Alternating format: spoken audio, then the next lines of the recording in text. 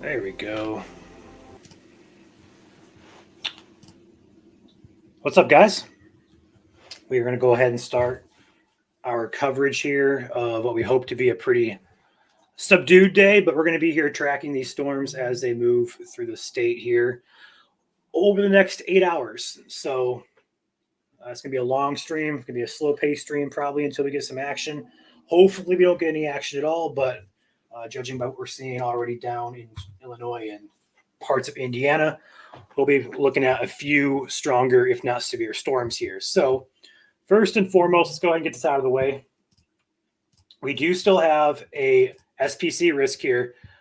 Everybody on the page started freaking out. The SPC did remove the 2% tornado risk. All right, I'll say that again. They removed the 2% tornado risk. We do have a statement from Grand Rapids that just got issued about noon that does state there is still a chance for a brief weak tornado here in the state. Us here at MSC still feel the same way, although we are seeing some signs that the atmosphere is more so weaker than what we would like to see for severe weather. The surface-based instability is not as high as we would like to see for severe weather. So there are a lot of things going against today's threat. Get that out of the way, get started. But however, the wind shear is quite strong. So any of these storms that have formed, and we're already seeing it already happening in Illinois and Wisconsin, and Indiana, they're producing basically just borderline severe wind gusts.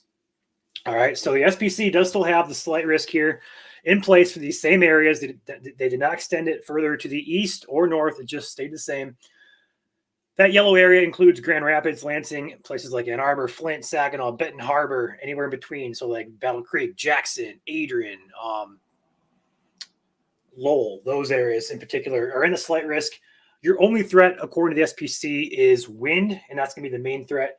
Not going to rule out a brief tornado happening in the state, even though the SPC did remove that risk. We're just going to go ahead and say it's going to be a risk. Okay, it's a low risk, but we got to mention it nonetheless. All right. So with that being said, we're going to be looking here at live radar here. Let me go ahead and pull that back up for you.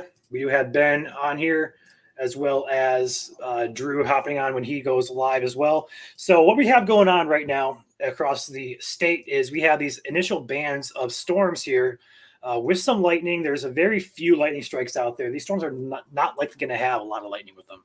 But what we are seeing, if we look on our velocity here, we're seeing these discolorations between all these colors here, little lines through these darker and lighter types of greens. That's basically your wind, your gust front within these storms, indicative that these storms are indeed gusty. Now, if we go back further to the west here, look at all these reports, all these green box overlays here. This is thunderstorm wind gust 56, 50, 53. These are scattered wind gusts that are occurring just below severe limits. Severe limits is 58 miles per hour plus.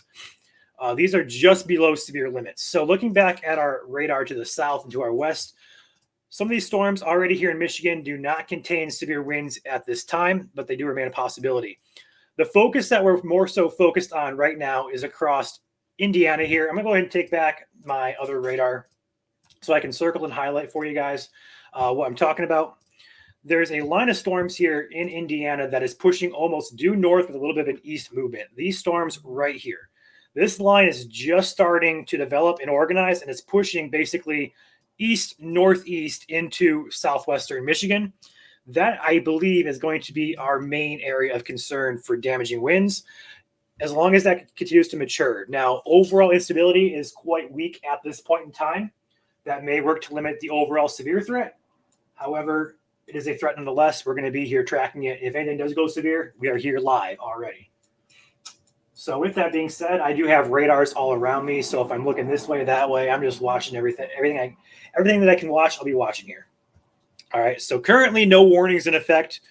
We do have a special weather statement out from Grand Rapids for those West Michigan areas. That does include damaging wind gusts, strong wind gusts, potential for a brief tornado as well. My cat is chewing on something. Give me 1 second here.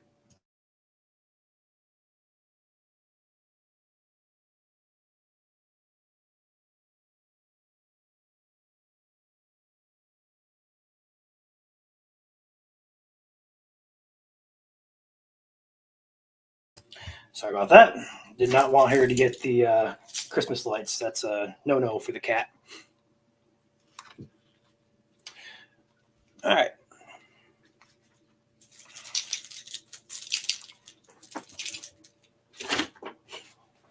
Let's go ahead and settle in again. Let's try this. Try this again. All right, let's go back into the comment section here. Do we have cloud cover or do we have cloud clearing yet? So we're not really too concerned for cloud clearing at this point. We don't really have much of it at all. Most of our instability and moisture is getting pumped up via winds in the atmosphere. So we don't necessarily need to have the sun out for the setup to actually destabilize the atmosphere. Go ahead and animate this so you guys can see the direction. It's almost moving almost due north here as these storms move. That's going to probably be the main area of concern here over the next hour, or as this develops and continues east-northeast. We do have a special weather statement out here in northwest Indiana for these storms heading up into Berrien County. This is going to be primarily for gusts up to 50 miles per hour. So just below severe limits with that one. And this may be the majority of the day here as well. We could be talking sub-severe storms, but still really gusty winds. 50 miles per hour is going to relocate your trash can into your neighbor's yard. So can we anticipate a watch soon? At this point in time, no, but that is a reminder, though. I need to hop on and get my alert set up. So if anything does pop in, I will know about it. Go ahead and get. Hopefully you guys can't hear that sound. I'm going to enable the audio. So if anything gets issued, I will know about it as soon as it gets issued. Sounds good, Dane.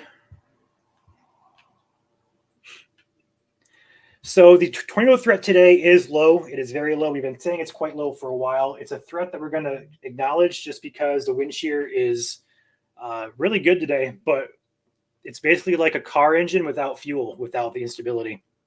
So that's going to be your tornadic threat today. Overall severity as well. And right now it's looking to be on the weaker side, which is great news, but that could also increase as we head into the daytime peak heating here.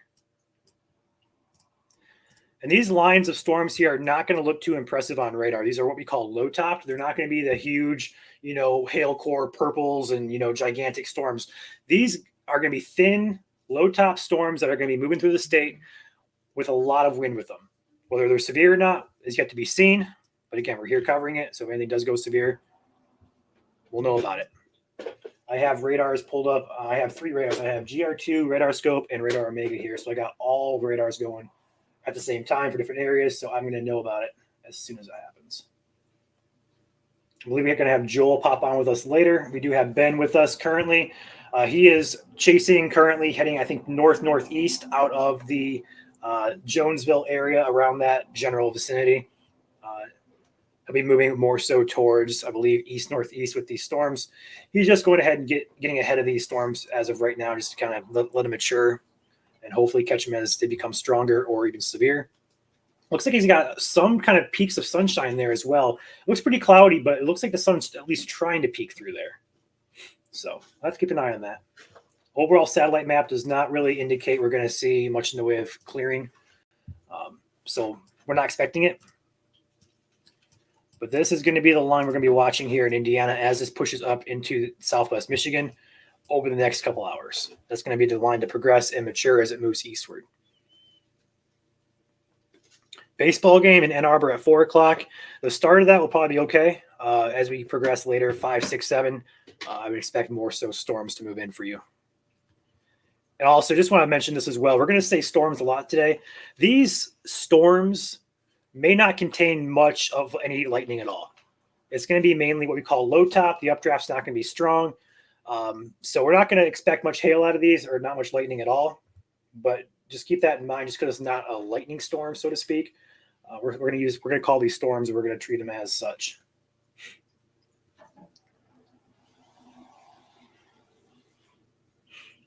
Yeah, so those of you watching from like Indiana, Ohio areas, the SPC does highlight the risk further south as well. Going to overlay this. There you go. So the slight risk extends all the way down here into Muncie, all the way in northwest Ohio. So just west of Lima there, all the way up just west of Toledo, over towards South Bend, Indianapolis areas. You guys are in that slight risk also. for severe weather. And again, any of these storms that happen today, even if you're in Michigan, Indiana, Ohio, you guys are going to have a gusty wind threat no matter where you're at.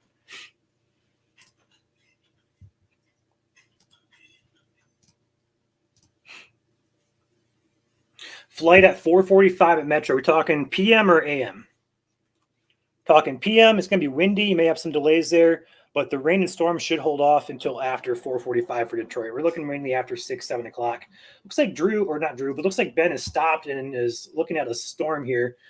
He is currently, I'm going to try and pull him up here. He is on US 12, or just west of Coldwater. There we go. Let's go ahead and unmute him.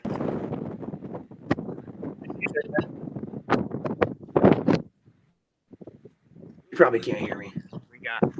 We can hear you. Oh, okay, cool. Yeah, we're just west of Madison. We're just watching these cells that are moving through right now. Right now, it's windy, but again, it's not. These storms are not severe at this current point. We're just watching them progress this way. All right, so he is just west of the Coldwater area. Looks like the storm there is pretty elevated as well. So this is just starting. We're expecting these storms to mature.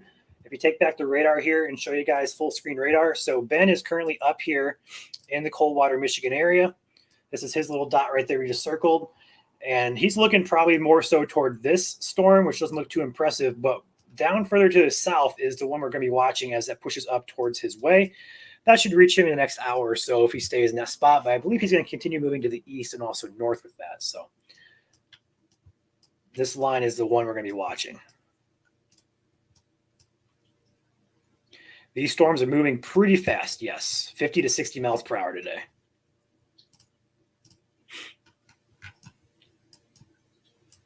What I was talking about earlier, for those of you who are just joining or just watching or were watching earlier, I was talking about the discoloration between these storms. A good example is like right here. We see greens, brighter greens on this side. On this side, in the middle, we have like a darker green area. That's usually what indicative of some good winds with that storm. So this one in particular heading on shore, not too impressive, but I would expect this line to carry. Any of these storms really are bringing those winds further south to the ground. So any of these storms really can contain winds, but right now the one that looks to be strongest, it's not that strong at all. It's going to be over here toward the Holland area. Looks like we have something trying to strengthen here near Portage and Galesburg. This one, again, these do not look impressive at all via reflectivity on radar, but nonetheless, winds are going to be pretty strong with any of these storms.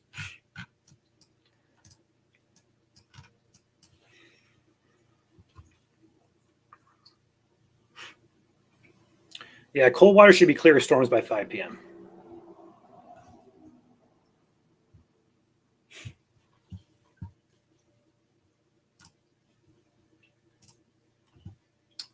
Adrian has heavy winds, so outside storms today, gust up to 40 to 50 miles per hour. Definitely possible.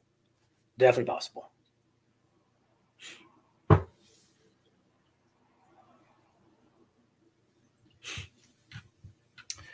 Let's go ahead and take a look at the SPC outlook for you guys who are still asking about your locations. There is still a slight risk here for damaging winds today, which is right here on the yellow area.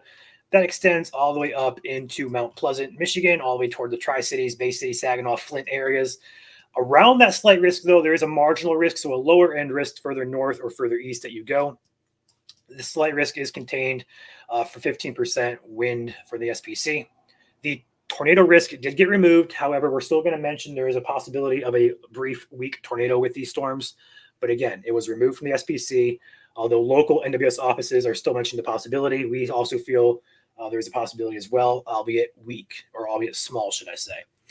That slight risk, we just went over those areas, but further north, basically all the way up to the very tip of the mitten by Sheboygan, Mackinac, Petoskey, Rogers City. You guys are outside that threat, but anywhere else in the state does have a threat for gusty winds today. And this line is the most organized down here. Been watching in Indiana. Looks like it's strengthening even further here. So this is pushing off into Southwest Michigan currently. So we'll be watching this in particular. One storm that's catching my eye here is right here, just north of Plymouth there. To keep an eye on that one. It looks to be the strongest. So these storms are going to be maturing, or the expectation is to be at least maturing as they move east and north. which is also why we hopped on here before anything severe happened.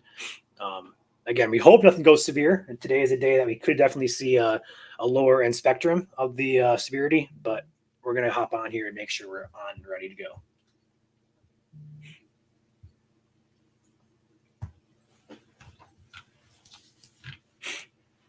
Further to the south across Indiana here, also Illinois, that slight risk, or the marginal risk, should I say, was moved out of Illinois into Indiana here. So this is basically the line of storms that we're going to be watching. So if you're west of this line, like Lafayette area, you should be out of that risk already. And also, this is going to be moving through West Michigan here pretty shortly in that 1 to 3 p.m. time frame we mentioned. So we'll be giving you guys all clears on West Michigan here momentarily as that threat continues to shift eastward.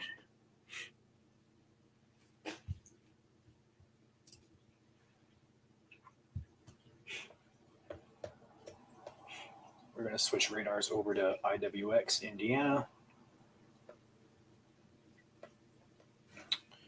So if this line continues to move on its general path, we animate this. This is going to move pretty much towards the Cass County, St. Joseph County, up toward Kalamazoo and Calhoun counties, as well as Branch County as the afternoon goes on. So if you're in Berrien County or watching from Berrien County, you still have a little bit of a risk there, but I think this risk is more so shifting east as that cold front and low pressure continues to push east-northeast. So starting a little bit further to the east than what we were anticipating, but I still think that slight risk is a good placement there.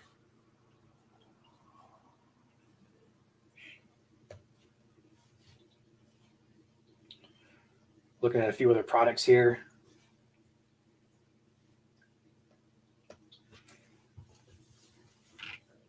Why the downgrade to the forecast? So the downgrade to the forecast is because the instability right now is not modeled to be, or is not currently very high. Our surface-based instability is quite meager. We're talking about the 500 joules right now. The last update I saw had about 250. So we have about half of what we need to be more so concerned. However, there is some instability between the surface and also 3 kilometer point in the atmosphere, which does warrant some concern. It might try to overcome surface-based cape a little bit. So we're watching that threat closely. Hopping on the latest SPC and meso analysis, it looks like there's still about 250 joules here in Southwest Michigan. So not a lot. And that was as of, is this the updated one? This should be 17Z. Yes, it is. Okay. So that's the latest update with that.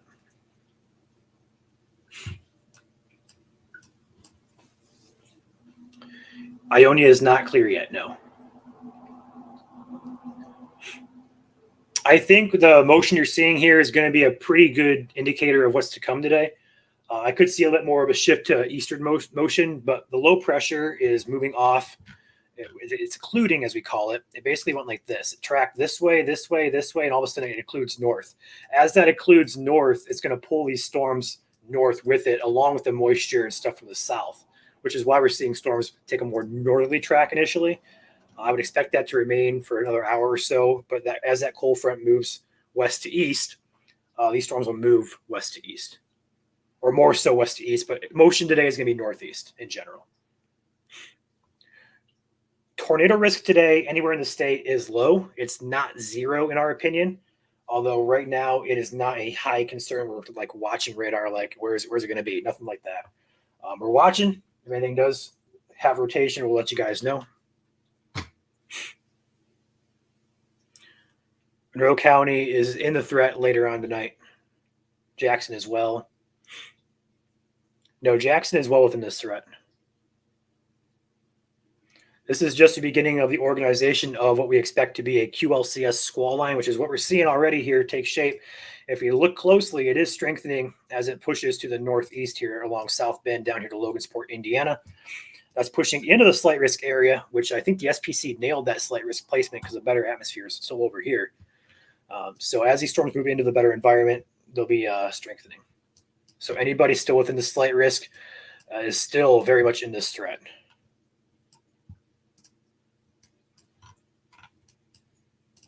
We're going to take the SPC outlook off. It's a little bit too cluttered for my liking. There we go. That's better. A little bit less of some clutter there.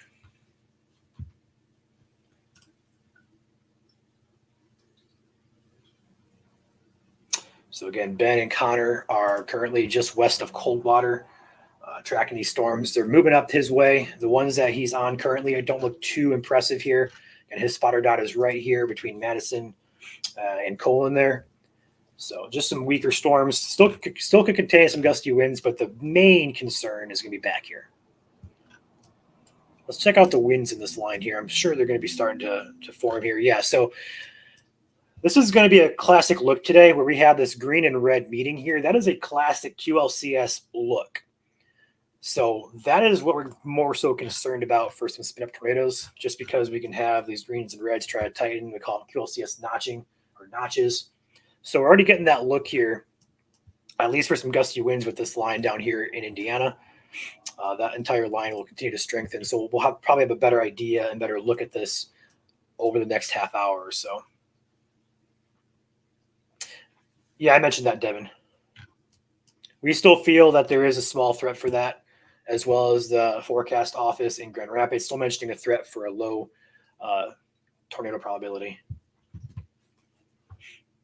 We're not going to completely say it's not going to happen just because the wind shear today is quite impressive. So to say it's not going to happen, I think is a mistake. I'm not saying it is going to happen, though. I just think it's not wise to say it's not. That Bremen storm looks like a strengthening. Yeah, a little bit. Let's go ahead and take a look at this on GR2. Yeah, it is. It really is Fordo. We're going to actually zoom in on that. We're going to keep a track on that. So that line is actually just starting to push into Cass County towards Edwardsburg. I wonder if Chandler's at work. I wonder what he's seeing with this storm.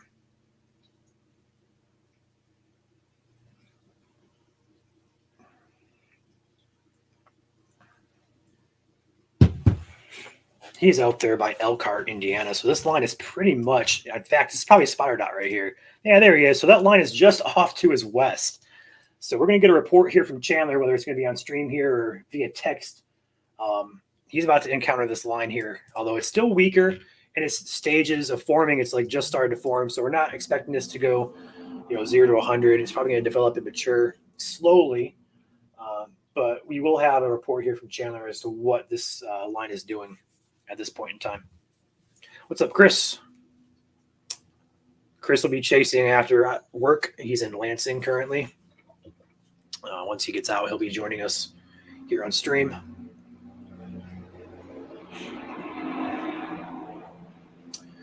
Looks like Chandler's about to respond.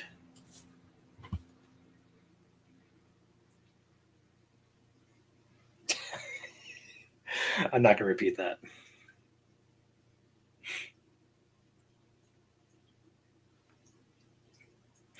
All right.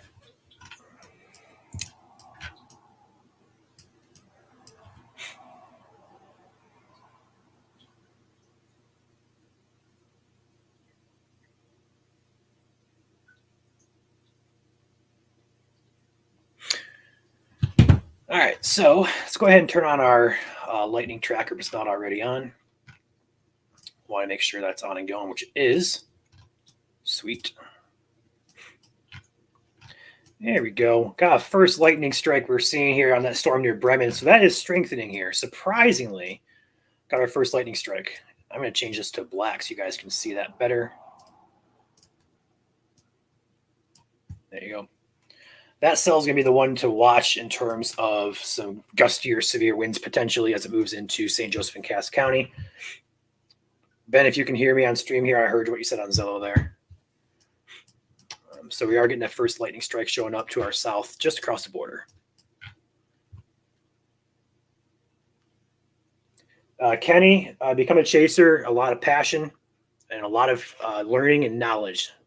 Chasing is not easy. It's very dangerous if you don't know what you're doing. Would highly suggest learning how to chase before you consider even going out and trying to chase.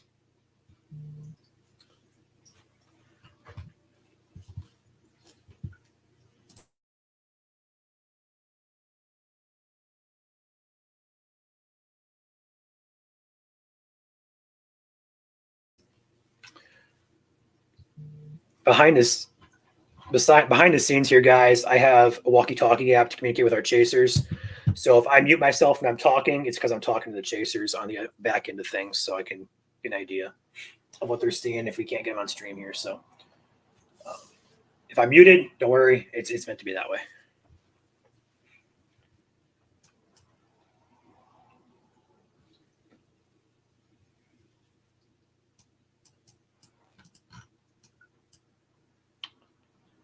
Is Zello public? It is actually, Devin. We actually had posted the link before. We did not post it for this one because we don't feel the threat is overly, not going to say concerning, but like overly a threat that everybody needs to pay attention to, so to speak. It's a lower end threat. We'll do it for higher end threats for sure. We did it for February 27th.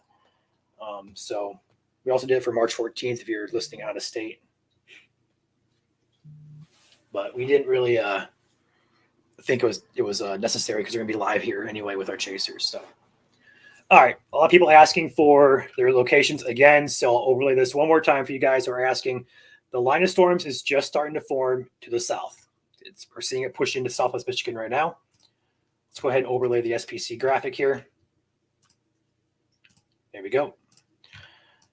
This line, I'll go ahead and circle, which you probably can't see it zoomed out this far, but this line right here is pushing off north-northeast through the state. So if you are out ahead of this, anywhere basically in the state of Michigan still in the risk, you are in the risk still. The main threat is going to be damaging wind gusts up to 60 miles per hour. Okay. With that being said, the risk does extend all the way up toward Mount Pleasant. North Mount Pleasant, it becomes a marginal risk, so it's a lower end risk up there. If there's going to be any type of tornadic activity, it's likely going to be tied to this line right here that we're seeing here. The threat for that is very low, but it's not impossible to get a spin up tornado with this line. The main threat for a more widespread basis is damaging wind gusts. So yes, people who are asking if you live in lower Michigan, that's basically the entire peninsula here of lower Michigan, you are in some sort of severe threat today. As far as timing goes, we're seeing it push into the state just on time. We've had 1 to 3 p.m. for the west side. It's currently 1:30. Okay. So that timing map we posted earlier today, it's going to be on the earlier side of that. So we go ahead and track this. Well, actually, I think we actually can track this.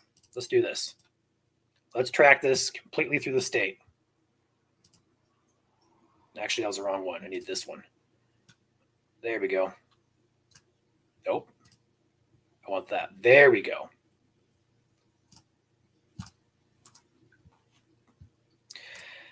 One thing I don't like about Radar Omega is the layering on this. I had to turn off the SPC outlooks just to be able to track the storm. Make that make sense. All right, let's try this.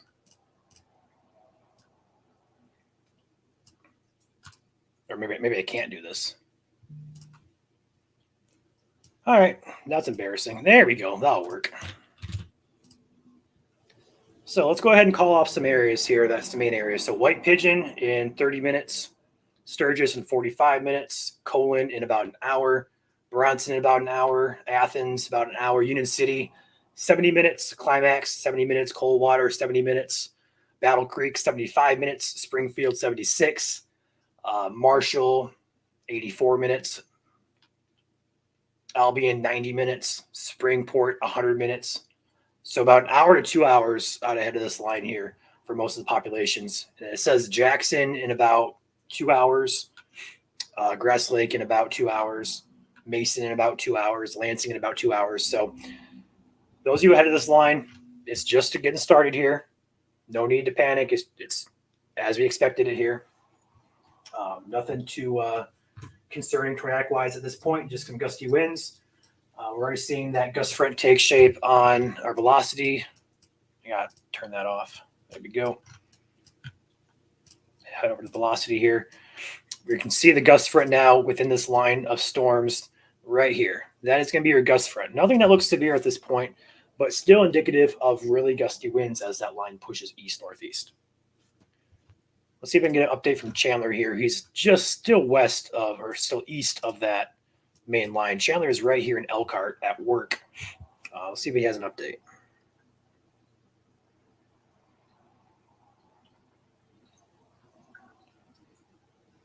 Actually, he might be able to join.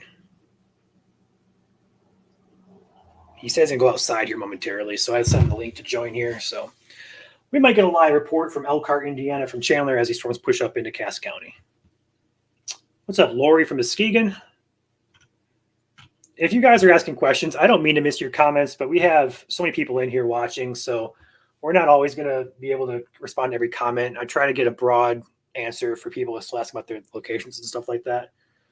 So this line, Tanisha, is expected to strengthen as it pushes east-northeast. Let's go ahead and take a look at Grand Rapids radar for those storms that were pushing earlier. Looks like it's more so just scattered showers here, nothing too organized. Looks like that main concern is going to be still off to the south here. You can actually see the gusts in these particular lines here on the Grand Rapids radar. So that's going to be the case throughout the day. But overall, that threat looks to be pushing into the state from Indiana at this point in time. It does look like it could be breaking up there as well a little bit. So it might be a broken line too, which may mean that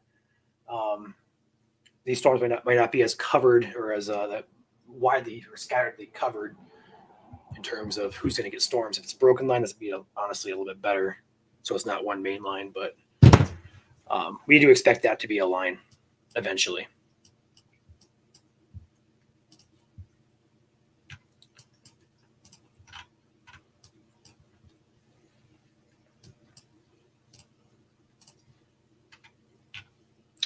Let's see if there's any reports coming out of that on GR2 here.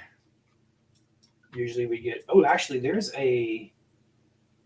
wow. So not Michigan related, but as these storms are crossing Lake Michigan about an hour ago, there is a marine buoy that peaked at 74 miles per hour.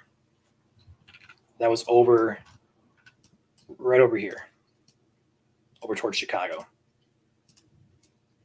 that area. So these winds are cranking in these storms. They may not look severe. They may not look impressive, but they're definitely cranking. Chicago area has multiple severe gusts to report now. There's 60 on Montrose. That's measured. 58 measured at a lighthouse. So these storms are packing a punch. No warnings yet, though. So we'll see if anything gets reported here. I have everything I can have pulled up here monitoring. I don't see anything that warrants concern other than gusty winds. Everything does look sub-severe at this point on radar. But again, I do want to mention this as well for those of you who are new to radar and stuff like that. So these radars, the two closest ones to these locations is Grand Rapids up here, and there's one down here in North Webster, Indiana. The beam height on that radar, though, you may think a radar just goes straight out. The radar actually goes up in the atmosphere. So these radars in particular, from Grand Rapids to these storms in, we'll say Edwardsburg, Cassopolis, Cass County area, is reaching approximately, let it load in here, approximately 6,000 feet off the surface. So anything below 6,000 feet, the radar is not picking up. On days like today, where we have low top, I'm not sure what that was about. We have low topped storms like this. That radar beam may not always pick up stronger winds, if that makes sense. Because the radar beam is shooting up in the atmosphere, and these storms are below that radar beam. I got an alert from my bot over here. Something got issued. I'm not sure what, though. It doesn't pop in. Hasn't popped in. So we'll wait to see if anything populates on the screen here. I don't see anything, though. Do I have weather statements turned on here or no? I do. Okay. All right.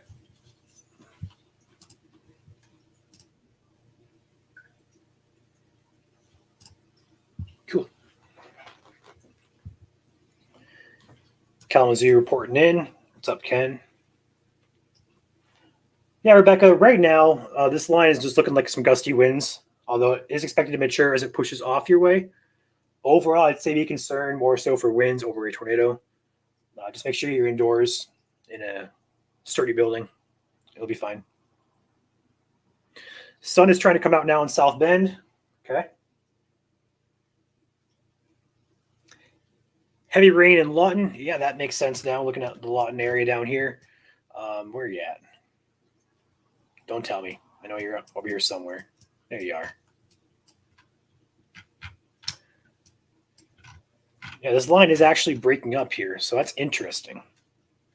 But again, our wind stability is not very high, so that's not surprising. But again, these storms also don't need to be overly impressive on radar to produce strong wind gusts. We're actually seeing, I can actually see the gust front now on radar on storm relative velocity, which I don't think I have it on. You can kind of see it. This is more of a pixelated look, but you can actually see the gust front right here on that line. So nothing looks too strong at this point. I'm going to actually leave that on radar scope there. There we go. That looks to be, it is maturing, actually. It is maturing as it pushes east-northeast. So I'll have to watch that as it pushes into the state for some gusty or maybe perhaps severe weather.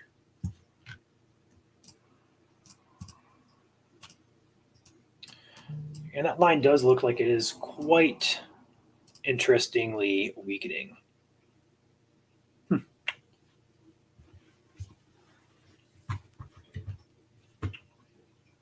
go ahead and go back here to GR2. Do I have that on here? I do not. Okay.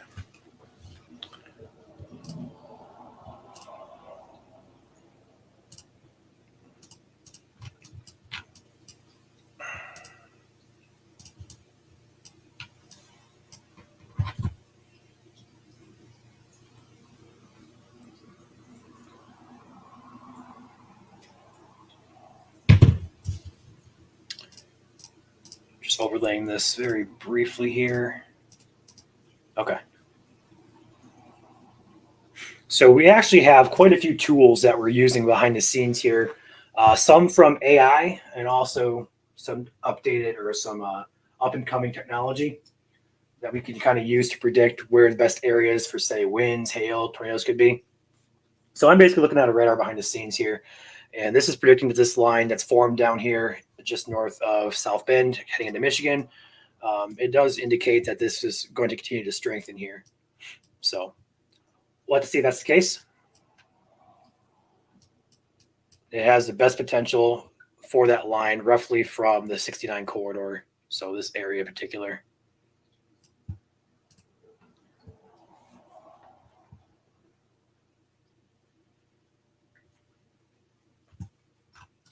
I'm going to focus just because the other stuff currently does not look too impressive. There is a storm looks to be strengthening here in Berrien County, moving north along the lakeshore. Oh, there you go. There's your gust front, guys. You can see that pretty clearly now. That's your gust front. So that's going to be the start of what we think to be a QLCS line there. We're just going to keep it zoomed in right here. We're going to animate that. There we go.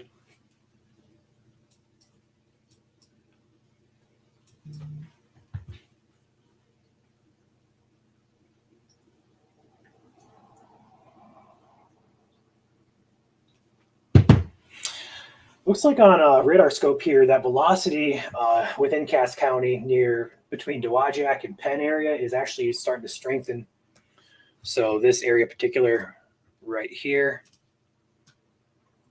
I got to change this to a different color. You guys can actually see it. It's white work. White will work. This area looks to be about 40-mile-per-hour gusts, and actually it's really trying to strengthen there by Penn there. So this storm in particular is the strongest.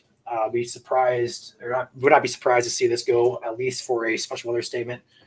Although it is already existing, we already have one in existence. But this storm in particular is the strongest in the state currently. That is moving off toward the Kalamazoo Metro. And right now, wind is the only thing I see with that storm in terms of threats. That's an interesting look. It just kind of fired up there over the past 3 scans.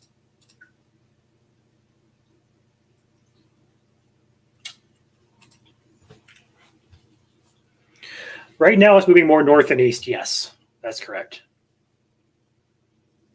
Cody, I don't think it's going to be 70-mile-per-hour winds. I'm seeing 40 right now on radar. Do we actually have? We have a sky cam in Kalamazoo, not ours, but Radar Omega does. I think it's facing north though, unfortunately, so it's not going to have a good look at the storms. Dew point there is 52 degrees though, so that's kind of what we were expecting, low 50s. If we could push to 55, we might be talking a little bit more with the risk, but we're looking at the low 50s for sure. Look at observations around the state. Yeah, unfortunately, we only got into the 50s there, so that's going to work to limit the overall threat, but still a gusty wind threat nonetheless. I wish I had. In fact, I'm going to do this for you guys just because Radar Scope actually has the best look. We're going to overlay Radar Scope now. Give me 1 second to pull this up.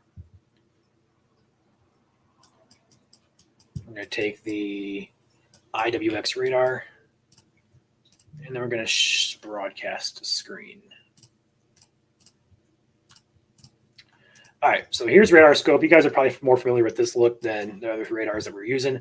This is the line that we're talking about here, but if we look over here at storm relative velocity, we're actually going to see that gust front taking shape here. All the way from Alamo down to Dowagiac. That's your gust front. Pretty visible there. But along that gust front, winds up to 40 miles per hour, definitely possible with that line.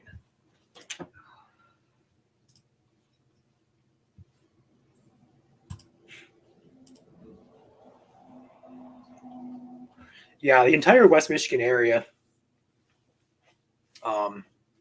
is under a special weather statement for that. It's like a blanket statement. So basically just warning you that we have storms incoming. Yeah, there you go. Thank you, Cody. You can see a bit better there on Grand Rapids radar, although IWX is closer, more so closer to the ground. So I'll prefer to use that one, but still you can see that front there on both radars. And now I believe we're going to have a good look at that as it passes over the Kalamazoo Skycam. So we're going to have a good idea of what that storm's doing. I think Ben, actually that line is now all the way south into Elkhart. So this is spreading to the south here as well. So that's going to come up into the southwest Michigan area here momentarily. Ben is over here in the Coldwater area, so he's out ahead of the storm. And it is maturing as we expected it to. Actually,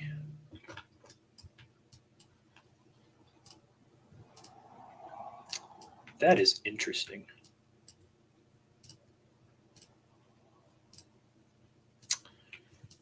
Still waiting for Chandler to report on the winds there. He's still out ahead of that line. It's moving pretty slowly to the east there. It's moving more north. So this is moving northeast at about 50 miles per hour. There's your animation for it. And your velocity, your gust front on this storm is almost moving due north here. So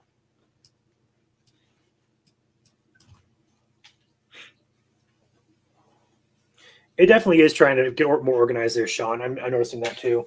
Although what surprises me is further south. I guess it's trying to come back there further south, but it looks like it's trying to form like a broken line. What's further south is going to affect more so easterly, over here toward Hillsdale, Lenawee, Jackson, Ann Arbor. So we're watching that threat further south because this is all going to miss those counties. But what's down here in Indiana still is going to push up towards the southeast area.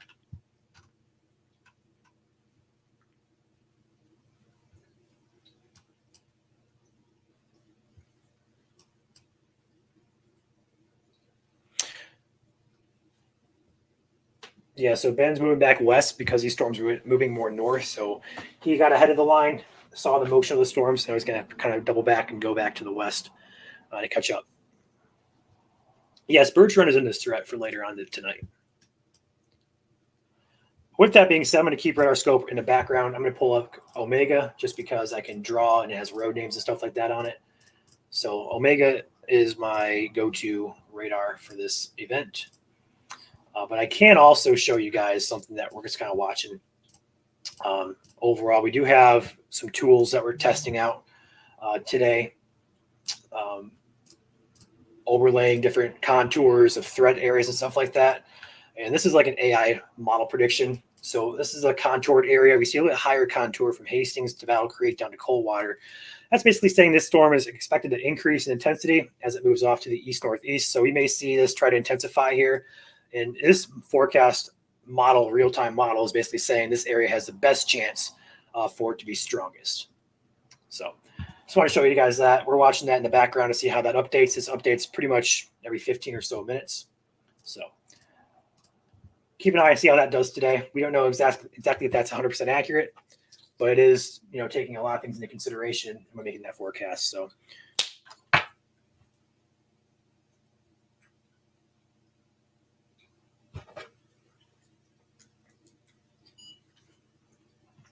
Bristol, Indiana, there's a bit of rotation. Let's go to that. Bristol, Indiana. Don't see a rotation with that for right now. We're talking like the Elkhart area, right? Yeah. This storm in particular does not, there's no rotation with that. Just some gusty winds.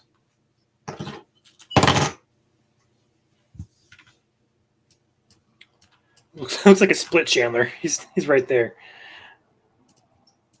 The Chandler effect. That gust front should be over him right now.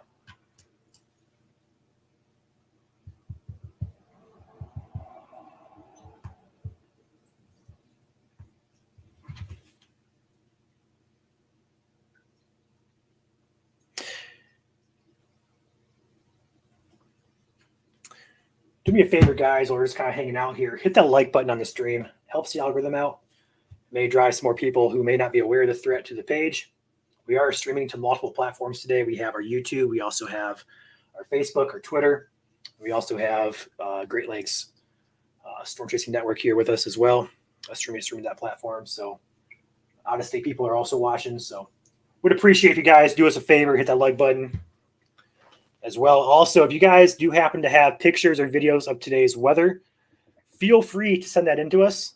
We're going to have an automated response today, basically just asking if we have permission to use it on our page. We would appreciate if you guys gave us permission, or let us know if you don't want us to use it. That's fine too. But it saves us time when we're live here in chase operations. We don't want to sit on our phones and type in, can we use this photo to post? If you guys just let us know that up front, highly appreciate that. But do feel free to send those in to us. We do appreciate seeing everybody's reports and pictures and videos. So, sun is trying to come out in Ann Arbor. I'm just south of you. I don't see the sun just yet, although I'm not going to discount that happening.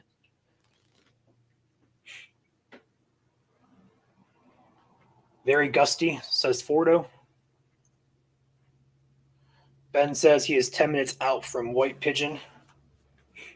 So where is he at? Oh, he moved. He's okay. Gotcha. So he's heading to 131 here. So Ben is right here. If you guys can't see it, I'll circle it. Here's Ben. Here's US 12. Here's 131. He's going to head over to 131 and shoot north to try and get ahead of these storms. So he'll have a good visual on these momentarily. Cody, Michigan Storm Chasers is on Facebook, Twitter, and YouTube. We also have Instagram and TikTok, although we're not as active on those platforms. And then we also streaming out of state for Great Lakes Storm Chasing Network. That's a separate page we made over the past couple months that has really started to take off. So we're also streaming over there. Echo happening. Can you check this out? Echo? Do you guys hear an echo? You may now. But no, echo for me is all the way down.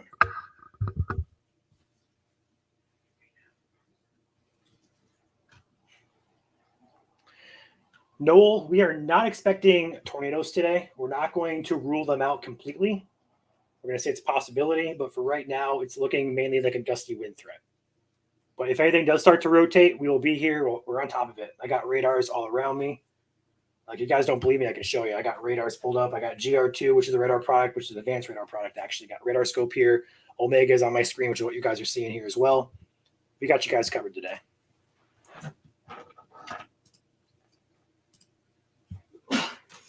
Bless you. Laptop. iPad, we're on different radars. So we got you covered.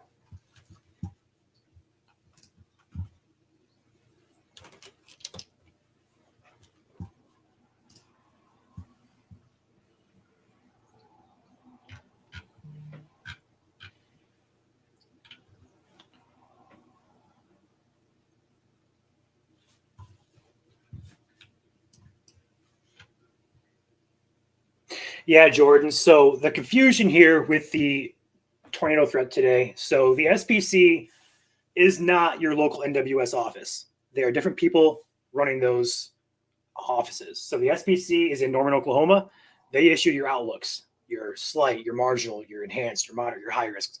That comes from the SPC. The SPC does coordinate those outlooks with local offices sometimes, but so the confusion here is SPC dropped the tornado risk today in Michigan at the 12:30 p.m. update. Around the same time, the Grand Rapids office issued a weather statement saying that we're going to have gusty showers, potential for severe storms. There's a low chance for a tornado. So basically, the SPC is just thinking that the risk is diminishing, but Grand Rapids is more so highlighting that risk because of the amount of wind shear we have today. So for me personally, I think I side more so with Grand Rapids office just because the wind shear today is really good. If instability starts to increase here, we could be looking at a spin up happening. Like, I'm not going to rule that out. The wind shear would definitely support that, but again, the instability is so low that I think the SPC just kind of looked at it and went, we're not going to continue that risk. But more so local basis, trust your NWS forecast more. SPC is more of a broad outline.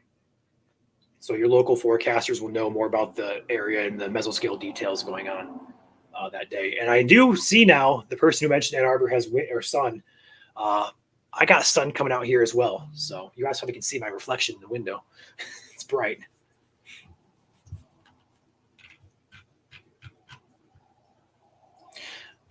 Yes, I do plan to stay live. Although if nothing is happening as these storms, like if everything is like falls apart, we may hop off here early. But the current plan right now is to stay on until these storms are out of the state. Also want to mention that as well, that we may have to restart the stream because the software we use is currently limiting us to 8 hours. And after that, it shuts down. So if we go longer than 8 hours, which is going to be 9 p.m. So longer than 9 p.m., we'll have to restart the stream.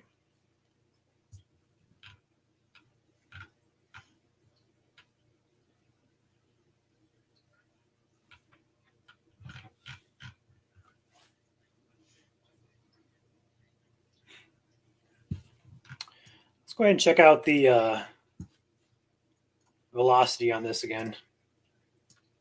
You can still see that gust front well within that line. The darker coloration here, that's going to be your main gust front. So it's still to the west of Kalamazoo, Portage area. Currently just about to pass over Paw Paw, Almena, Alamo, Plainwell, down toward Penn, Villa.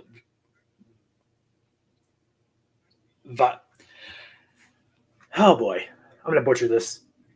Valania? Somebody please tell me I got that right.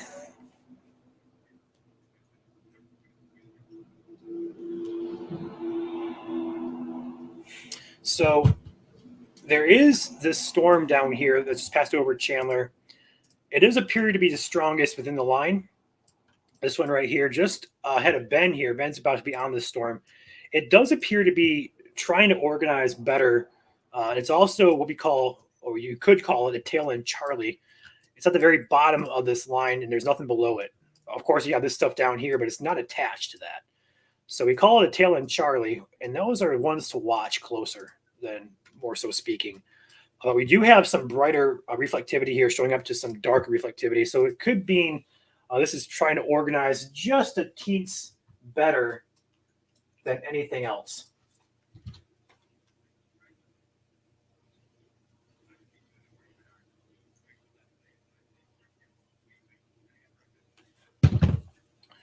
So we are going to go ahead.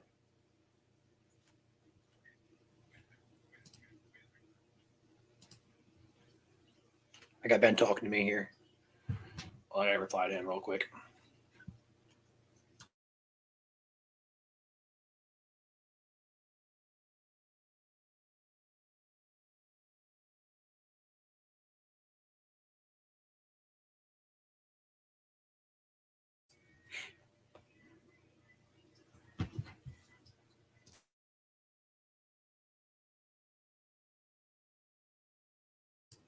We're going to take radar scope back here.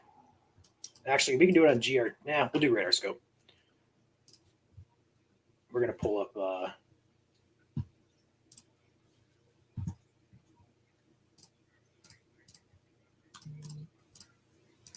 There we go. So this cell right here, just north of US 12 here, heading toward Vandalia, Three Rivers, Fabius, Constantine, this cell right here looks to be organizing more so than anything else we have going on. Looking at the velocity here, we're actually seeing some good signal for some stronger winds here. And it's trying, might be just barely trying to also rotate. Nothing strong, but we are seeing the first signs of that, at least trying to. Waiting for the next scan. I have a 154 scan, so it's 2 minutes old. So we're kind of waiting on the next one to come in. But the first signs of life looks like it's happening right here in Cass County. So Ben is actually right ahead of the, or right in front of the storm, really. He said he's about to hop on 131, I believe. So let's go ahead and take him full to get an idea of what he's looking at there. Let's go ahead and unmute him. Ben, can you hear me? Yep, we can hear you. What is your exact or approximate location right now to the storm? We're just entering White Pigeon right now, so we're still, I'd say, we're still several miles outside of it. But since it's heading east, we're going to stick on 131 and try to get out into an open area so we can get a good visual on this thing. Okay. So taking back the radar here, going to go ahead and mute Ben and Connor there. So he is right here out ahead, heading east toward 131, or Ben, did you pass 131? Or are you gonna? You passed 131. We're almost to 131, so we're heading west. Okay, gotcha. Okay. Yep. Okay, so he's about to shoot north on 131, and he'll be on this storm with a visual. Again, he's got some of this rain out in front blocking his view from this storm. All this clutter here. It looks like I have a new update with radar scope here. So we're going to go ahead and take a velocity look on this and see if that's updated as well. It has not. We're looking for the 156 scan. So we're looking at that close. This storm in particular does look like it has more so organization to it than anything else going on. Although we do have a good, healthy gust front taking shape now, just west of 131. That's going to extend. I'll go ahead and take a wide shot here and take Grand Rapids radar to show you guys. I believe Grand Rapids got a good look at this. Yeah, so there is your classic gust front there. That's going to be crossing 131 here near Plainwell up toward Watson, Kalamazoo, Portage, Flowerfield. The current gust front is over Paw Paw, Lawton, Almena, Alamo. So if you guys are in this area, if like Paw Paw, Lawton, if you're in Decatur, Lawrence, and you guys are watching the stream, let us know what we're seeing here. Let's go back and check out that storm further south here.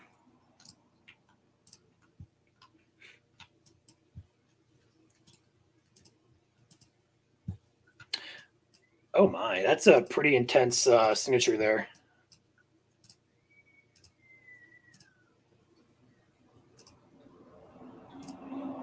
All right, we're going to take GR2 now. We're going to go into a more so advanced look at this, just because we're looking a bit more so concerning with that latest scan. So this is GR2. We're going to take the road overlay. We'll leave it on. We're going to take a 2-panel look at this. We'll take 4-panel actually. To get this set up here. So this is going to be an advanced look at the atmosphere, basically what the storm is doing. Confusing to you guys, but it helps us tremendously figure out what's going on here with the storm.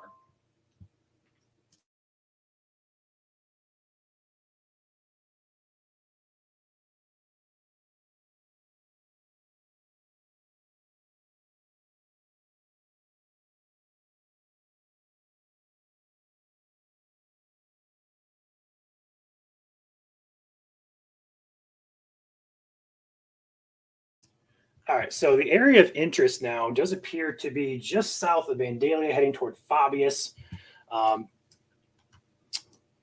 Williamsville Township, heading about toward the M60, M40 area. This is looking pretty strong on velocity. Would not be shocked if they decide to warn this for severe at least. Definitely interesting look with that.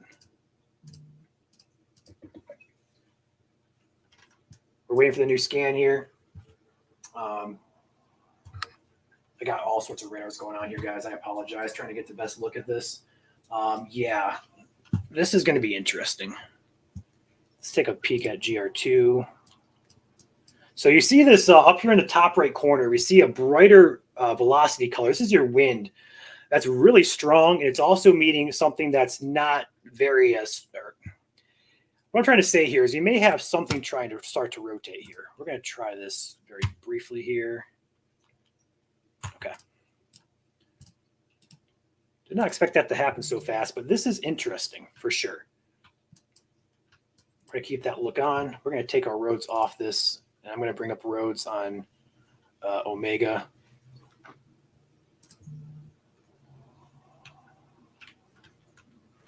Actually, it's a shape file. I can't turn that off.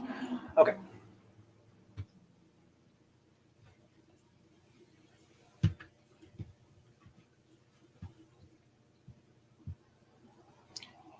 Getting an echo on live stream? Why? I'm connected on one microphone.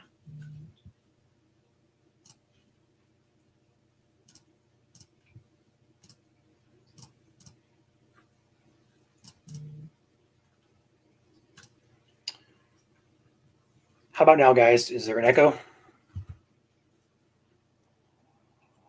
Okay, no echo, no echo. Okay. Okay, thanks, guys. I thought I had a problem there. Like usually we have echoes with like two microphones or two like if I have a phone in here as well as my computer, I might have an echo, but that's not the case today. So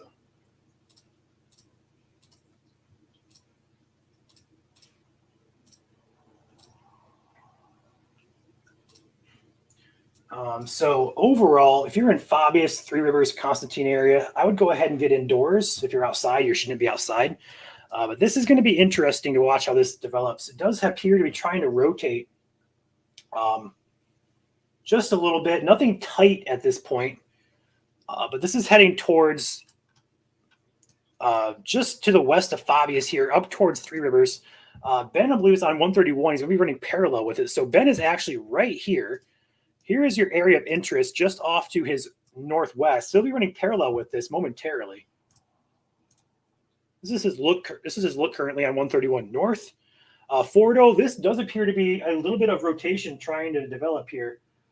Heading basically due northeast, running parallel to 131.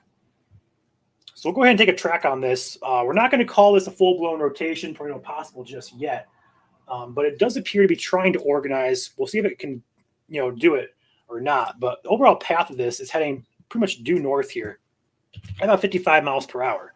So the only towns on this track right now are Howardsville in 11 minutes, Chamberlain in 13, and Flowerfield in 15 minutes. So if you are in those areas or around those areas, from 131 up to the Kalamazoo area, you guys should be on alert for this storm.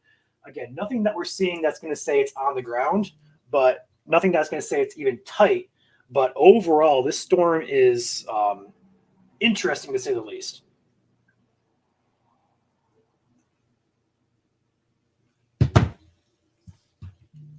We're going to leave Ben up here. We're actually going to take a two-panel look here. Can we do this? No, we can't do this. So we need Joel on here. There we go. That's a little bit better of a look. So you're going to have Ben up in the top right. We're going to have the storm, the radar here in the left panel. And you'll see my pretty face in the bottom right corner. Let's go ahead and take radar scope back so you guys have a better idea of what we're looking at. There we go. So what we're saying rotation is right there. That's what we're kind of watching, where this green and red are meeting. It's not tight. It's nothing that's going to say, oh, we could have something, on the ground with this, but it warrants watching closely. If that tightens up any further, I'd be more so concerned. They're not going to see anything, Cody, just yet. They're still a little bit behind the rain. Looks like we kind of lost them there in signal as well. I'll go ahead and take radar at full screen for you guys. So this area of a little bit of rotation is basically between Vandalia and Fabius, moving northeast toward Marcellus, Flowerfield, and Schoolcraft. Overall toward Kalamazoo Metro as well, although that's going to be a little further downstream than this. It does warrant some watching. Is the threat for Van Buren County over? Not yet. Not yet. Waiting for the scan here, latest scan. I have a 202, so I'm 3 minutes old. Let's check GR2 over here really quickly. This is also 2 minutes old.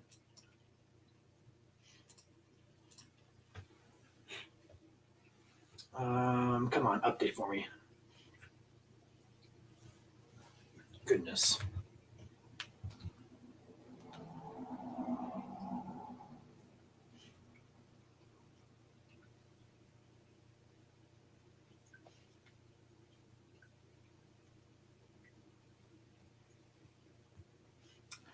All right, I got Ben and Connor back here. Waiting for the new scan. I got a 204 scan on my velocity here, and you can see like that's it. It's concerning at this point, I'd say, although I'm waiting for the new scan to get an idea. I got 204 on velocity, but it's 202 on storm relative, which is the product that I really want to see. This is going to be Cass County in Southwest Michigan, moving more so toward the Schoolcraft area, 131 area.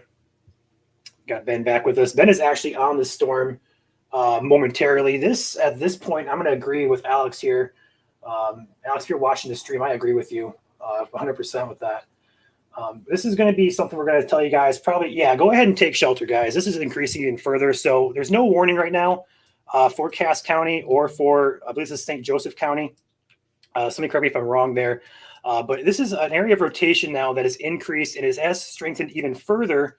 You're going to see the next scan here. It has increased even further, now having a TVS signature on it. So that is likely going to be a potential tornado developing just west of Fabius in Cass County in Southwest Michigan. There's no CC drop currently. There's nothing that indicates it's on the ground.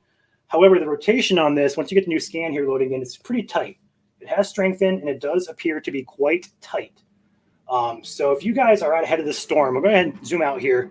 If you're in Flowerfield, Vicksburg Pavilion, Portage, Lawton, Schoolcraft, anywhere along 131, even Mattawan area, you guys should be taking shelter.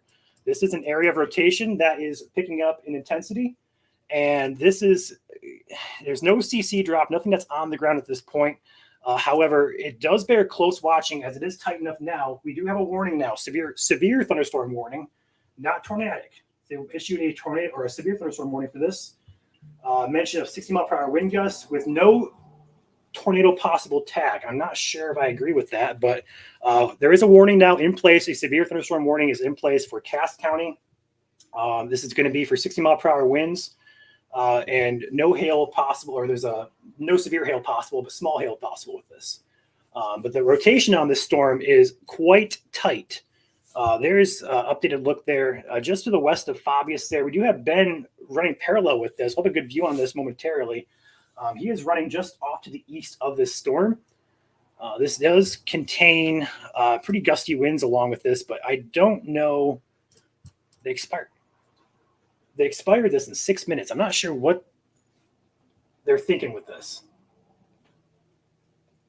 But that is some tight rotation. I just don't understand this completely. Okay. What scan is that? A 07 scan? Okay, I got a new scan on GR2. Okay, so area of interest is now moving north-northeast, about to cross into St. Joseph County. This is a severe thunderstorm warning, but this is some pretty strong rotation here. We're going to hop off, it just updated. I'm going to say about to hop off a radar scope there. It's not like strong, but it's enough to warrant like, hey, like get your attention. Like this is interesting for sure. Definitely considering. I don't understand why they're not actually warning this. So overall, we do have a severe thunderstorm warning for 60-mile-per-hour winds, and this is going to include Cass County, St. Joseph County, and also parts of. They did not include Kalamazoo County in this. So just Cass and St. Joseph County. There's an area of interest of rotation. We're going to take back our Radar Omega product here. We're going to switch down here to. I guess we have to keep it on this. We do have Joel now hopping on with us. What's up, Joel? Joel's here. So area of interest now crossing M40. We got Long Lake in the path of this, Hoffman Road. This is going to be crossing Dutch Settlement Road and also Bent Road, heading toward the Howardsville, just to the east of Marcellus area. I'll go ahead and switch my screen over here to Radar Omega so you guys can see it. The area of interest is down here, further south, heading to the northeast toward Howardsville and Marcellus, and eventually moving up toward the Flowerfield Chamberlain area. And if it continues, off towards Schoolcraft. New scan. My goodness.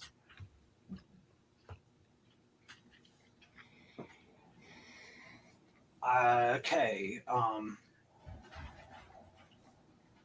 Yeah, no CC drop, nothing on the ground, but rotation continues. Looks like it's going to be moving across Dutch Settlement Road, again, Hoffman Road. Further downstream here, Howardsville Township. You guys are in the path of this. It's about to cross 131 here. Ben and Connor are on 131. Their storm would be off to your area of interest, should I say, would be off to the left on the camera here. There is a severe thunderstorm warning that is in effect for this storm. There is rotation with this. That's all I can really say at this point. There is no tornado warning, but it does appear to be tight enough to be more so concerned. Latest scan, 210 scan, did broaden out just a bit. Excuse me. Did broaden out just a bit. So rotation is still there. It just looks like it weakened just a little bit, which is good news. But hopefully this continues to weaken as it moves off toward Flowerfield into the St. Joseph area. So again, Ben and Connor are currently to the south and a little bit west of the storm. In fact, we'll go ahead and take up the radar here, show you guys their location. The area of interest is right over here, and Ben is right here. So basically due west of him. He's looking just due west, a little bit north is the area of interest. Probably a good visual here, probably up toward Flowerfield. Again, he's still racing north with the storm. It's really rainy over there. You're not going to see much anything with these storms. So hopefully get a good visual here momentarily from Ben and Connor. Please don't call the National Weather Service about the radar. They are already watching it. And also, it's not in Grand Rapids' warning area. Yes, this is IWX, Indiana. It's about to cross over to GRR, though, so we'll see what happens.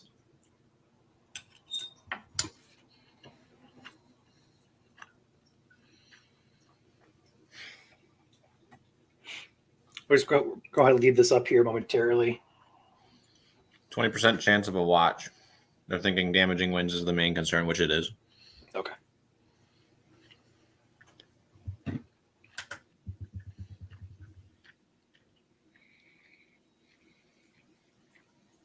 Got a picture sent in from somebody, not sure where. You guys send us pictures. Okay, there we go. Corey Lake and Fabius Township just now. Got some pictures. So, okay. Really scuddy, really low-hanging bases of the clouds here. Lots of scud there.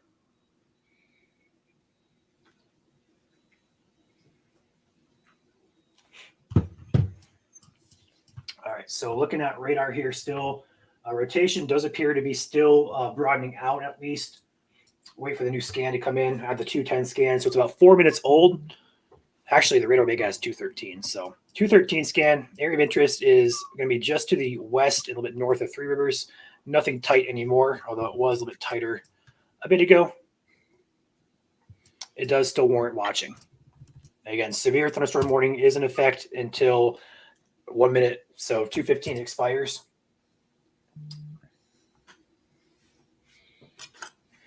Hopefully Ben has a good view here momentarily.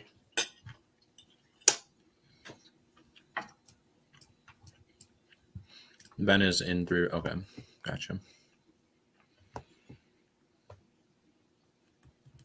This looks to be heading right for the Flowerfield, just to the west of Flowerfield area. So if you guys are still in this warning right ahead of the storm, make sure you're taking your precautions. Make sure that you are at least ready to take shelter in the event of a warning that does get issued.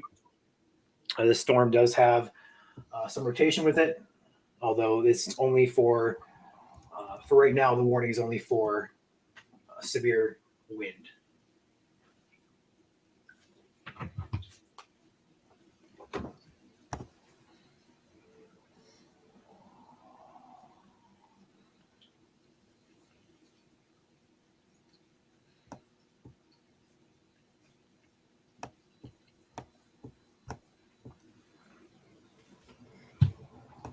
Okay, so Ben's about to get a visual, he said. He'll have a visual on this in about 5 minutes. I believe he said he's about to turn to the west, so he'll have a good idea of what this storm is doing.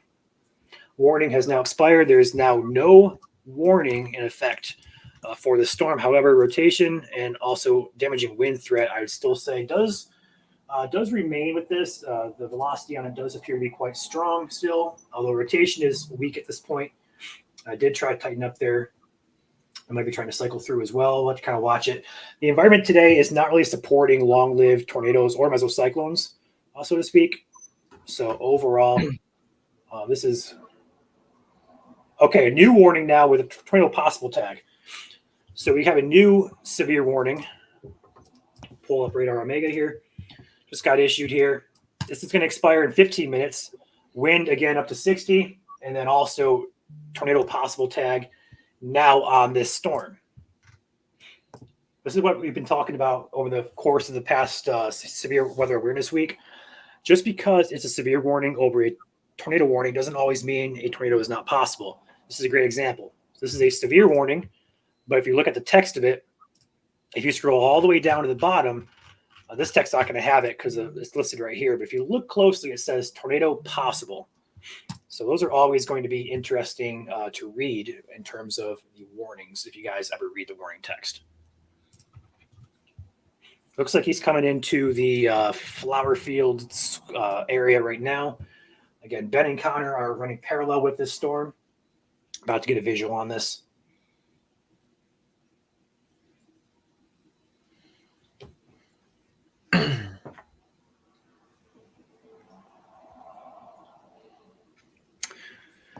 All right, taking a one peek behind the scenes here, zooming out, looking at the regional area, or more so a broader area. These line of storms in Indiana continue to develop. They'll be pushing off into northern, or should I say southern Michigan here through northern Indiana, perhaps northwest Ohio as well. But this line is going to be the main concern over the next couple hours. It extends from Grand Rapids all the way south through Indiana. So this will be pushing north-northeast through the state through the afternoon. So we'll be keeping an eye on it. We'll be here. We went live. New warnings just got issued. Two new warnings for tornado possible tag from GRR, Grand Rapids. So this is going to be for Allegan, Berry, and Kalamazoo County. These storms are windy. Looking at the velocity here really quickly. Their gust front in there is quite visible on radar. So gusty winds possible. Potential for a brief spin-up tornado. Definitely a possibility here as these storms move off to the east-northeast. And Grand Rapids is already on their game issuing this warning. So with that being said, I'll make sure it's posted to the page. We do have automated warnings that do get posted, so I want to make sure that's up and working. It did not. Joel, can you take over for a second? I gotta fix this. Okay.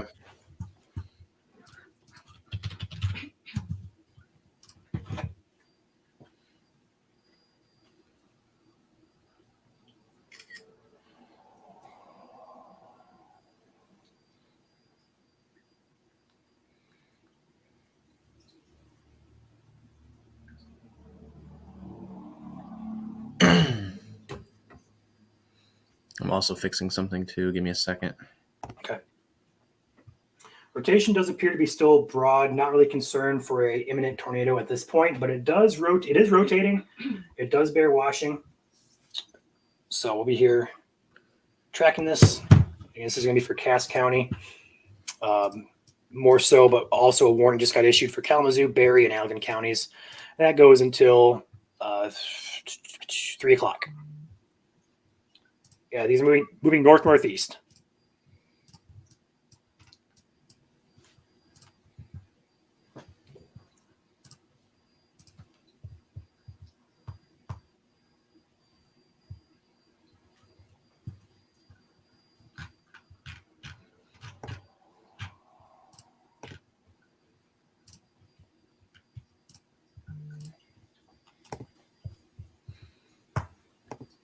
What's going on?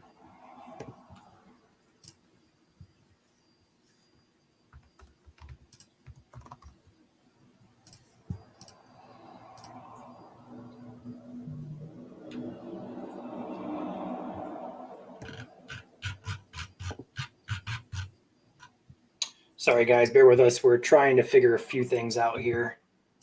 First of all, automated warnings are not posting, which they should be posting. All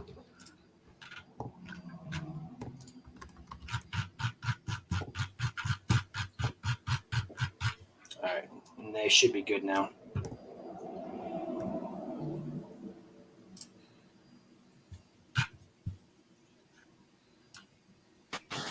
We have a visual on the center of rotation area of interest. Don't see anything yet, but we're watching from the west right now on 131. Okay.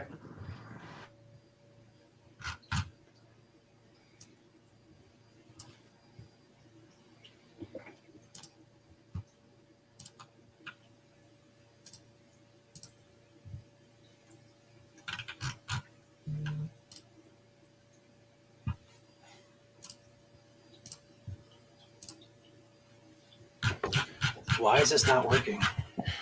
Sorry, guys, we're trying to figure this out. Rotation is still weak with this storm. It is still present, though.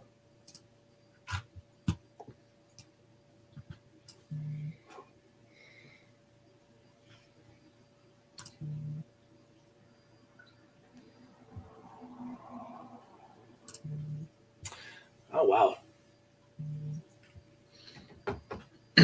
Okay, it should be working now. Okay, cool. So, for example, or for a reference here, Ben is just just east, looking west at the storm. There is a bit of rotation with it. It's a nice base in there. Looks there's a wall cloud there just left of that telephone pole, if I'm not mistaken. So it's rain free. There might be two bases, actually. It's tough to tell with the rain. Might be cycling.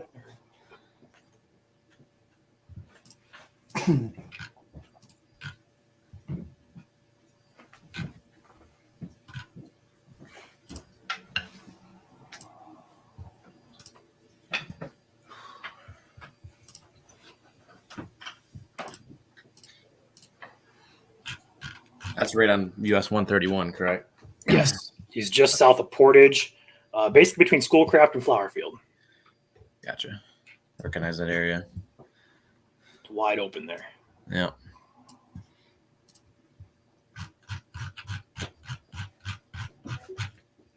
I'm not sure what is going on behind the scenes here, but I do not understand why this is not posting. Nope, they're moving.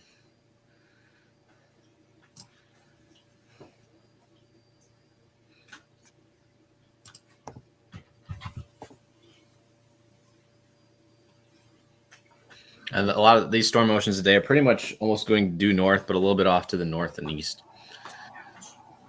Wrapping around that 990 millibar low that's up in northern Wisconsin right now. So very powerful storm system today in terms of overall gusts throughout the levels of the atmosphere.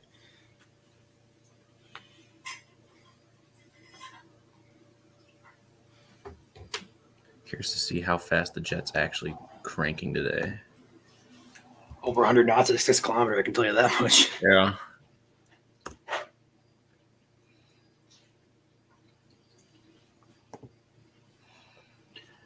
All right, let's try that again.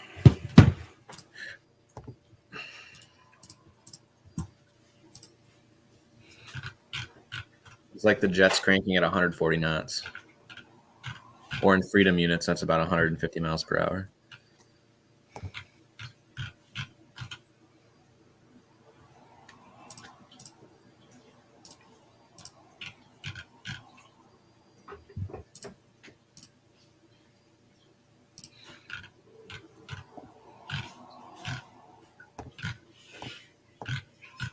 Getting to the point where it's almost between radars right now.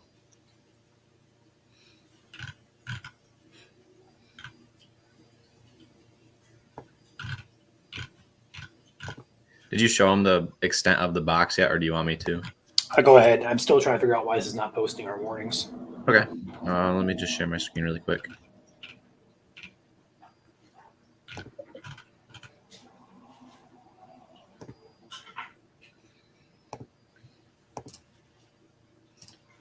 Once it gets loaded.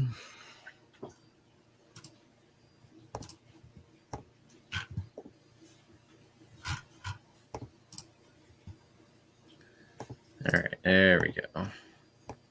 So they just canceled the severe thunderstorm warning for northern St. Joseph County. So you guys are in the clear there for now. However, we still have a severe thunderstorm warning in effect, which is actually just issued about 5 minutes ago now, for Allegan, or portions of Allegan in the eastern extent, Western Barry, and all of Kalamazoo County. This is in effect until 3 o'clock, so top of the hour. Big line of storms, pretty much stretching all the way from Grand Rapids down to the state line near Three Rivers. Main hazards, again, 6 mile per hour wind gusts will be the main hazard. I did see a little bit of a CC drop, as in for hail.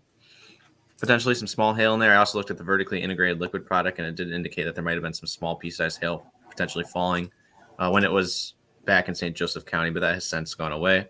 So again, main hazard, 6 mile per hour winds, and a tornado is possible if one were to spin up. Again, these will be short-lived given the environment today along QLCS. Some cities impacted by this thunderstorm will be Kalamazoo, Portage, Otsego, Plainwell, Schoolcraft, etc. around 2 o'clock or 2:20. So it's already come and gone. Martin right now, Wayland, Parchment, 2:30. That's again up north. So you guys should be getting the thunderstorms right now in that northern part.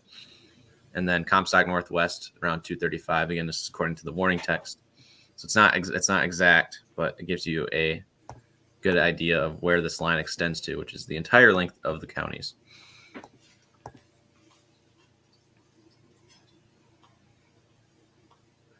And this is in the western portion of the state right now. So if you guys are in the eastern, you guys are good for now. We'll single box this, so it's just radar.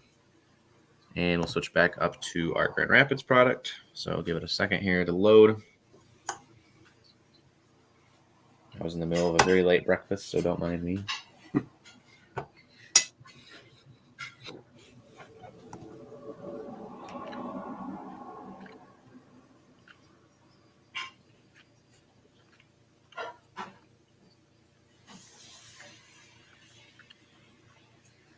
It's taking a while to load.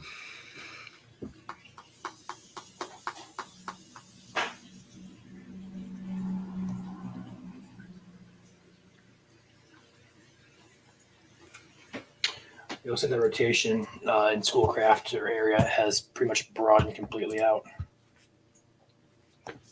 Yep, which is good. There we go.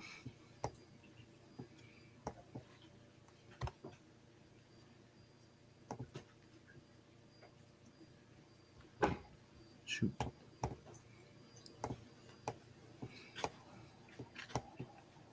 And photographs are favorable across much of the state today. It's just a matter of how much 3 Cape can be developed, get instability cranking and destabilize the atmosphere.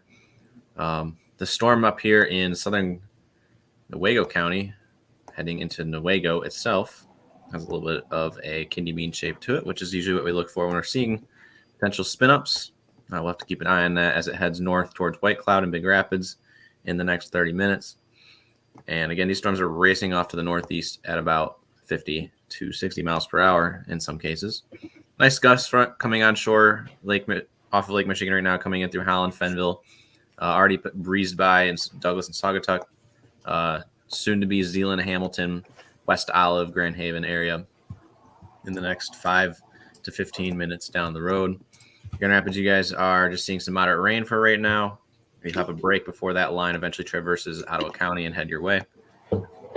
Currently nothing going on the east side of the state right now. This line will march off your way. It's probably just cloudy there right now. Cloudy where you're at, Ryan? Yeah, it is. Your camera's also frozen. I don't know if you knew that or not. Lovely. Probably because I have too many apps open. It's all good. So I think I fixed the automated warnings. I'm not sure yet, but we'll find out. Hopefully, cross your fingers.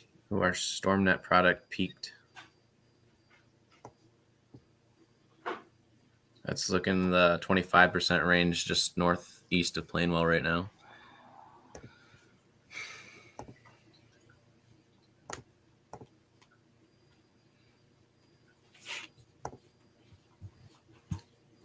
Ooh, what's this? Hold on. Taking that Ben encounter here full. What are you guys seeing out there? I see you're pretty close to the area of interest. Yeah, we're right next to the area of interest. So far, not observing anything too significant, but I think this thing is starting to form a shelf a little bit. Okay. All right. Rising scud. To the right there.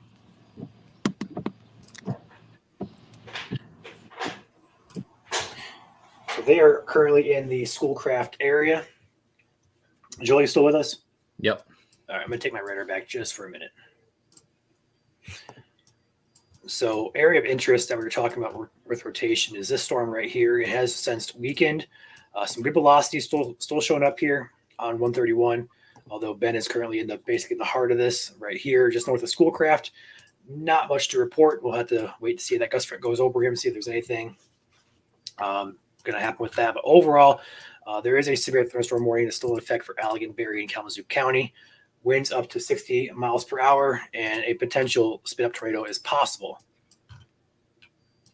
Look along this line here, just very briefly to get an idea if there's anything interesting.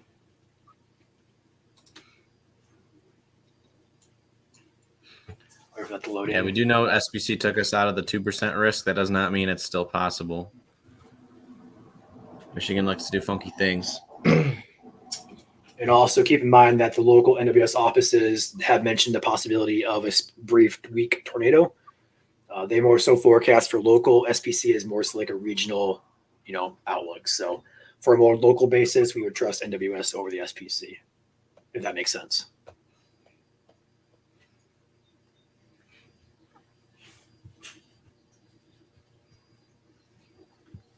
Yeah, area covered by clouds does keep the air stable. That's also a result of the air being stable. So we're working with a very thin window today, depending how much sun you can get. Really pick up that 0 to 3 kilometer shear, cape. I don't know why I said shear. Shear is still very good today. So we do have decent moisture returns. Lift is lacking a little bit, but we do have lots of shear. And instability is also lacking, as you know, given that it is very cloudy out there. Looks like Ben and Connor are going to be moving again here. So I can take back your radar if you want me to, Joel. If you want, yeah. Just one more thing before I do that. The line of storms in Indiana is continuing to develop. I'll be pushing off into Branch County here momentarily, next hour or so. So we'll be watching that as well. With that being said, I'm going to take you back here. The reason why I think my radar product is a little laggy because it has the Michigan road shapefile. Yeah, that might be it. Every single road down here you can see. Would you zoom in?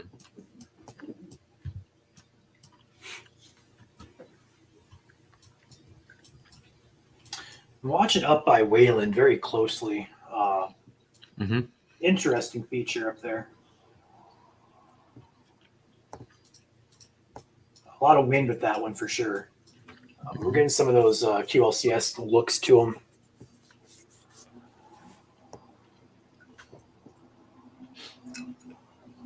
Sometimes it's hard to remember that even if you're not under a tornado warning, a severe thunderstorm warning can be just as crucial and life-saving. It's severe for a reason. 60-mile-per-hour wind gusts are no joke.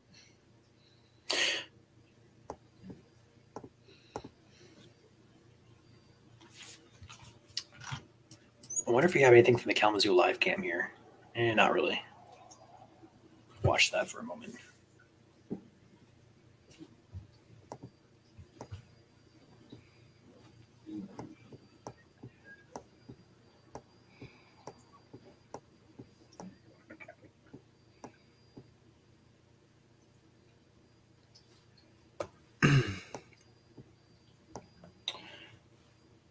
There we go. Yeah, it's the inflow that was once with our St. Joseph County storm. Definitely got cut off by some showers in front of it. But that will probably still not matter on days like today, Right.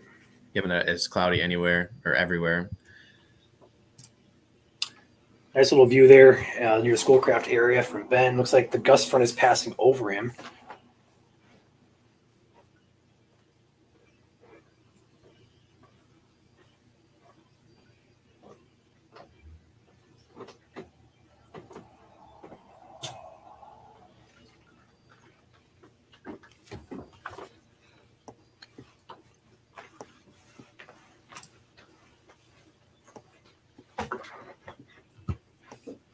So that kind of ramped up and ramped back down pretty quickly.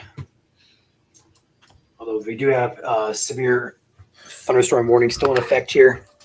I'm going to go ahead and point out that Allendale Grand Valley campus, you guys want to watch out for this line here. Again, we were just pointing it out a couple minutes ago. I would not be surprised if something funky happened in here, as you can kind of see. Oh, yeah, good line. Good point out there, Joel. Very, very subtle, but when you have little kinks like this, you can have a little bird fart of a spin up. It's only like 50 yards wide or something like that. And these pixels are, kind of doing the estimate here, an eighth of a mile wide at this height, and also at 15 to 1,700 feet in the air. And with storms today being so low to the ground, low cloud tops and such, it's going to be very crucial to look at little kinks in the line anywhere in any line. And I'm not sure, but is the sun out between these two lines? I can check. I have Meso pulled up here. Okay. Barely. There's not much clearing at all. Still, only takes a little bit. Yeah, today is not, overly thermo driven. It's more so synoptically driven by upper level support. So we're not going to, it's not going to take that much in the way of instability to get these storms up and going.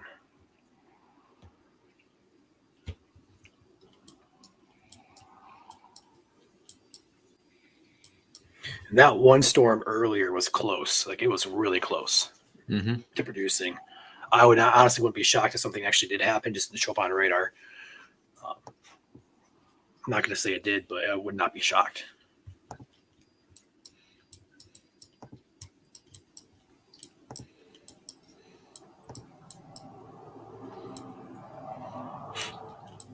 I wonder if these two lines are going to end up merging together at some point.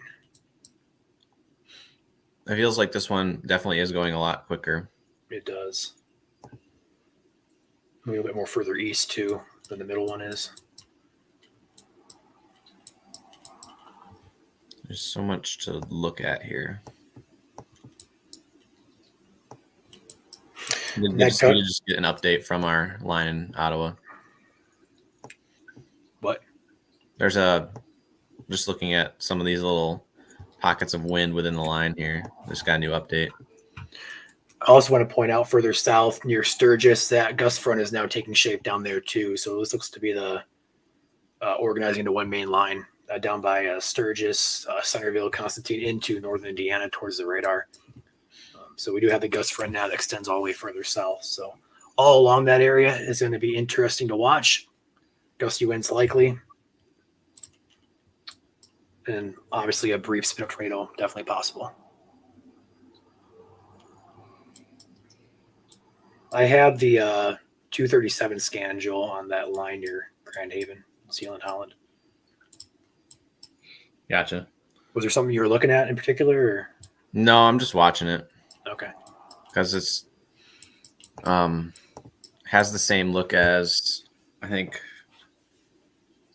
what storm was it? The one that went by the studio in Detroit and it wasn't ever confirmed. What day was that? Was that August? Whoa, what was that? Sorry. There was a QLCS, I think, last year that this radar signature reminds me of. The one that went by the TV station or whatever. It was never confirmed as a tornado, but I don't remember, honestly. Okay. It was I think Ahmed said something about it. I don't remember though. I just know that it kind of reminds me of this radar signature a little bit, where you have a bunch of these little spikes in the wind along the line, and there could be something beneath it. But again, this is very marginal at best. Still, we'll keep an eye on it. Joel, were those overlays gone, or did you find those? What Those overlays you're talking about? Oh, I found them. Yeah, I was just Okay. I was going to say I haven't touched it. I was looking in the actual overlays section and not the background section. Gotcha. I said it was just a matter of scrolling down. It was a really big, dumb moment for me. Yeah, Holly, we didn't have any confirmed tornado, but there has been a few instances of rotation with this line.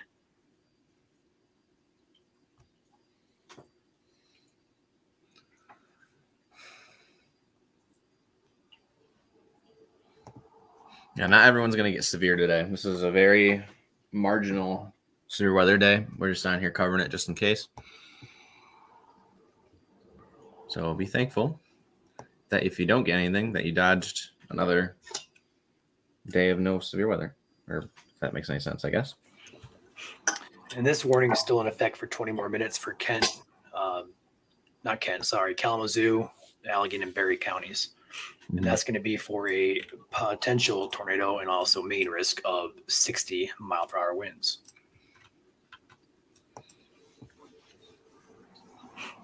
Any wind to be scary, that is very true. That is very true. Rotating or not.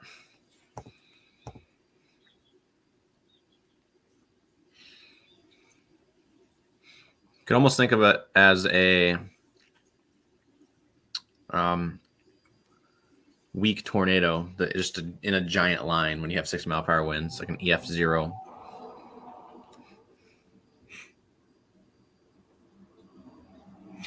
I'm hoping another warning gets issued so we can test this. Are you on Zello, Joel? I'm not currently online. Okay.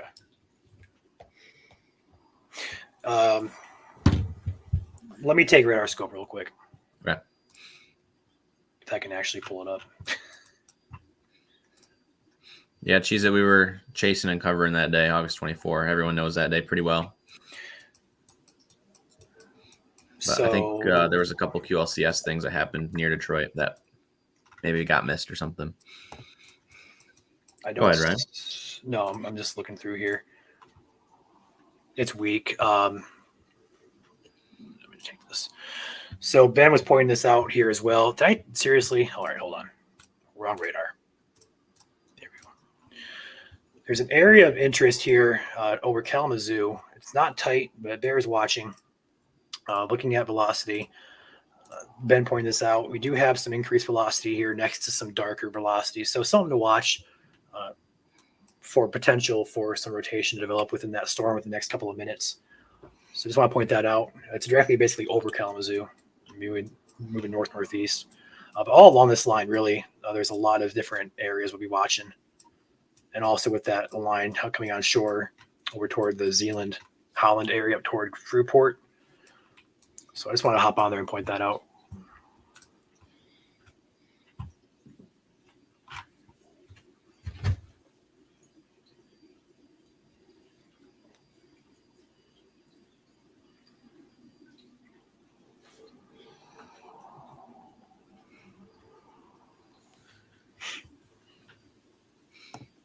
And the storm motions on these, again, are north-northeast, 50 miles per hour.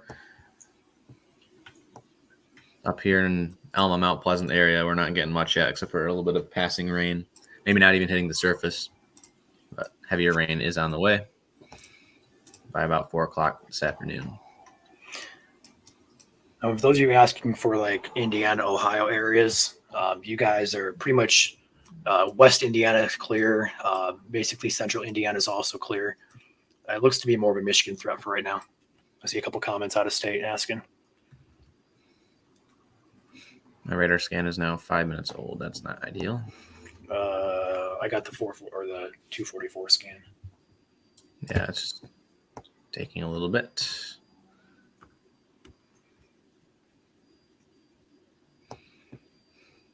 Say if you live in northern Ottawa and southern Muskegon counties, especially the western or the what just happened? Oh, I see.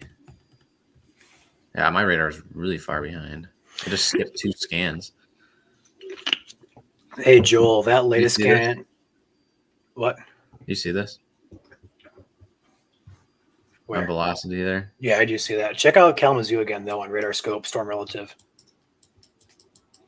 Yeah, I do see that, Joel. I do see that now. I'm going to watch that over here. But check out the Kalamazoo on SRV. From which radar? Grand Rapids. Okay. Still pretty broad. Do you have, what scan do you have? 244. Okay. It's close, but it's still broad. It's got a lot to work over. Same with what's going on here in Ottawa County and southern Muskegon. At the very least, some frequent lightning and very heavy downpours going on, especially across portions of Ottawa County at this time. I know I saw in the comments someone said about thunder in Grand Haven. That would be true. We do appreciate the update there. Our storm up here that was down near Grant is all the way up and through White Cloud for the most part. A little weaker now, just a heavy shower. Weaker showers off to the west here in portions of Oceana, Mason, and Lake counties as I head up towards Wexford County. Now again, if you're watching on the east side of the state or northern Ohio, you guys are not in any, I guess you could say, quote-unquote, danger yet. Not really much of danger today anyways. Just got to be on the lookout for a brief spin up and some gusty winds. But as the day rolls on, we'll have to watch you guys over there. Probably dinner and beyond, especially for, I would say, east of US 127. So it'd be about 4:30. Given that the storm motions are pretty much almost due north, a little bit off to the north and northeast, like we mentioned.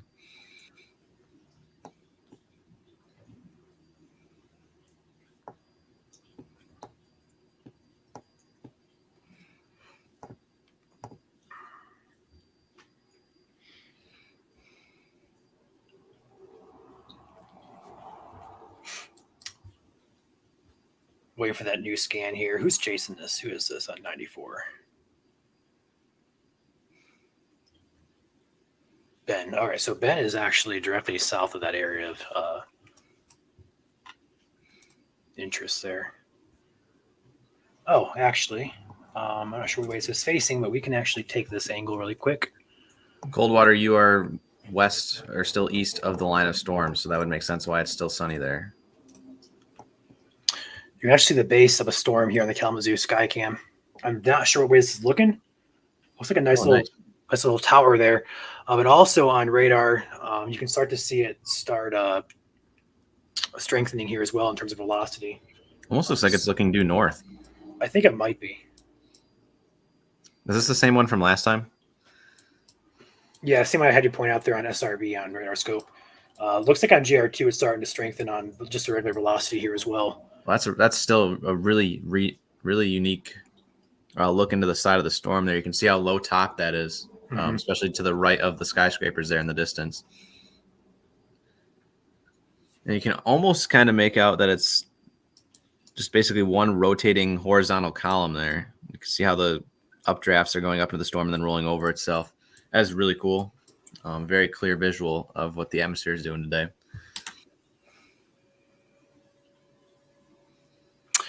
We can do that really quickly here. The storm in general, depending on where you're at, is moving north-northeast. Do I take radar back here?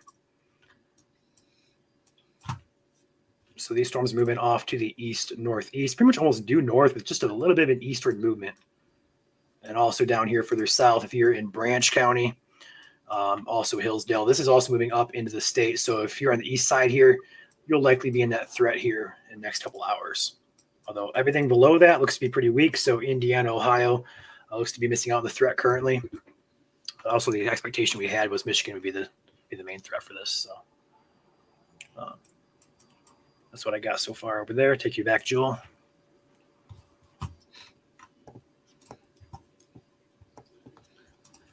Don't have an arrow, but yeah, I can loop the radar for those who are curious. It's again north-northeast. So they're moving fast, but also slow at the same time, if that makes sense. So they're moving fast in the northern direction, but not so much in the eastern direction. So essentially, they'll get there when they get there. Yep. Areas more directly north of the line will probably see rain and some storms before places east. So let's say you live in Portland, you are more likely to get the thunderstorms before, let's see, Springport, Jackson area. Just given that the northern motion today is more intense than the eastern. Movement is 50 to 60 miles per hour again. They did just trim our severe thunderstorm warning back a little bit, but it's still in effect for all 3 of the counties. However, Allegan has been trimmed to the very, very extreme eastern portions along the border there, Berry County. Western half of Berry County is still under severe thunderstorm warning. This storm actually right now is right on the county line. So I would say in the next 5 minutes, you guys will be in the clear if you live anywhere in Western Allegan County. Do keep in mind that these storms there's still another line right behind it that is non-severe, but could still bring some gusty winds sub-severe.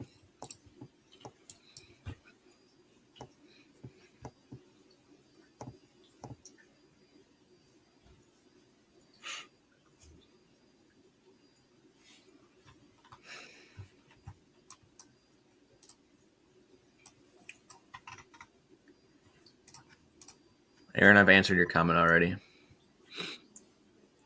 It is sunny in cold water because the line has not gotten to you yet, which means it is destabilizing.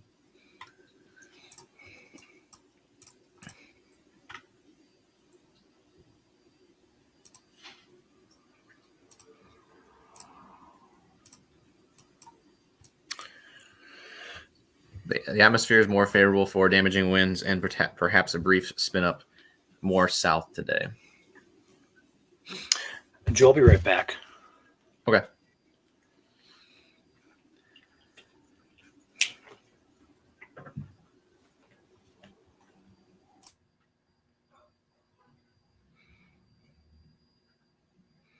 And a reminder that just because the SBC has dropped the 2% doesn't mean that there's still possibility of a brief spin up.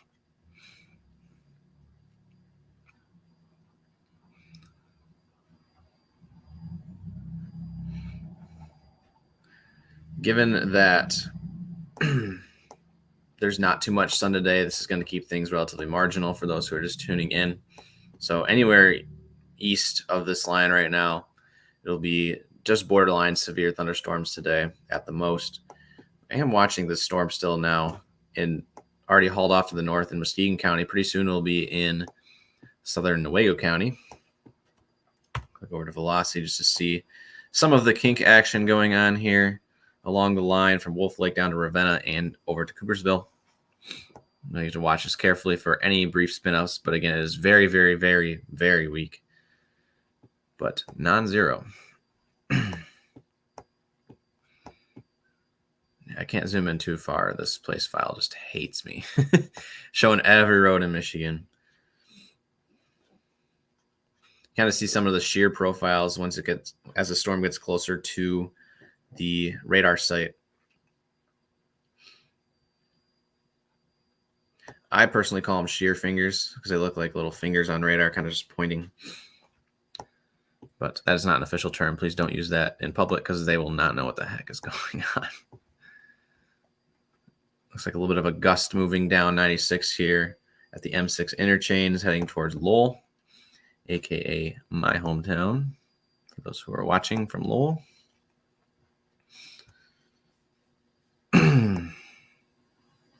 That is outside of the severe thunderstorm warning box. Kent County, again, you guys are not in a severe thunderstorm warning right now, but it is just sub-severe.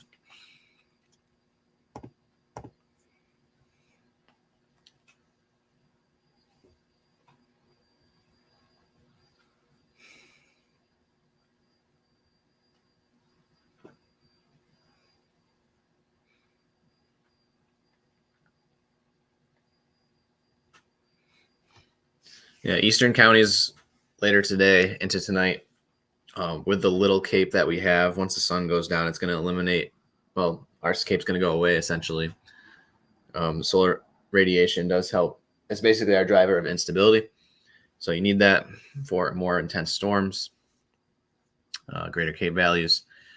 Your lapse rates will increase, of course, when you have higher surface temperatures.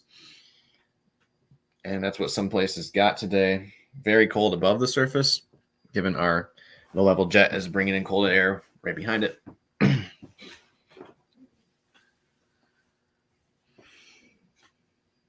So there's a lot of comments, and I'm the only person here switching between radar. I'm not in Lowell right now. I'm in Mount Pleasant. I'm up at college. I'm a meteorology student.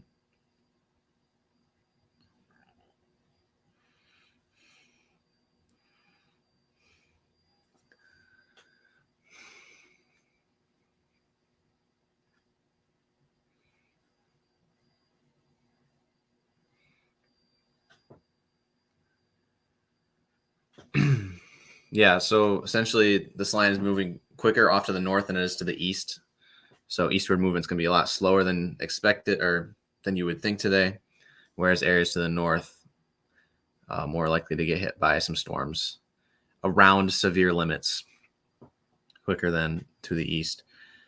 I will say that to follow up on that question of 5 o'clock, that would be anywhere east of 127, perhaps sooner, especially if you live along 127, but safely for most areas around and after 5.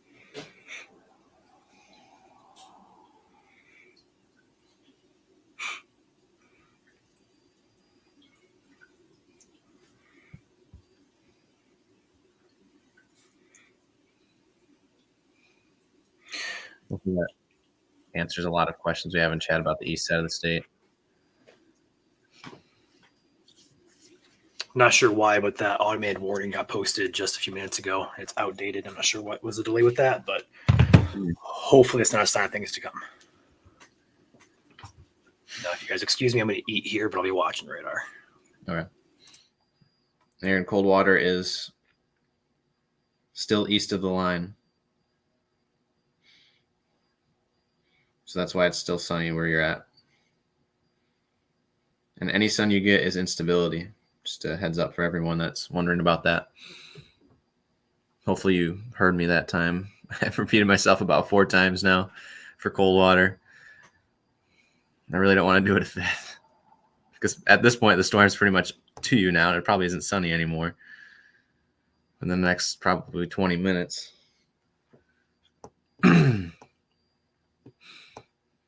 And it's not the stuff that's directly to the east of you either. It'll be the stuff that's still down here in Indiana. Again, storm motion is pretty much north to northeast. It's 3 norths.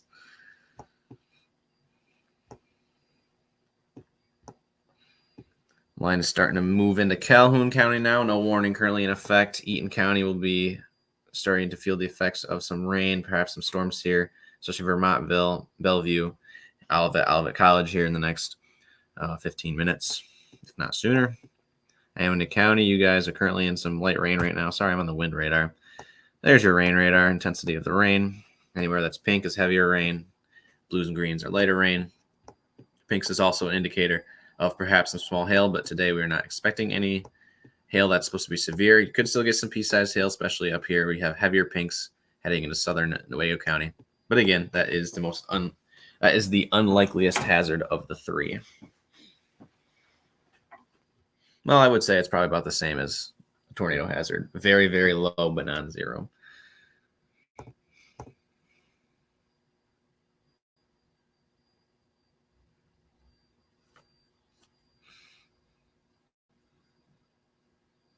Yes, if it is sunny ahead of a storm, if it's sunny anywhere, it's instability. But you just have to have the right thermodynamics in place.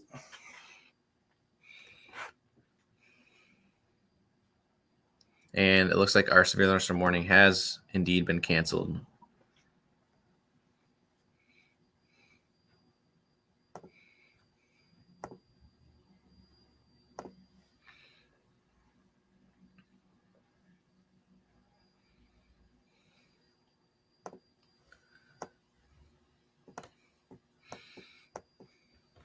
There were some model runs, I believe, yesterday, Ryan, that said there could have been some supercells out in front, but we did not get the instability enough today for that. If Ryan's still here. Otherwise, I'm just going to answer my own question. Yes. Yeah.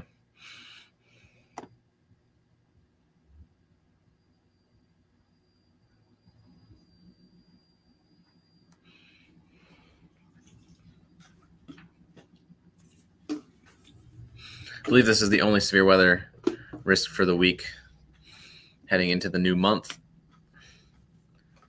No April's Fool's joke. There's a chance for another snow system in the works, potentially early April before the solar eclipse, so it won't really affect that. However, things are fluid in the world of meteorology, so this can change on a whim and on one model run. So difference between 6-hour period could be one storm being on there and then 0 storms being on there. So keep that in mind. So this should be the only severe risk for the rest of the week. I'll zoom out on radar so you guys can kind of see everything that's going on right now. You have the main line here stretching from Mecosta down to the state border in St. Joseph County, and then you have a storms or a line right behind it in Muskegon down through northern Allegan County that may be producing some brief hail. I'm going to look at CC just to confirm that, and it looks like it's not even existent actually. So gusty winds, a threat there.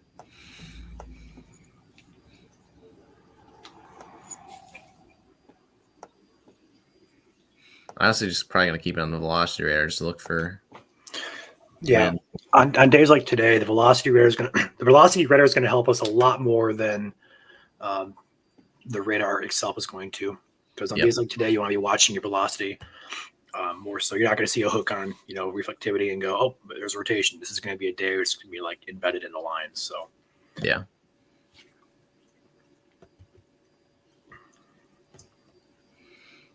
I currently have 56 here in Mount Pleasant.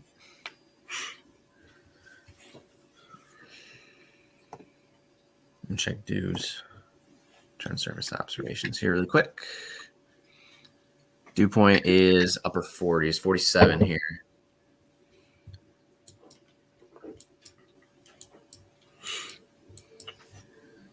Our moisture advection is strongest pretty much inside of the line of storms itself, where dews are just topping over 50.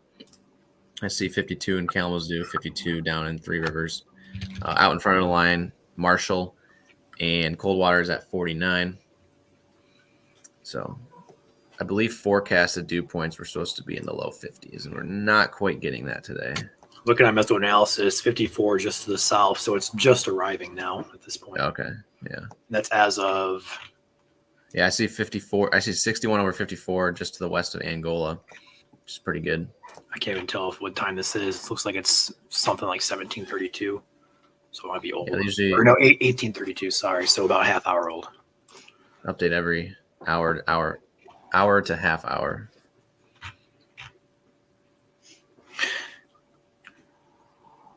Aaron, that was me in the messenger. Coldwater will be clear by 5 p.m. What are you trying to say?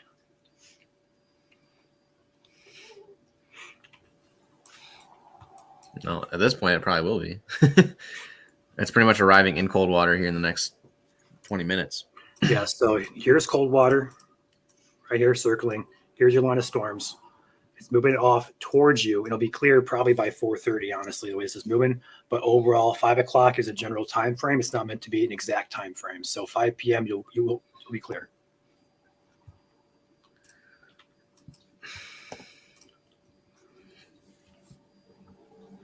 Surface Space Cape is really struggling right now. Yeah, I saw that.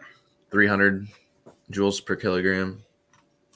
Or wait, did I say that right? I did not say that right. Joules per kilometer gram? Did you say kilometer? No, it's kg. Dude, I am on one today, and not a good one. Kilogram. See, I'm just used to our freedom units here in America.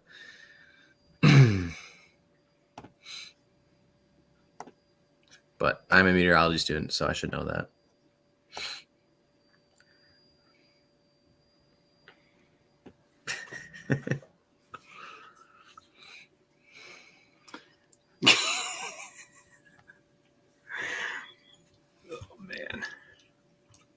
We like to crack jokes. Snow would be probably what was the map we were looking at? It was April 3rd ish. April 3rd. Yeah. We're not going to look at that right now because we're in weather ops, but I just got done on Sunday night saying that we're done with winter. I just got done saying that, and look what happens. I jinxed it. Yes, you did. Somewhere somebody took their snow brush out of their car, and it's all their fault. Sorry, guys. It's not just you, Ryan. It's whoever's taking their snow brushes out of the car after what happened last week.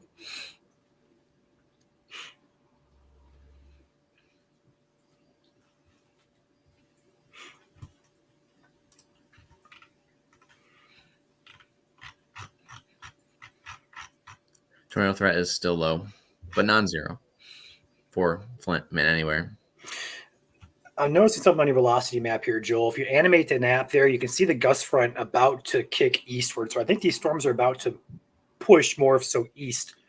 You see that what I'm talking about? Yeah. Just entering Kalamazoo there? Or no, just entering between Kalamazoo. Like it's moving east, and then most of the storms out ahead of that gust front are moving north. So it's about to cut into those and push them eastward. Yep. Looks like, our line up to the north here is starting to congeal.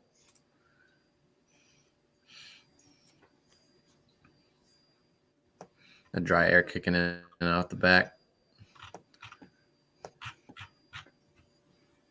Nothing severe in the state right now. We did have a couple warnings earlier in area of rotation as well.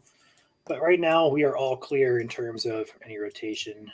We do have some stronger velocities coming in, but everything does appear to be sub-severe at this point. So just some gusty winds as expected.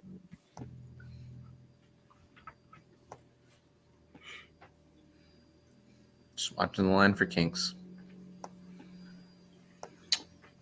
And gusty winds, of course. Doesn't have to be kinks. Just more so concerned about the potential for spin-ups. Obviously, wind can be damaging. It is damaging. But we also want to be on top of any rotational areas, which right now I don't see any. No. My cat is being annoying today. Not sure what's up with that. No.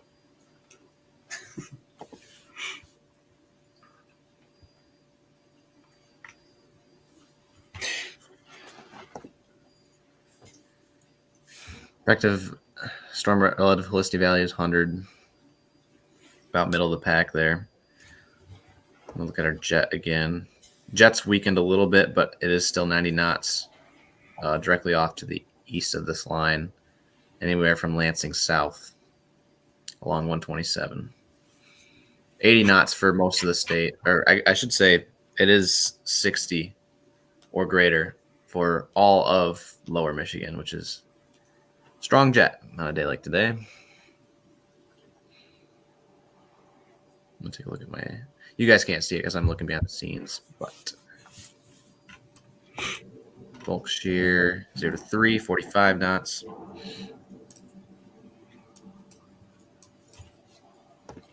0 to 1, also high at 35 knots. So essentially what that means is it's windy at all levels. Yes, the atmosphere is very windy. So spin-ups are definitely possible, to give it in latent terms.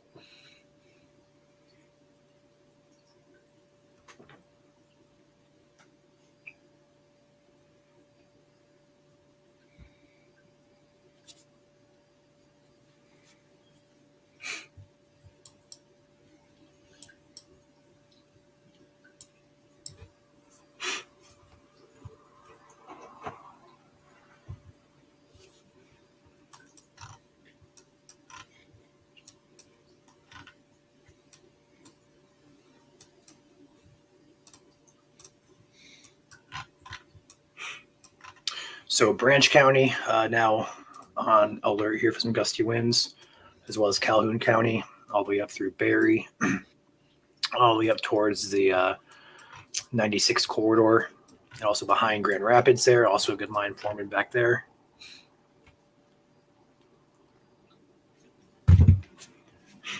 Overall, nothing too concerning in terms of rotation, but all these storms likely containing gusty winds. Kind of in a down moment here. Hopefully it stays down or weaker, I guess is the terminology I want to use. But the environment today does support potential for severe wind gusts, as well as a brief tornado as well.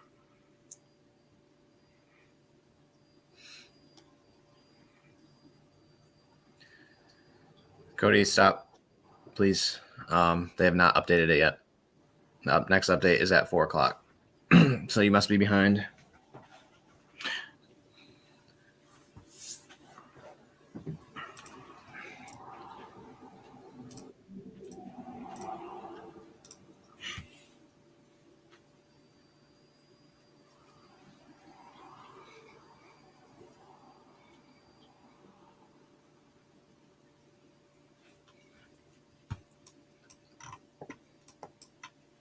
See the goon chat there, Joel? Sorry.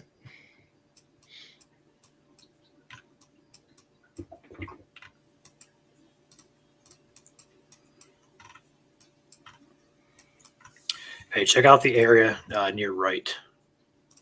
I have it up on screen here. Go ahead, take it. A little bit of an area of more so interest within this line. We've been talking about these QLCS spin-up tornadoes. This is what we kind of watch for. This is not a very strong indication at all, but when we zoom in on this, we see this red and a little bit of a greens meet there. Flip over here to the reflectivity there. It's on the back end of the storm. It says a very interesting signature that we're getting a little bit of twisting back in the back end of that rain curtain, so to speak, behind the storm. Nothing tight, nothing indicative of tornado imminent, but it does bear watching as this moves off to the east towards Sparta, toward Kent City and Casanova. And next scan, it's gone. So it's going to do that all day. Right is, I think, an intersection. So, wait, actually, I see it right there. How about we do Fruit Ridge Center? That'd be easier to say. Sure. I mean, the locals will know. I mean, if you do say right, they will know. Right. Sorry, I was actually looking at Conklin. I don't know where the heck right's at. Yeah, right is definitely like an intersection, but Conklin is like a city of 2 square blocks. But that's what's nice about Radar Omega is it does, I guess, smaller towns and stuff like that. Not even towns. So those who are familiar with the area will know.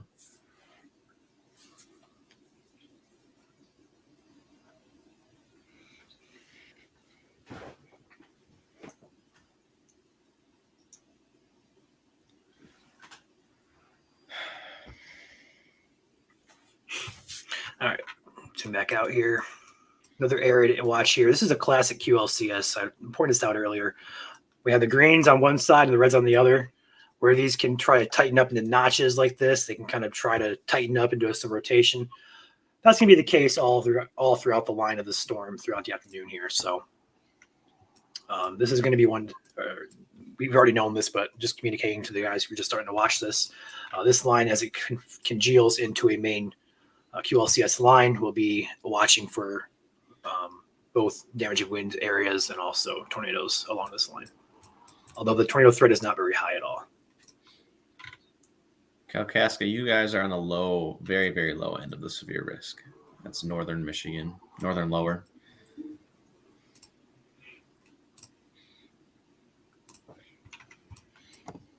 I'll go take a look. Yeah, light showers, perhaps a couple rumbles of thunder heading up towards Kalkaska. Same with Fife Lake. Fife Lake. Been there before. I forgot to pronounce it. My bad.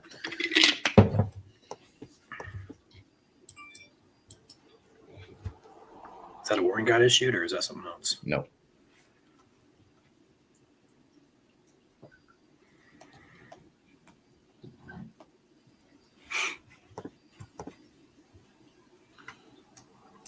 Got a lightning strike up here, just southeast of Grand Rapids towards Lowell. Mm-hmm. Heather's reporting hail now in Fremont, which is Newaygo area. That would be our second line.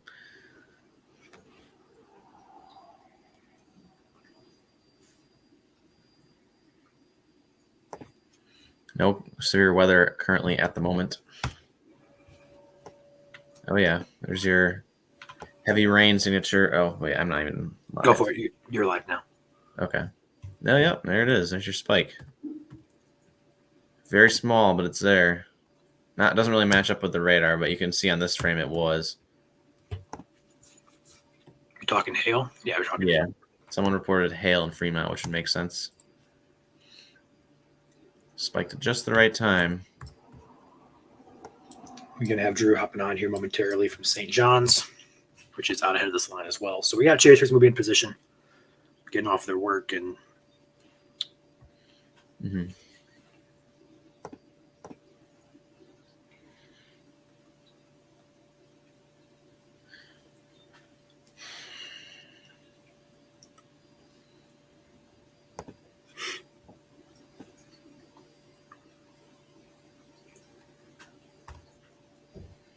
double box this.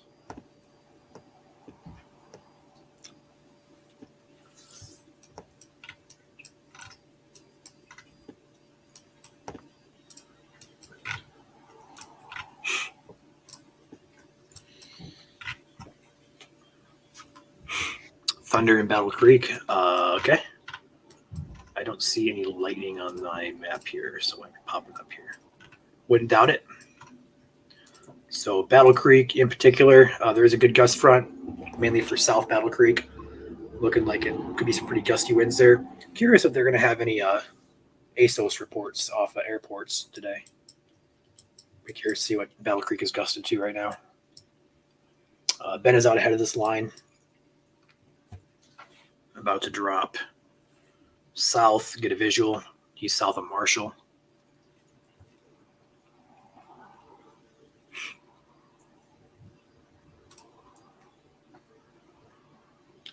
A little bit of a lull in activity here, although this is still really gusty. I'm going to take my radar back there, Joel. Okay. All throughout this line here, we're seeing these signatures for some gusty winds all throughout here. The south part of the line, all throughout the northern part of this line as well. You can see the gust front all the way through here. And also further north, we do see the gust all the way through this, all the way up to Reed City, Big Rapids areas. So all along these lines, as they move through, you can expect gusty winds at the very least. Whether they're severe or not will be dependent on where you're at, and obviously if they become severe. And all along these lines as well, further south in particular, we do have a low risk for a spin-out tornado, although that risk is still quite low. We did see a storm try to tighten up earlier, so we are watching it. The expectation is to have at least a couple of those instances where they could have some brief rotational signatures. But overall, we're just kind of watching this for gusty winds. One area caught my eye down here just south of Battle Creek, just north of Athens there. It's not tight at all, but it does bear watching because we're getting some good returns on the inbound winds here. These gust fronts are about to merge just north of Battle Creek. Melanie, if you hop on our Facebook page and you scroll over on our featured post, we have a detailed post about what we expect the upcoming summer. We actually did predict an early season, and that's come true so far. So we do have a detailed post on what we can expect based off of historical patterns and stuff like that. I would highly suggest going to read that. Now is really not the time to discuss that. We have some active storms going on here. We're not going to really sit here and talk about the future just yet.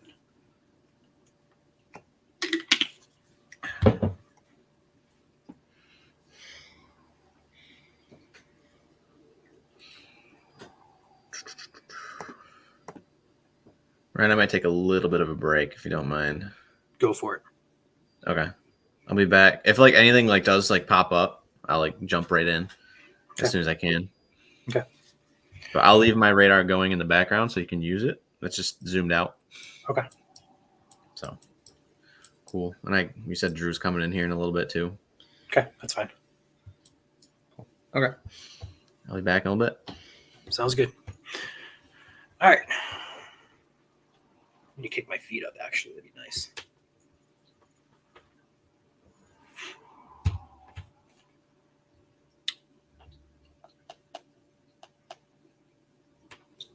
All right, we're going to pop this over on Twitter to make sure no warnings pop in. All righty. Nothing going on right now in terms of severe weather, although I am watching an area down here towards Battle Creek, south of Battle Creek here. Just starting to see some signs of some stronger velocities coming in there.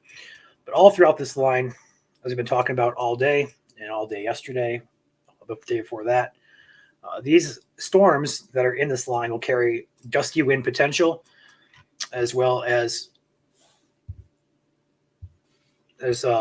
these storms move eastward, we'll have a threat for gusty winds and also some tornado potential with this, although that is pretty low chance. We are seeing some storms that have, hold on.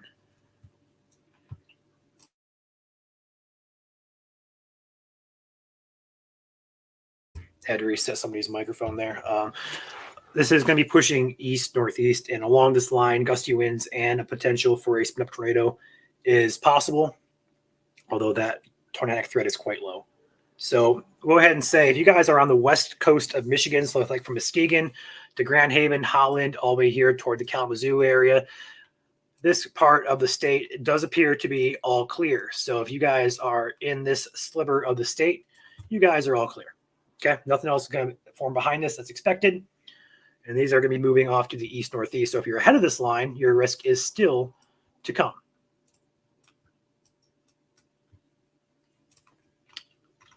I want to focus. This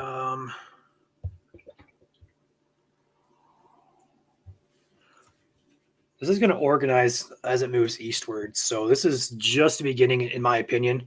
Hopefully it stays sub-severe, but once this gets cranking in one big line, it's going to really start pushing eastward more so, pick up speed, and then also may pick up in severity as well.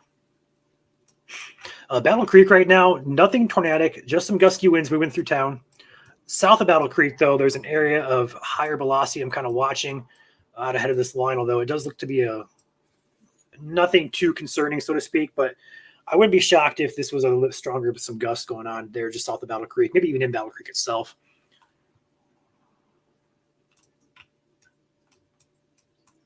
And there's a gust front up here. It's passed through Lowell, riding at 96 there. Nothing rotational with that, but it does appear to be gusty.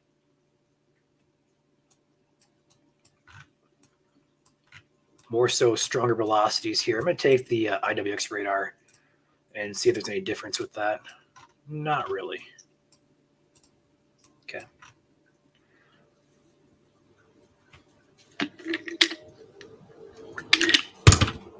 Whoops. I need that cover. That ain't gonna work. Come on, there we go. All right, we're actually gonna hop off this. We're gonna take back our GR2. If you guys remember, if you're watching at the very beginning of the stream, we did show one of our new products here. It's not our product. It's a product that we're using. It was developed by somebody unrelated to us, but we do have a product that we're kind of utilizing to get an idea of where computer models are thinking severe weather may occur in real time. So, okay, Ben's reporting 40 to 50 mile per hour winds just west of Teconcho. We'll take that here in a minute. Actually, Ben, are you? Yeah, you're live. Hold on.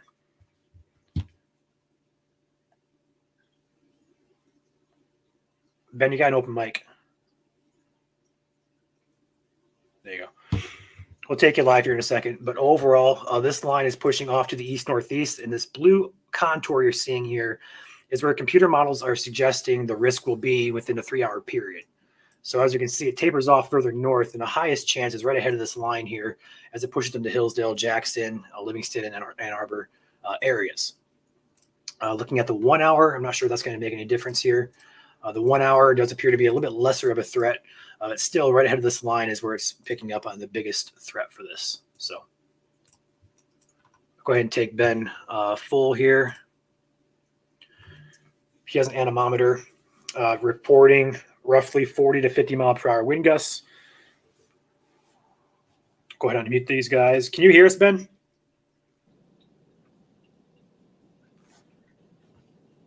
All right, he must be outside the car possibly. That's okay. He's looking in towards the Teconcha area. I'm going to try and find him here on the map.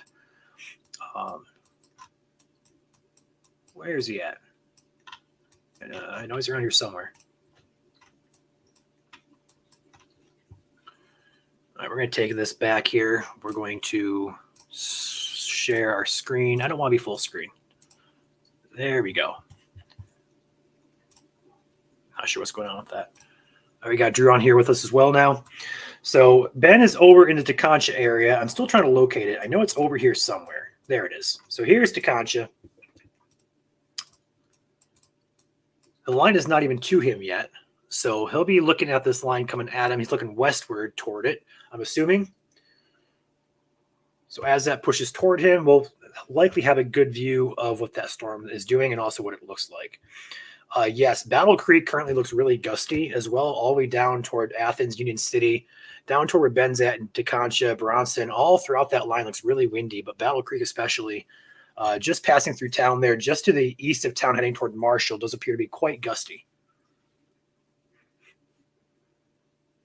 Thank you, Mike.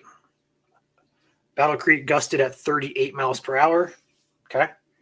The storm does appear to be strengthening, though, as it passes over. So likely going to be probably between 40 and 50 mile per hour along that line there. Would be shocked if it gets a warning here if it continues to strengthen. Overall, though, it is picking up on lightning here as well. I am seeing an increase in lightning just south of Battle Creek with this storm.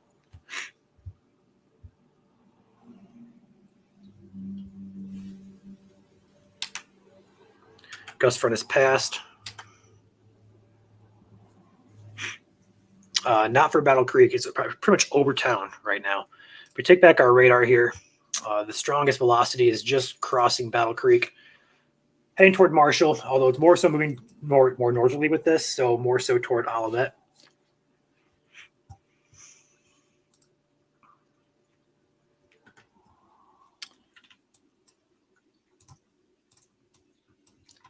Ben is down here ahead of this line, so he's just getting into the start of this line here, so not even into the strongest gusts, and he's getting 40 to 50 on his anemometer. Starting to see some areas of interest along this line now, especially near Battle Creek, especially on a radar scope. I'm not going to point that out just yet, but we're going to be watching those storms closely. Also down there by Union City, where Ben is at, it looks to be quite gusty. Be a term we utilize a lot, gusty, today, just because these storms are more so gusty in nature, more so strong or tornadic. So we'll use that more so interchangeably. We're going to leave Ben up here full screen here just because he's in the best spot for this.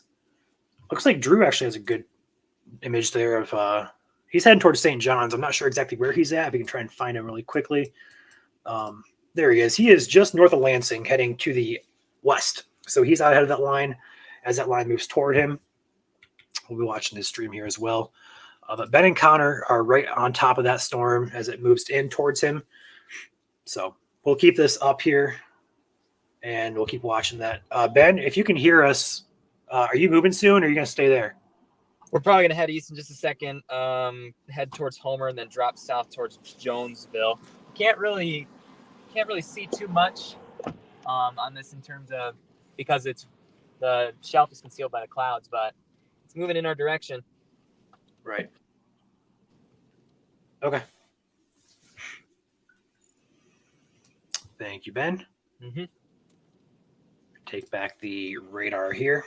So Drew is up here north of Lansing. He is driving west toward the storms. We'll have a good visual from him here momentarily being like 30 minutes or so, realistically speaking. Overall, this is going to be interesting. We have chasers getting out of work here momentarily as well. We'll be adding to the chase. We have Nick going to be joining us about 5 o'clock to cover anything. I believe Joel has to hop off here. He's got some stuff to do tonight.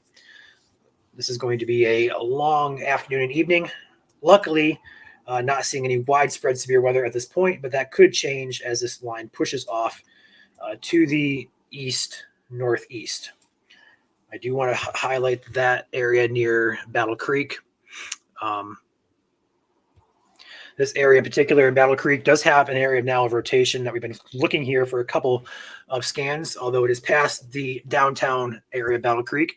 It is heading more so towards the Olivet area across I-69. Animating that area, we can see it.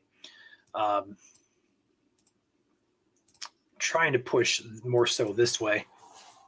Looks like it's more so easterly as well, so we'll keep an eye on that. Looks like it is trying to not trying to tighten up just yet, but it is intensifying. In fact, let's go ahead and take radar scope back. Just because radar scope's color table indicates where that rotation is a little bit better for you guys, so you can see it. I know you guys are used to looking at like red and green colors when you look at rotation, so we'll utilize that. So area of interest, not rotation just yet, but interest is just to the east of Battle Creek here. This is likely going to be the case throughout this line as it pushes off to the east-northeast. These are probably going to happen pretty quickly. They'll probably try to tighten up for like about 5-10 minutes, and then they'll weaken.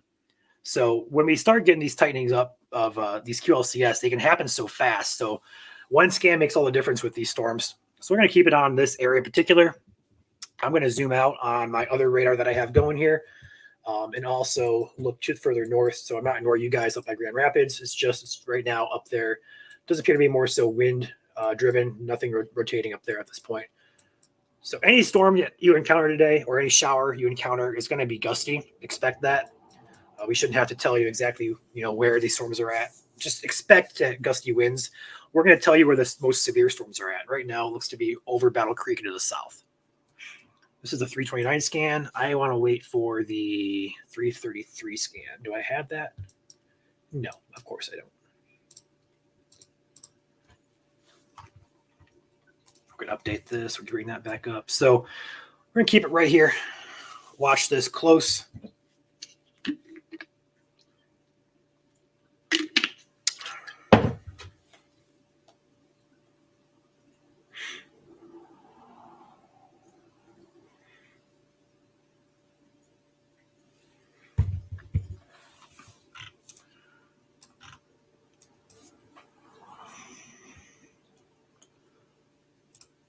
There we go. Just waiting for an update. We can't really tell you much at all. Anything new, so to speak. I just got to wait for the update on this. Unfortunately, we just don't have data that often. Looks like data is rotating about every 4 minutes or so. So we're going to be looking at the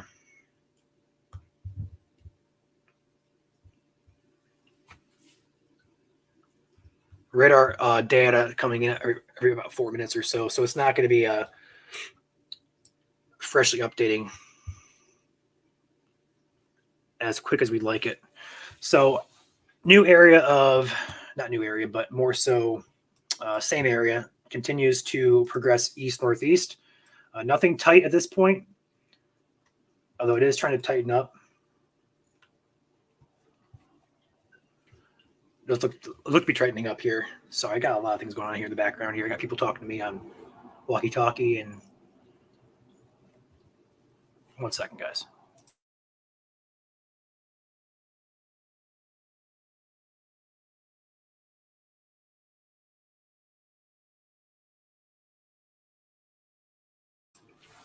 Sorry about that.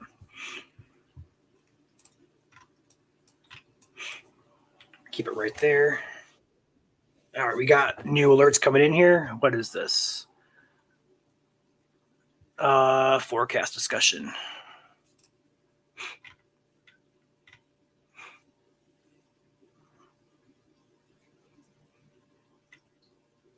No changes in the forecast discussion from Grand Rapids.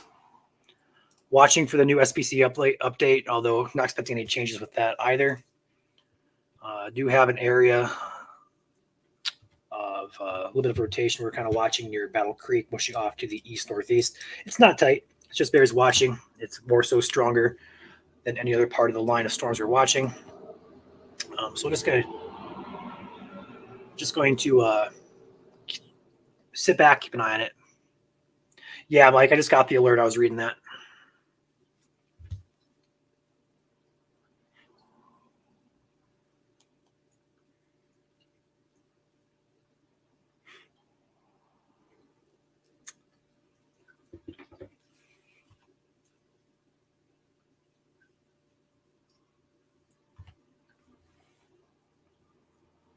DTX has a discussion out.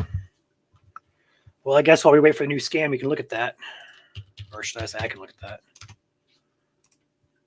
I'm currently a one-man show here, guys, so I got to keep an eye on everything here. I'll pull up Ben and Connor here while we wait for a new scan. They have a good view, looks like, of the storm coming in. And I'm going to hop on and read the discussion here from Detroit real quickly behind the scenes.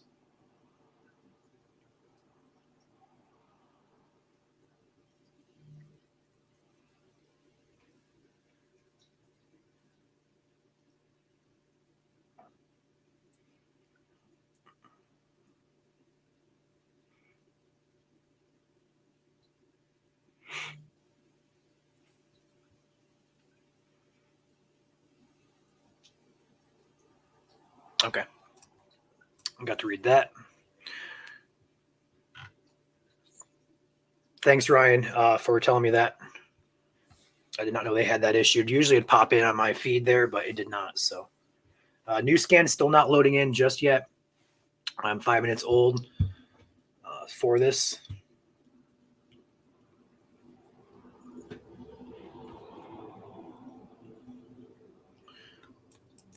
Yeah, there is. So I'm going to take radar back. Thank you for pointing that out. I was just noticing that.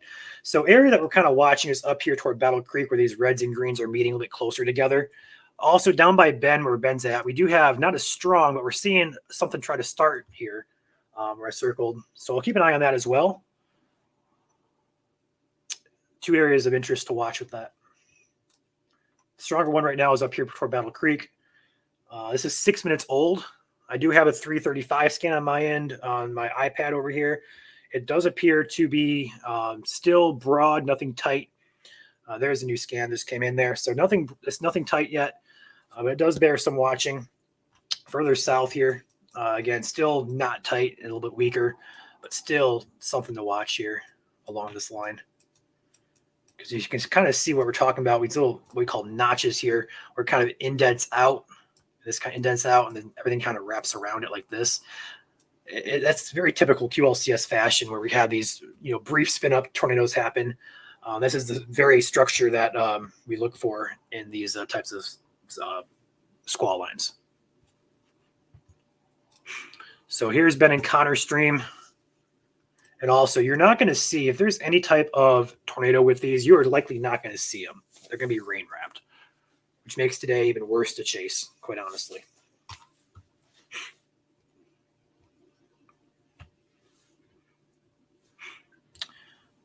Looks like they're going to be moving here. Now, they are just near Takancha here, if I'm not mistaken. I'm trying to find their spotter dot. I do not. Oh, is it right there? Where is you? Are you in Coldwater, Ben? We're in Takancha, just west Takancha, heading towards Homer now. Okay, where are you? Oh, okay, you're up here. Yeah. I don't see you on Spotter Network anymore. I'm kind of observing a lower cloud base just to my north. It might be associated with that one area.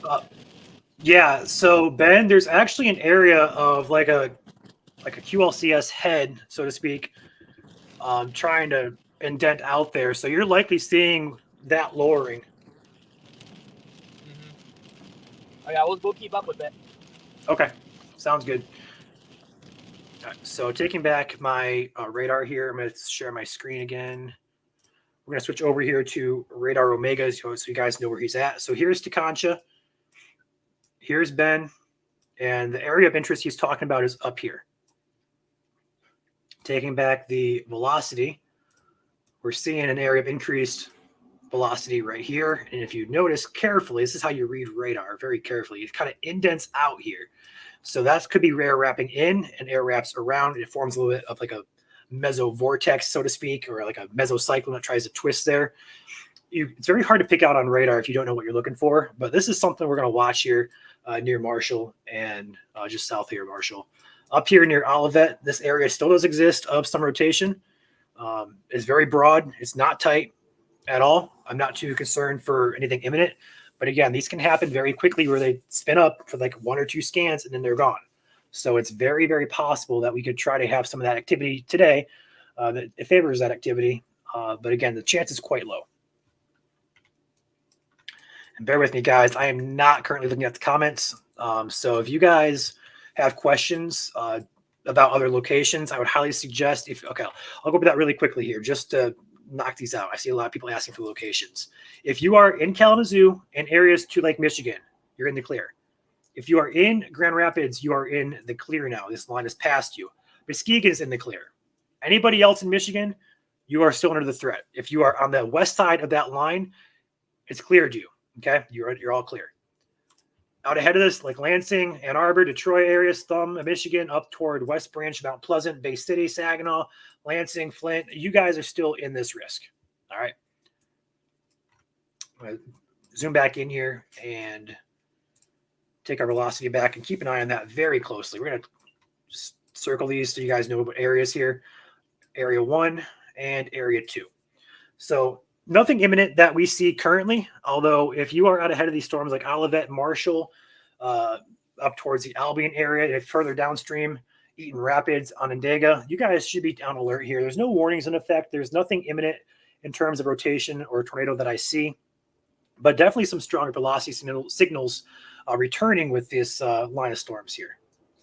I know the Marshall area is just recovering from an EF1 tornado back on February 27th. This is likely heading directly, either going to cross close path to that or take a similar path, although this is more so northerly moving. So it shouldn't be affecting the same area too long, but just the overall areas have been affected by tornadoes already this year. We don't want to see that again. But again, nothing imminent, nothing strong at this point, but these things can change very fast.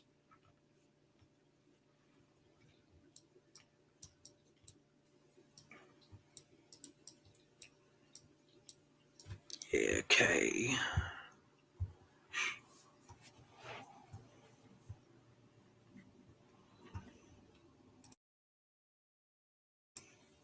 This is moving approximately 50 miles per hour, north-northeast.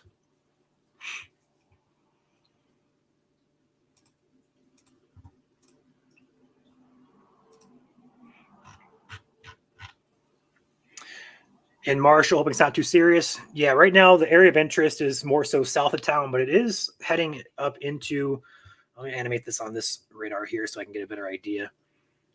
It's basically heading right into Marshall, although it's nothing that we see that's imminent on the ground. It's just some strong velocities right now. We do have one area up at that other area we were watching up here by Olivet. It does appear to be a little bit, it's not tight, but a little bit tighter, so to speak, near Bellevue. If we switch over back to radar scope here so you guys can see what I'm talking about. This area right here. Take back the, there we go. So we have some brighter returns here on the one side and also a little bit darker or redder colors on that side. That's a little bit of rotation there. Nothing that screams imminent with that, but it does bear watching. And same thing goes down here. We see this brighter color of the inbound winds, and then also the outbound winds are kind of offset there. Typically, you want to see greens and reds meet, but that's not always the case in terms of tornadic spin-ups like this. We can get bright, one color of bright, and also one kind of like a weaker color of the offset color. It does indicate some rotation is possible. Do we have Drew here with us? Here, he's north of Lansing. We'll check him out here in just a second in terms of radar, but I do want to focus for now on these two cells just south of Bellevue and south of Marshall here. Waiting for a new scan to pop in. I got the 342 scan. Nothing, again, nothing tight. It does bear watching, though, as it does contain some weak rotation.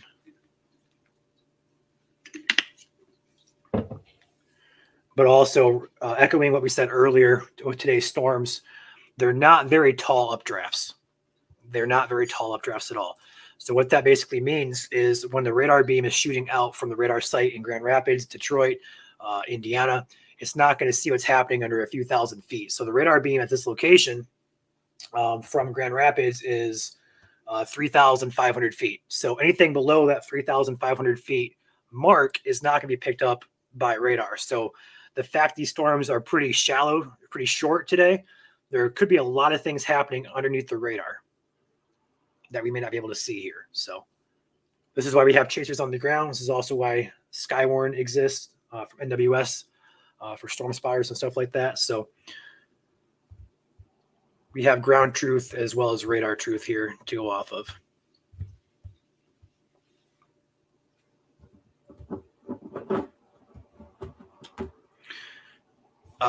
No links in chat. You're going to be automatically blocked there, so we're just going to go ahead and block you.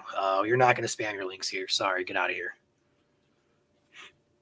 Don't click on links, guys. It should be automatically held for review. But don't click links unless it's from our page that we post. That's fine. But like, we have a lot of scammers and bots that try to make you click on stuff, and just don't do it.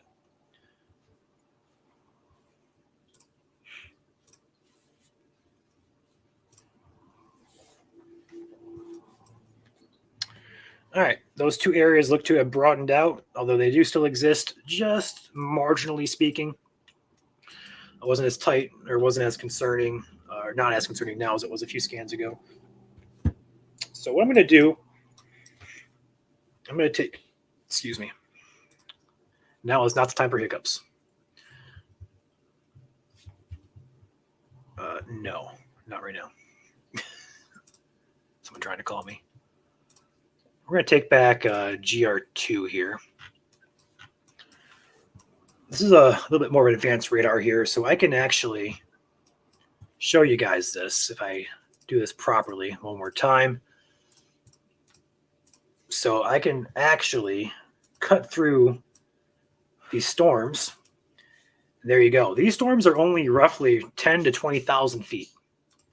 Usually our updrafts are spiking 30 to 40,000 feet. So our updrafts today are very, very short. So when your radar beam is only going about 4,000 feet in the atmosphere, these storms are only about 10 to 20,000 feet tall.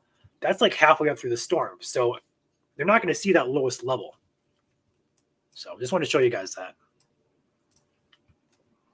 And now I got to take that off before I click that again. So we'll leave it on GR2 here. I don't mind GR2 radar. It doesn't have road names, which is what I like, but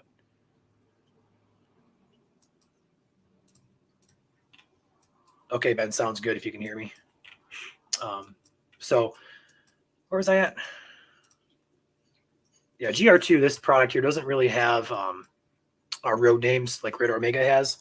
It doesn't have pathcast either, so we can't really draw a path and call out names or cities in the path of this. So, but otherwise, GR2 is a really good tool here that we use for looking at storms and stuff like that.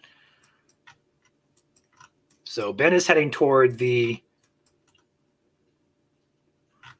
cold water area, so he's dropping south. I'm assuming on 69 or close to it.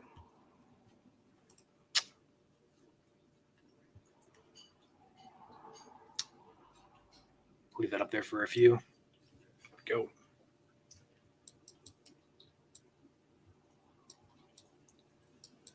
It's really rather interesting how this line kind of kinks out like this. You see how your darker reds here that kind of kinks out like a little backwards, or like more like a C shape, really. Along these lines, we can get kinks like that to try and tighten and spin. It's just QLCS systems like this always tend to fascinate me because they're not well studied.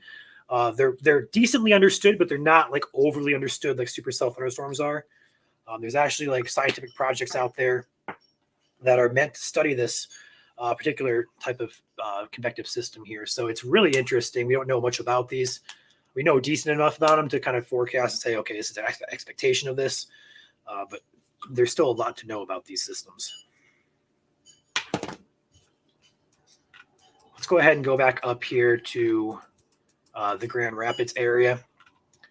So your threat up here is still in existence. We're seeing a good gust front here just to the east of, west of Reed City, Big Rapids, Stanwood. Nothing rotating up there. It's looking pretty weaker. The main area of concern remains to be down here, anywhere from basically the Grand Rapids, east Grand Rapids area and area south to the border of Indiana. Looking back at IWX radar, which is northern Indiana. I'll let that load in here just momentarily. Your line of storms extends all the way down to Fort Wayne. That's going to push all the way into southeast Michigan. It's going to be maturing as it does. So southeast side of the state, east side of the state in general, your risk is coming. But west of this line, Kalamazoo area, Grand Rapids area, all clear.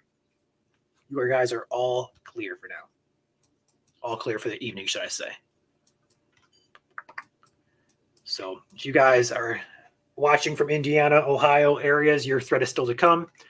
This line is very loosely organized through Indiana, and I'll push off into Northwest Ohio over the next several hours. Once these cross over 69 here, we're probably going to take the radar out of Detroit. Yeah, well. These have to be watched very closely. Nothing tight. Nothing tight at all. If anything is tight, it'd be the one near Marshall here, but that's not really too concerning at this point.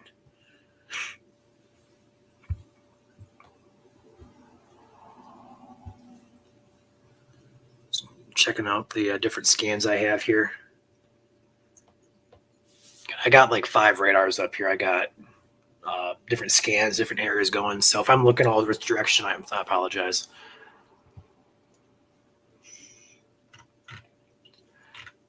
So cold water area, you guys are in the storm, the heart of it right now. So all the way down to the border. So if you're west of cold water, you're out of the threat. More so east of I-69 now is going to be your main threat, is southeast Michigan here. There we go. What's up, Drew? It's a little windy out right now. Okay, I can still hear you. But yeah, it's super windy out there, guys. We've talked about the wind here for a couple days. Drew is, I believe, near St. John's. Yeah, there he is. He's near St. John's, between Fowler and St. John's. And this line is pushing off his way. It's not particularly close to him just yet. He's probably got about 15 to 20 more minutes for us on top of him. But this is a storm that's moving off his direction here. So we do have chasers in position. Ben and Connor back there to near the Coldwater to Concha area. Jackson, Michigan is in this threat. It's heading into the Jackson County area in the next hour or so. We're going to keep the radar right here to look at that. We have a lot of different areas of interest, so to speak, along this line of storms here. I keep putting the wrong one. There we go. Like Vermontville here. Nothing of these are, intense or, imminent tornado, but this is the areas we're watched, like Vermontville here, Charlotte, Olivet, Marshall, all the way through to Concha, back through Coldwater. This whole line is going to organize here. Really gusty and could be concerned here for a spin up or two possible.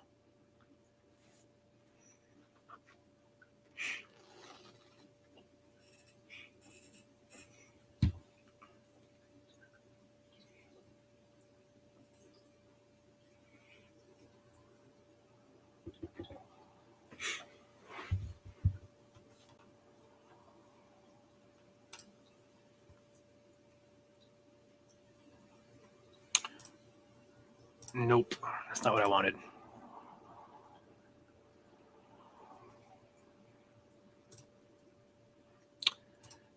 Bear with me, guys.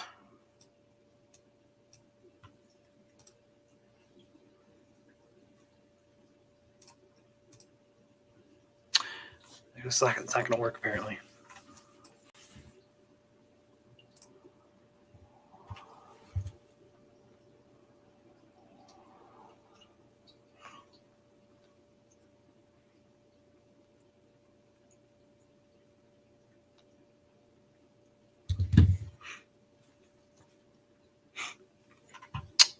No severe weather in the state right now.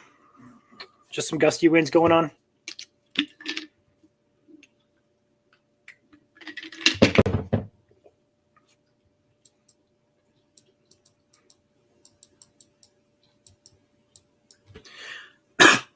Excuse me.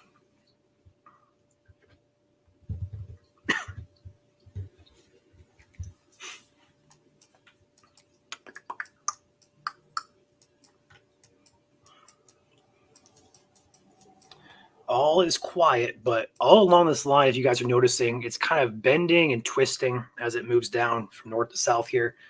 Those are the areas that we're going to be watching very closely.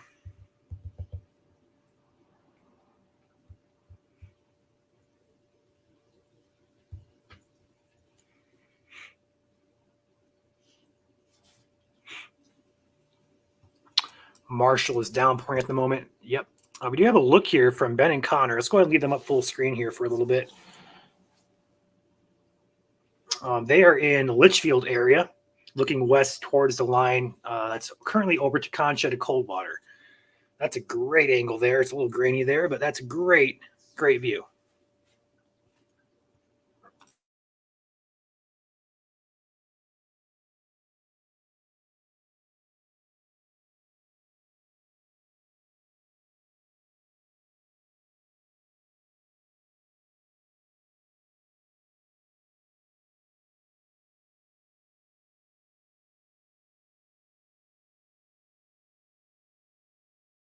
Looks like we have a good visual here on the storm. We're going to leave them up full screen here. You guys can unmute yourself if you guys want to talk.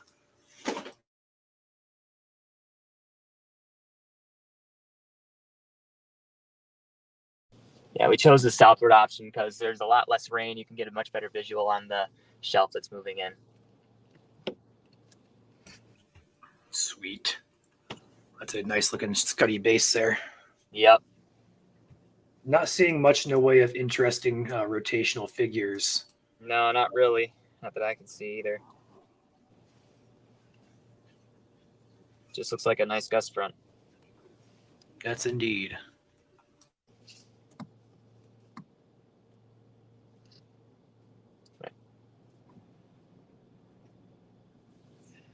Yeah, very Scuddy base, that's for sure.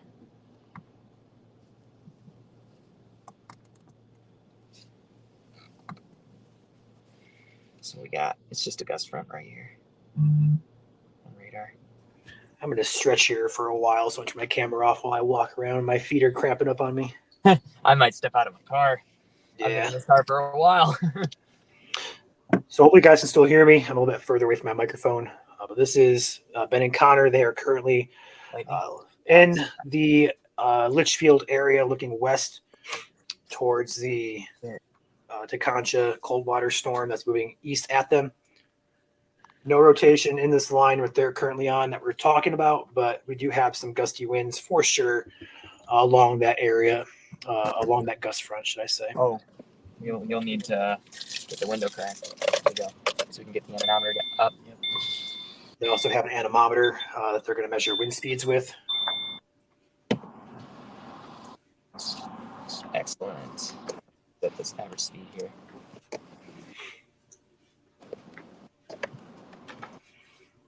Currently sitting at about 20 miles per hour, so not really too strong at this moment.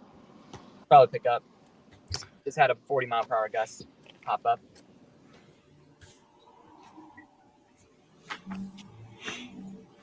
I'm gonna step out for a minute.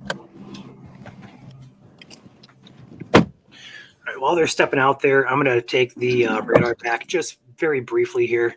I know this is going to be overlaid, so I apologize. It's kind of small, but we're going to zoom in up here towards the Charlotte area. There's a couple areas we're watching from Charlotte all the way from Sunfield down towards the Marshall area, which does spark some interest in terms of weak rotation. But right now it does appear to be as it is weak. So nothing imminent, nothing that's going to jump us out of our seat and say take shelter. This line does carry potential for mainly damaging winds, but also potential for a spin-up tornado as possible. So we want to be on alert. Let you guys know all throughout this risk as this is happening. So.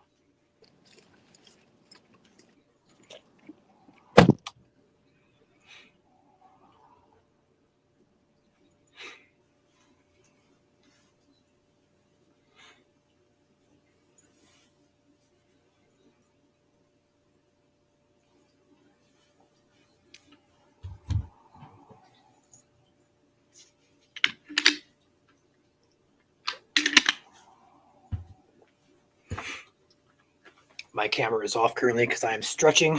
I don't think you guys want to see just my my legs or my waist, so I turned my camera off. So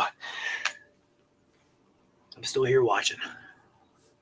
You can't see me, but I can see you.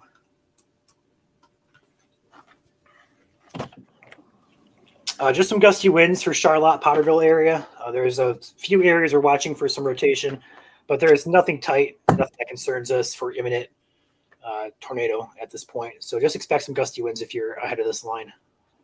If that changes, we are here tracking it for a reason. We'll let you know.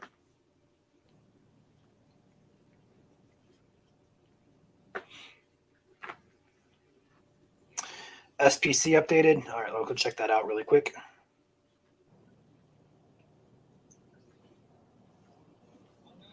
We're going to go ahead and take back Ben and Connor here full.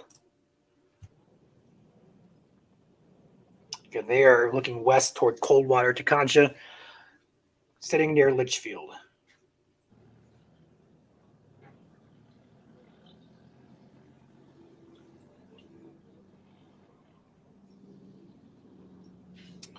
The SPC did not change a single thing. They just trimmed it back from where the storm's already passed. They trimmed the slight risks basically to the east of US 131. Slight risks that remains 15% for wind. Here's the radar on the storm we're on. Just northwest of Litchfield right now. East of Teconcha. This gust front's moving slow, but it's coming. It's making its way in. I don't know what I just did with that, but that is not the screen I wanted. There we go.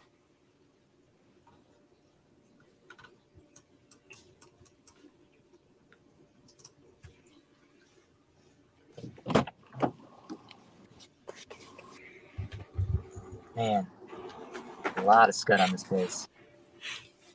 Yeah, there is. Get an average wind speed of about 30 miles per hour here.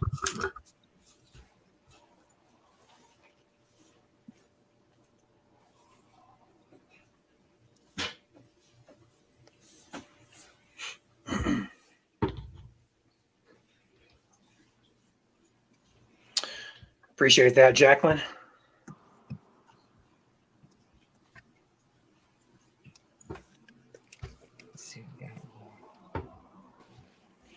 Again, this is going to be near Litchfield, which is Hillsdale County, south of Homer. Yep.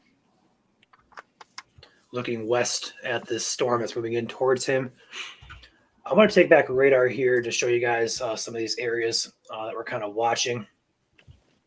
So he is down here. Ben and Connor are currently down here in the Quincy area, More lightning and Teconcha area. But up here, we're watching a few areas near Charlotte, all the way down here just to the north of 94 here in the Marengo Township area. It does appear to be trying to tighten, but again, these storms are not getting enough juice to do so.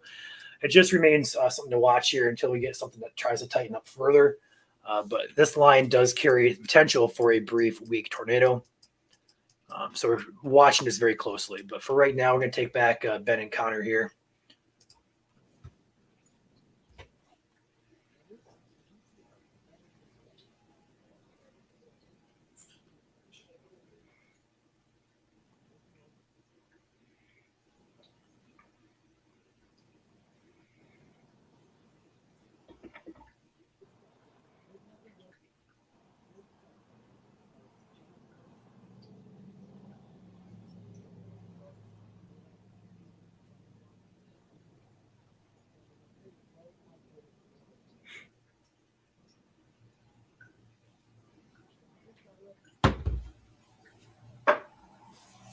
That's a beautiful looking Scuddy base there.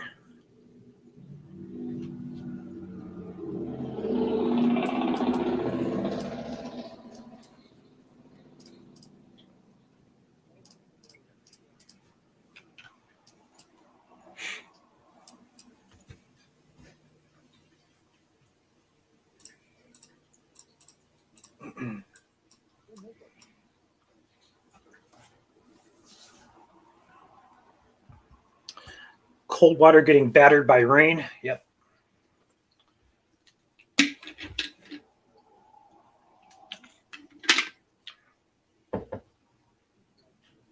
Did that just post again? It better not have.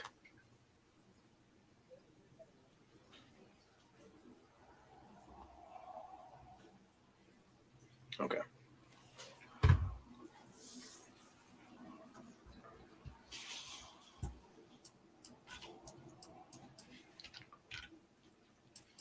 Waiting for the new scan here on GR2 radar.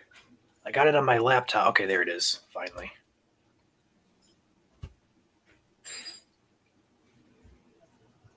Go. Hey, Joel's back. Yes, I am. I have an hour. Yeah, I was about to die. My legs are killing me, dude. I don't know what's going on. I had to stand up. My back hurts. Like, this is a new setup for me, so I'm not used to. I usually have like a chair I recline in, and Yeah. This is just a computer chair, so I'm not used to it just yet.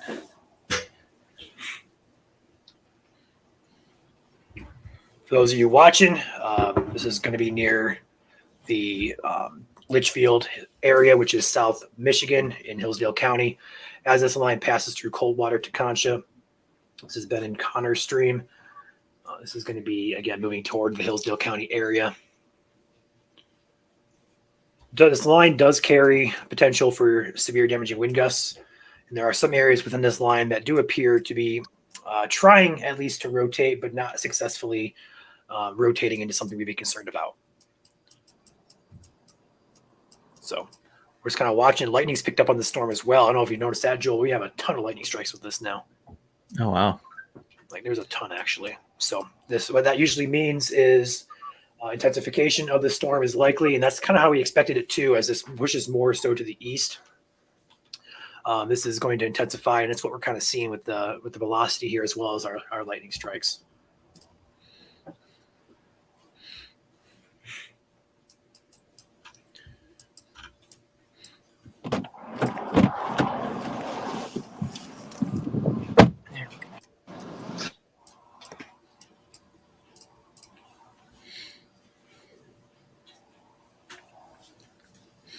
Really nice shelf.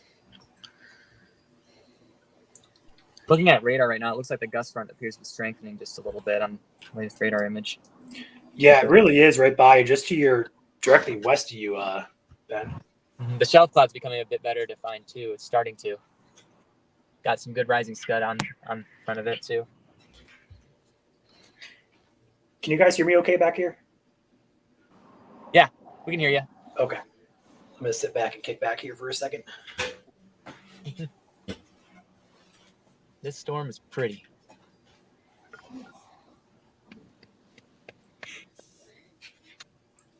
I'm going to look at Mezzode real quick.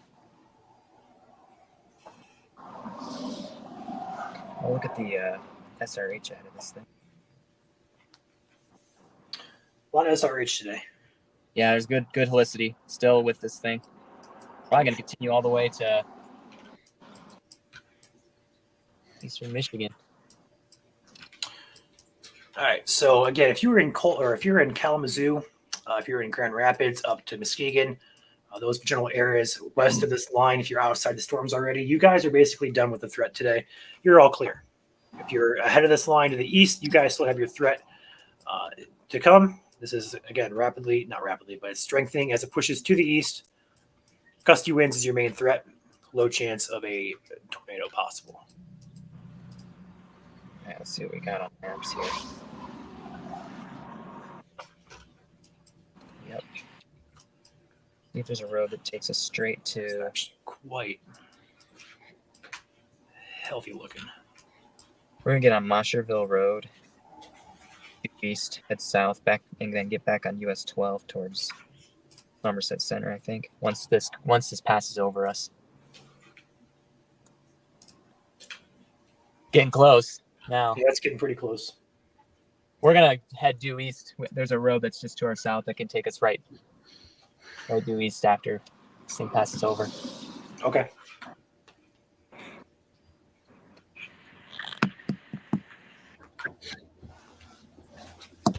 Oh yeah, it's Do us a favor if you're watching this. If you haven't already, hit the like button, whether you're on Facebook, Twitter, YouTube. Do us a favor. It helps us out tremendously. in terms of our streaming. It also helps other people who may not be aware of this threat find our stream. So it does not only help us, but it also helps those of you, or those of your neighbors, so to speak, and those around Michigan who may not be aware of this threat happening. Someone's trying to call me again. Not sure who it is, but they're going to get sent to voicemail. Whoa! Ooh, Flash right there. good CG right there. Very good CG right in front of us. I missed it. Replay. I'm gonna have to replay that a little later. Wow. There's a I thunder. can hear it. Wow.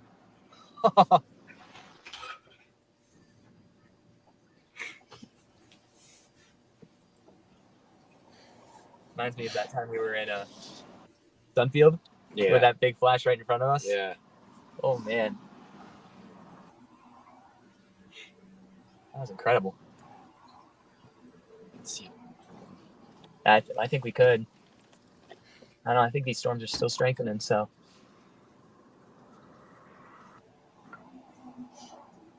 Shelf still is getting nice.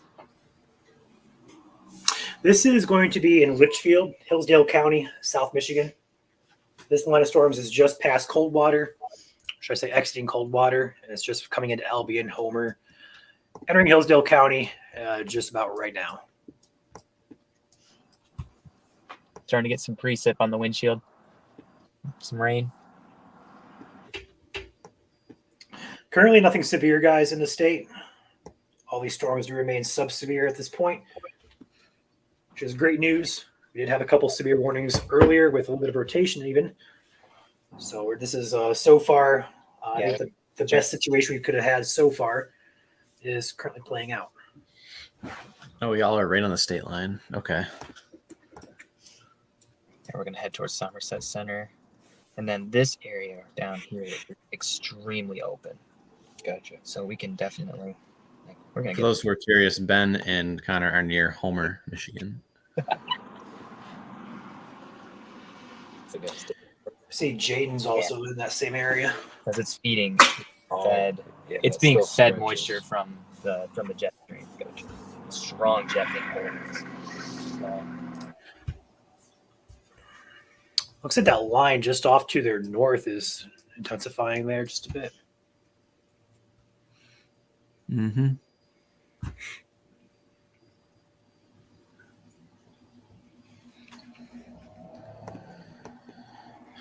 Let's see. Are you on the Grand Rapids radar or? Yeah. Okay. You can take your radar back if you want to. Sure.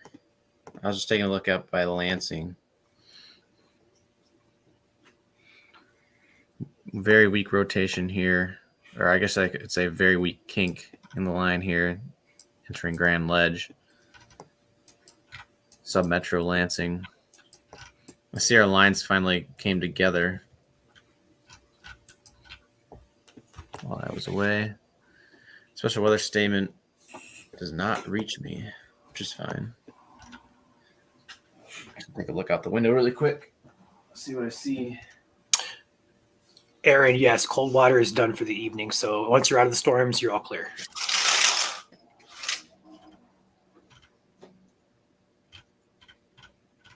Not much except for a lot of birds. I don't have my webcam pointing out my window today. It's pretty lackluster out here, though. Special weather statement encompasses 8 different counties and a sliver of a 9.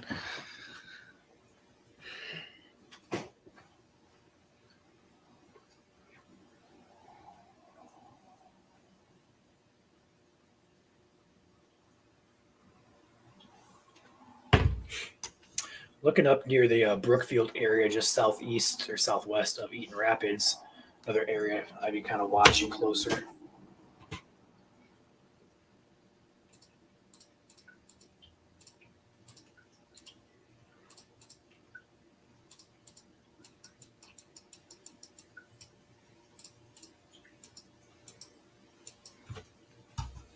That is a gigantic special weather statement. Mm-hmm. Why is it not popping on my particular screen? Oh, that's why. Did you have them turned off? I do. You have the shaded ones. I do believe I can change that. There we go. Oh, there we go. Let's take a peek at, since I'm pulled up here, let's take a peek at StormNet and see what that's showing. I have the 1 and 3 hour. Not too high. Oh, the 3 hour though. Is that predicted? Yeah, this is StormNet predicted. Yeah, 3 Yeah. hour. So this particular model is basically saying that best chance for severe weather is more so east in about a 3 hour time frame. It's basically in line with what we're seeing with these storms. So People are going to start asking what the blue is. basically just a higher probability of storms or severe weather, really.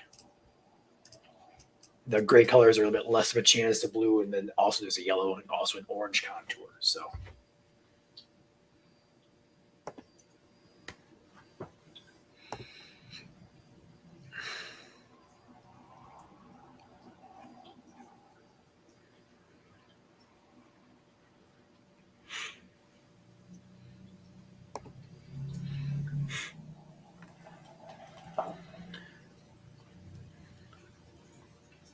Gusty winds entering Eaton Rapids, soon to be Holt in the Lansing metro area. The strongest kink is at right now. Of course, that is elevated. let's go ahead and zoom in here. This is what you're talking about here, Joel? Yeah, near Charlotte. Yeah.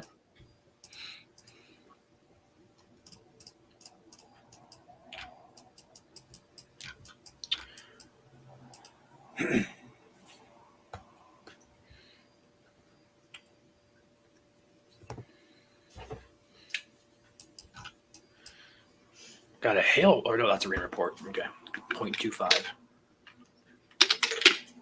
I just want to point this out. There is a ton of lightning entering Hillsdale County right now. More so than I expected with these storms.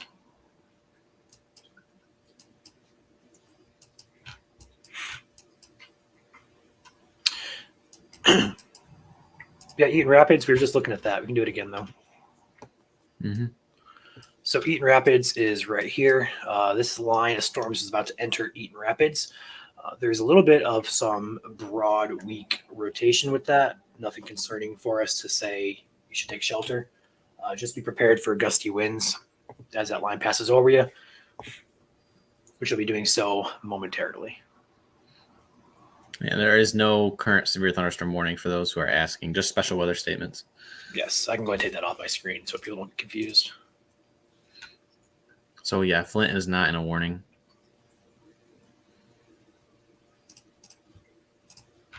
Howell, Fowlerville, you guys are still in the clear for now. But that'll be probably around 5:30-ish. This line's been progressing fairly quick. Did say to what did I say? 127 by 5. It's pretty much there. Yeah, it's approaching quick. Mm-hmm.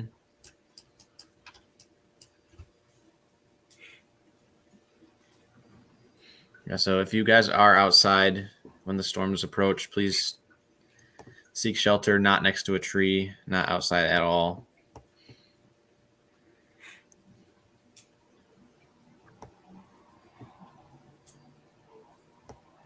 Appreciate that.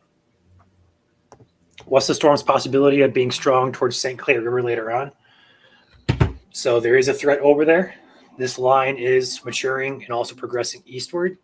Your threat more so for the St. Clair area comes later tonight around, we'll say 6 to 8, I'm going to say, as this line presses on.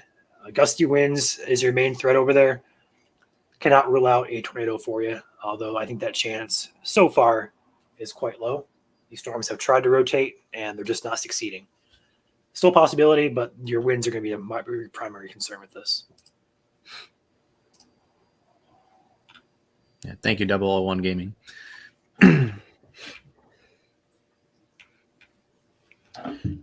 Getting windy in Ypsilanti. It is windy where I'm at here. I'm south of Ypsilanti in Lenawee County.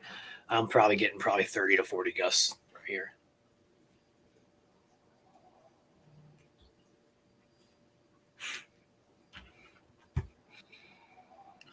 Still checking out, or still closely watching the storm in Eaton Rapids, but still very, very weak at the current moment. And again, that's from the Grand Rapids radar, 3,500 feet away, or 3,500 feet above ground level, or AGL, as some people may say.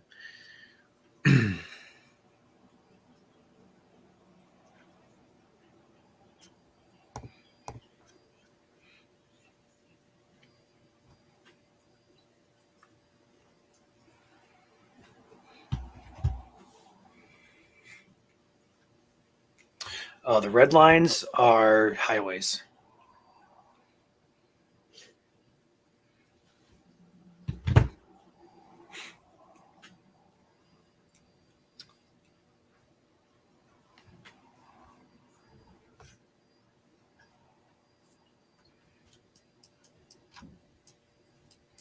So going further north here, can't get our folks up further north. There's no current indication that anything is severe up there, but we can see just to the west of Mount Pleasant, we do see a gusty type of gust front here. Doesn't appear to be overly concerning, but as that passes over, you expect some winds probably 20, 30, 40 plus with that line as it moves through. Mount Pleasant, Alma, basically 127 here. All throughout the state, really. Area of interest still near Eaton Rapids, although nothing tight. Just shows some broad, weak rotation with that. So good news so far.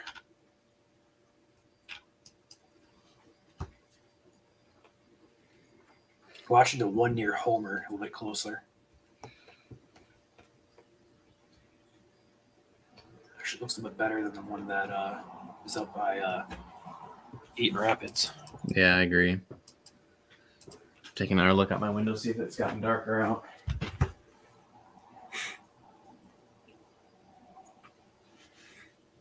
Not really.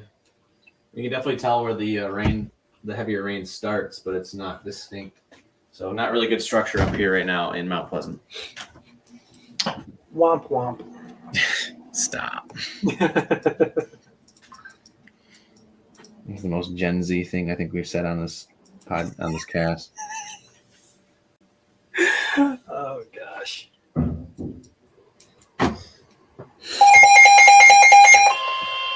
What the heck is that? Hillsdale Sphere. Went severe?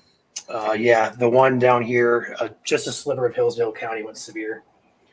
Yeah, everybody for Steuben County, Indiana, as well as looks like a county in Ohio, Bryan area, and then also Camden. Looks like Camden's the only. Wait for it to populate here. It'll populate this right here. This storm. Gotcha. There it is, or kind of. What is? Oh, that's the track. Oh, it works. The tracking. Check that out. Okay, cool. There's your warning. Pops in. Precautionary or your hazards with this are going to be 60-mile-per-hour winds and hail. No severe hail, but you could see some smaller type of hail with this storm. That's going to be moving into Hillsdale County here. So Camden, Frontier, Waldron. You're outside the warning here in Waldron or Frontier, but Southern Hillsdale County in general should be on alert with this storm as it pushes up to the northeast. And the counties for that include Steuben County, Indiana, DeKalb, Williams County in Ohio, and also Hillsdale County here in Michigan. Scared the crap out of me. I did not realize that was on. I thought I had to unplug still. Scared the crap out of everybody. Sorry, guys. It'll go off again, too, I'm sure. Hey, but hey, that's what it does, though. I mean, we got the warning before it even popped up on radar here, so it can save your life someday.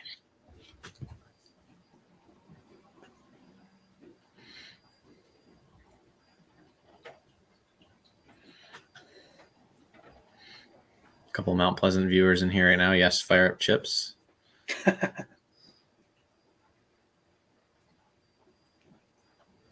Weberville, Williamson area will this go through? Further up the line where the non-severe is at. However, current trajectory of that severe thunderstorm that's down there probably will not hit. That's a long ways away. But you guys are under a special weather statement, so keep that in mind. up to 50-mile-per-hour winds still possible for your area along 96 between Lansing and Brighton. So that would include Howell, Brighton itself, Fowlerville, Williamston, Weberville. Also a little bit south, Dansville, Mason.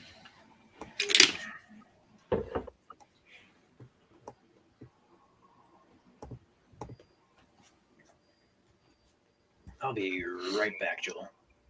Okay.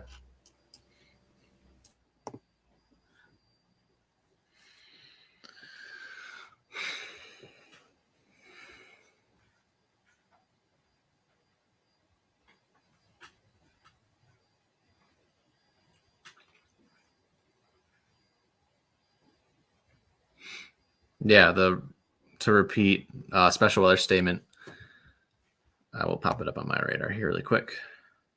As you can see, this big box, this big tannish colored box here that encompasses 9 different counties. Where I'm circling, I'm not sure if you guys can see my mouse or not, but where I'm circling is Williamston, Weberville, Fowlerville area, as well as Dansville and Holt. You guys are under that special weather statement for 50-mile-per-hour winds. Oops.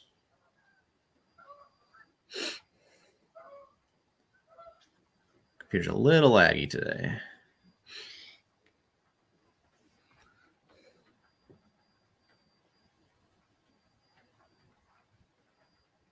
Yes, this is GR2 or Gibson Ridge 2 analyst for those who are familiar with radar products.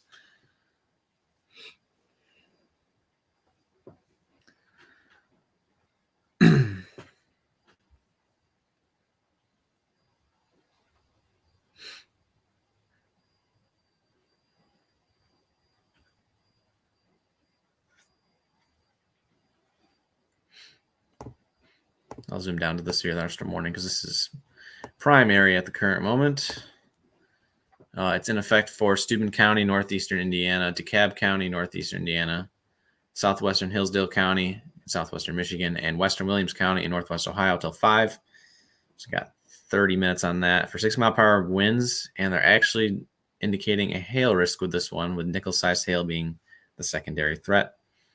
That would be 0.88 inches in diameter, which is the diameter for hail or for nickel-sized hail. So keep that in mind.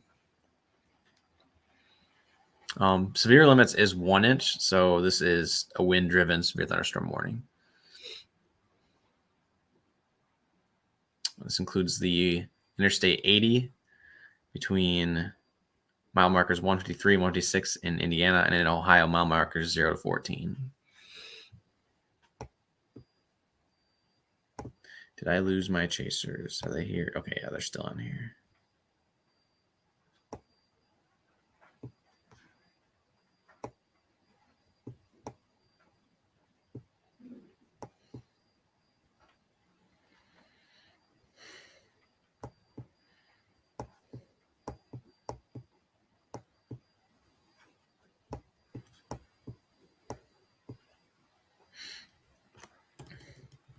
Still some weak-ish rotation entering Diamonddale. Soon to be Lansing, Southside, and Holt. Again, that is just something we're looking at. Nothing to be concerned of as of right now. But we are just obviously monitoring the radar just in case. Drew right now is over in Shiawassee County near Owasso. He's on the ground there. And we also have Ben, who is... I accidentally sent a state line earlier. I just realized there's no rural counties. That's on me. He's in Hillsdale County heading towards what I believe is Hillsdale right now. Ben, is that true? If you can We're hear north me. of Jonesville right now. We're heading east. We're gonna try to bypass the town and then drop south. Okay, sounds good. Thank you very much. Yep. So that was a update from our chaser partners. Looks like Drew is heading south. Is he back live yet? He's not. He's in the stage. So he's heading south, it looks like, towards Perry to get in front of that storm that we're highlighting here in Eaton County, heading into Ingham County and greater Lansing area.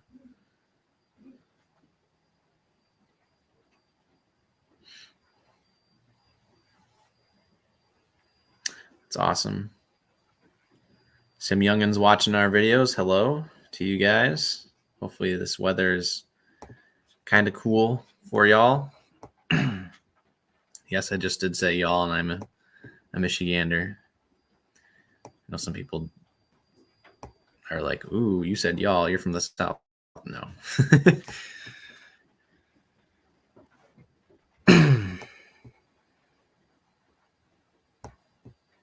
Storm motions on these right now still appear to be moving off to the northeast at 50 miles per hour, closer to 60 miles per hour in some instances. That severe thunderstorm warning is moving off to the northeast at 55 miles per hour. A special weather statement says storm motions are 35 miles per hour, however.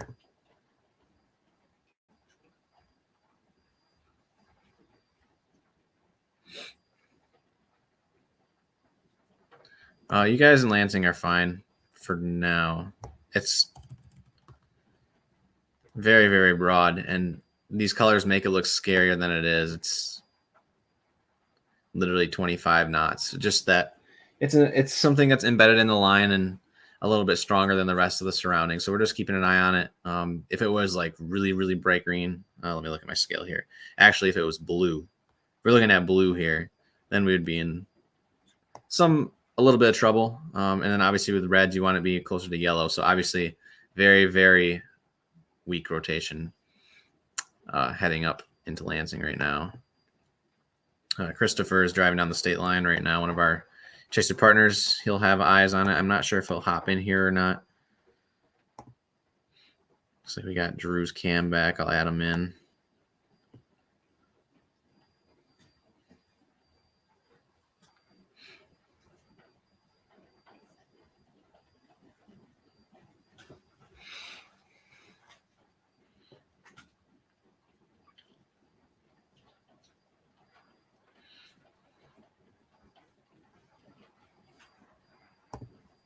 So I'm just switching between radar and comments right now. I'm all on one computer. Today, heading out at 5-ish. Got a commitment tonight, so I believe Nick, Chandler, and Alex may be on later, so they'll keep you guys covered. Heads over to the east side of the state. It's now raining pretty intense here, and I got to close my window.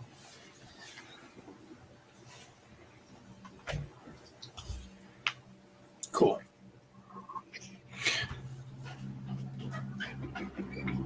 My phone is going to allow me to connect today, so I can go mobile when storms come close to my house because they're heading toward my house. Just hang on. It is. Rain is blowing sideways here in Mount Pleasant. Can you hear me? Yes. Okay, cool. I was confused for a second. Yeah, no, I was making an observation. Real good. Holy cow, it's raining cats and dogs right now in West Lansing. Yeah. Take it live. Take it live. Take it live. I'm not frozen. No. What do you mean I'm frozen? I can hear that, dude, in the background. Yeah, the rain. Yeah. Perfect. All right. I am set up in case of a... Oh, Christopher's in here now. Ooh, we got Chris in here. Let's go ahead and take him. Yeah, take him on. Where are you at, Chris? Can you hear us? Actually, I think he's in Diamonddale. Okay, you got to unmute yourself to talk, Chris. We can't unmute you. Yeah, I know. I was trying to talk earlier. I was trying to tell you guys that I was in here, but That's like Lansing Road right there. yeah. Yep. Awesome. Should be about to switch over to DTX radar here momentarily.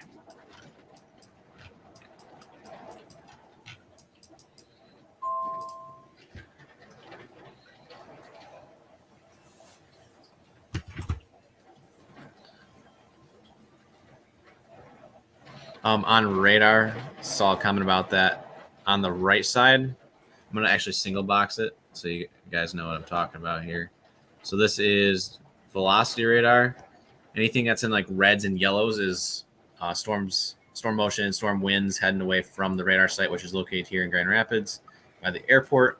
And anything that's green is heading relatively in the direction of the radar. and where we have them come close together. This isn't a great example because it's not tight rotation. It's just really broad, but this is where we would look for areas of like a spin-up tornado, for example. But again, very broad at the current time, but it is the radar that we are watching the most today. And obviously you have your normal reflectivity radar of rain and stuff. Rain and hail is the other stuff here. Anywhere that's pinks is your your heavier indices, and greens and blues is lighter rain. And there's that really heavy rain shower over me right now. And Lansing as well. This is one nice straight line.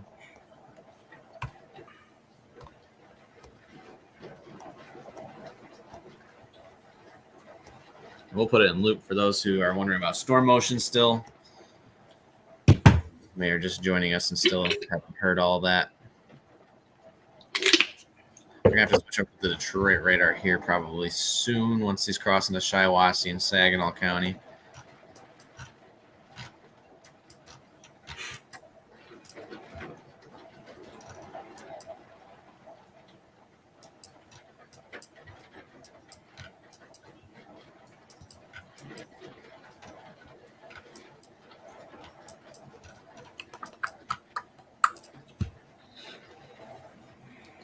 Got a lot of people commenting on our Facebook page saying that they cannot see or comment on our Facebook live stream. So what we have done with our automated warnings is we've added a link to them. So you may see like a little video of what looks to be the live stream, but it's not actually the live stream unless you click through it. It'll click you through to the YouTube page. The actual Facebook live stream is pinned on our page. That one you should be able to comment on. So if you guys are watching and for some reason you can't comment, go to our Facebook page. Under the pinned or featured posts, it should be the first one there. You click on that, you should be able to comment. Otherwise, whenever a warning gets issued, we do have a link there for people to click through and watch us. So you may be seeing the thumbnail of that, but that's not actually a live video. You have to click through it, and it'll take you to the YouTube page. So if you're looking to comment on Facebook, and for some reason you can't, try going to our page and clicking on the featured post. That should take you to our live stream. You guys have pictures to share, you can do so by messaging the page directly, or you can email them to us. The email is in our description of the page on Facebook. They do still use AWIPs. Yes, they do. Or Joel, that'd be a question for you to ask, actually. Let's talk about CMU. Mike's question in your chat about AWIPs.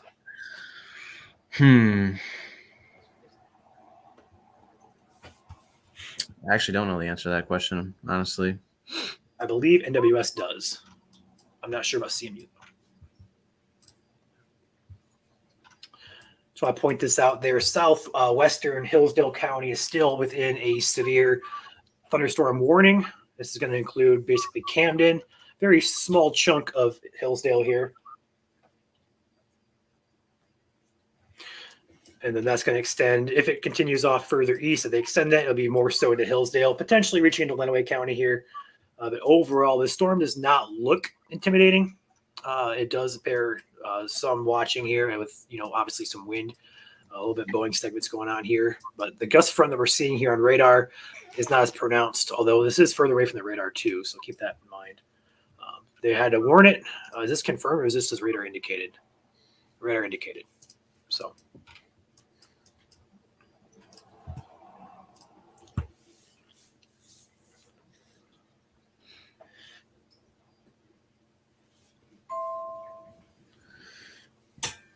Can share pictures via Messenger or email us. Check out our website. It's www.michiganstormteachers.com/send-report, I believe. Yeah, you can't send pictures there, though. It's only text reports. Oh, okay. That's good to know. Everybody here ahead of this line is in a low risk for tornadoes. I don't care if you're in the Thumb, Flint, Ann Arbor, Detroit. It's a low risk. There's not one area that's a higher risk than others. To further answer the question about the reds and the greens, if it's brighter reds and brighter greens, then it's more intense. So yes, it does do it. It has to do with intensity. Just if the greens are more bluish and the reds are more yellowish, that's heavier winds. Keep in mind that higher up in the atmosphere right now, it is more windy as we have the low-level jet cranking right now. And so with the beam height shooting out from the radar and the curvature of the Earth being as it is, you have beam heights up at like 6,000 feet, and it's shooting right into that low-level jet, which is streaming to the north and northeast at 100+ knots in some instances. So that's why you're seeing very bright yellows up here on radar, for example, here near Claire and Isabel. That's not actually what's happening on the ground. That's happening 6,000, 7,000 feet up in the atmosphere where those low-level jet winds are at. So radar is a useful tool, but sometimes not a great indicator of what's happening at the surface, especially when you get further than 50 miles from the radar site. Which is why we need a radar up here in Mount Pleasant.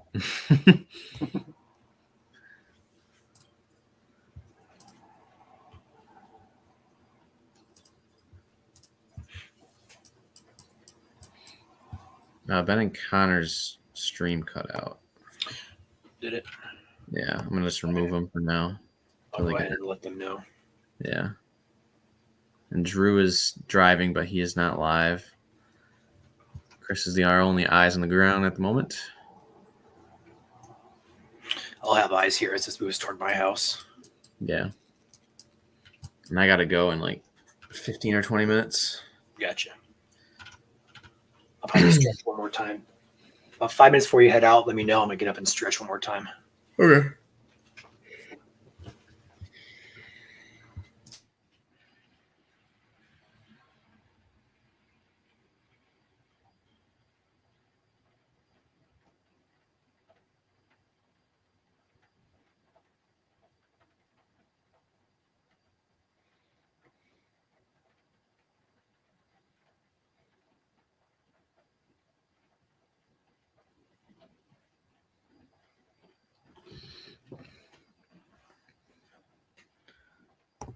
Sorry, I moved my radar back down here. One very skinny line.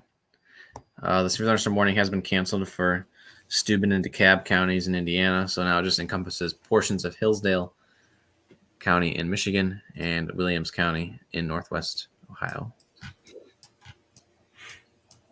And that is our only severe thunderstorm warning right now. And it is a wind-driven severe thunderstorm warning for those who are just tuning in.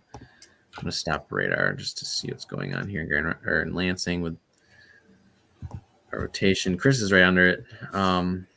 Still very, very weak, it looks like. Perhaps a little bit stronger down here near Parma. And by stronger, I mean maybe 5 knots stronger. It's still very weak. And 4,500 feet up in the atmosphere, so not a good indicator, again, of what's happening at the surface.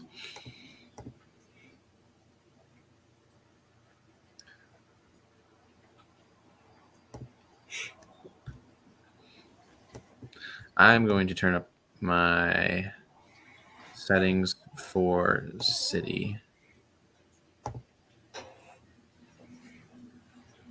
See, you guys are not able to see it. No, but then that just gets rid of more cities that are on here. Sacrifice that has to be made. This is why it is important to know where you guys are located on a blank map. Because obviously on days like today, we can help out and point out where these storms are at, where they're heading. But when we're in extreme severe weather ops and we're focusing on a storm that's, let's say we're zoomed into this level right here, it's important to know where this is at in the state. So if you see like Hillsdale and Hudson, know that's southeast Michigan, but more towards the central southern part of the state. By central southern, I mean like the county line.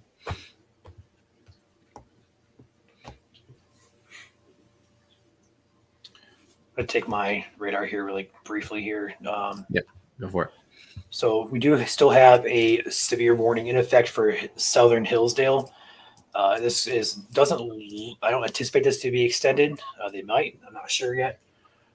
It does also include the very far county, Montpelier, Williams County, should I say, in Ohio. That's moving into Hillsdale County. and in towards Lenawee County. This does not appear to be overly concerning for severe weather.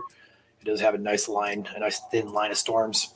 Gust front doesn't look to be too strong along it, although we could still see some higher in gust within that line just because of the wind profiles today. So just wanted to hop on there and say that. You can see the gust front all throughout this green line here. That's a darker green. So that's going to be moving east-northeast through the state. We're about halfway through this. So we'll expect this to clear the state by roughly 9 p.m. So we got about 4 more hours worth of tracking this to go. I'll just go ahead and zoom in here. So the only areas that I see involved in this severe warning are Camden. There's an Austin here, and that's about it. Pretty isolated and desert out there. So we're not too concerned. Although looking at North Webster's storm relative velocity up by up by Cambria area looks to be a little bit stronger.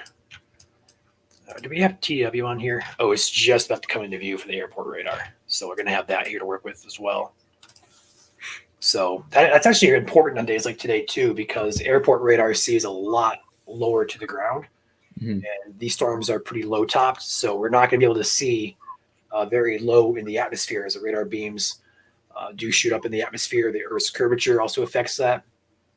So the radar beam from Detroit, for example, down here to the Hillsdale area is going to be roughly, I'll wait for it to load in here, roughly 7,000 feet. But if I were to take the airport radar is going to be roughly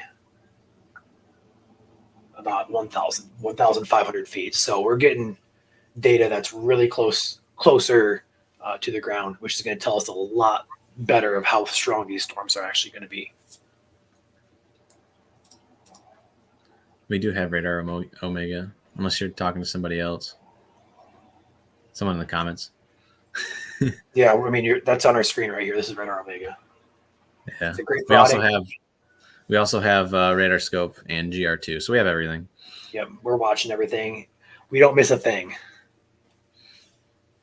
GR2 is the preferred just because of the tools you have to cut through storms and different tilts and stuff like that. But radar Omega is great when we have an active tornado. We can zoom down to like the road name, so we can tell you exactly where the rotation's at. We can track it, but using multiple tools is key. Mm-hmm. Looking at the storm relative velocity here, main area in Hillsdale County that's more gusty right now is entering Jonesville, Hillsdale, and Cambria. That's extending further north towards the Parma into Jackson areas momentarily, but that does appear to be the heaviest of the gust front for now. Does not really look to be too concerning.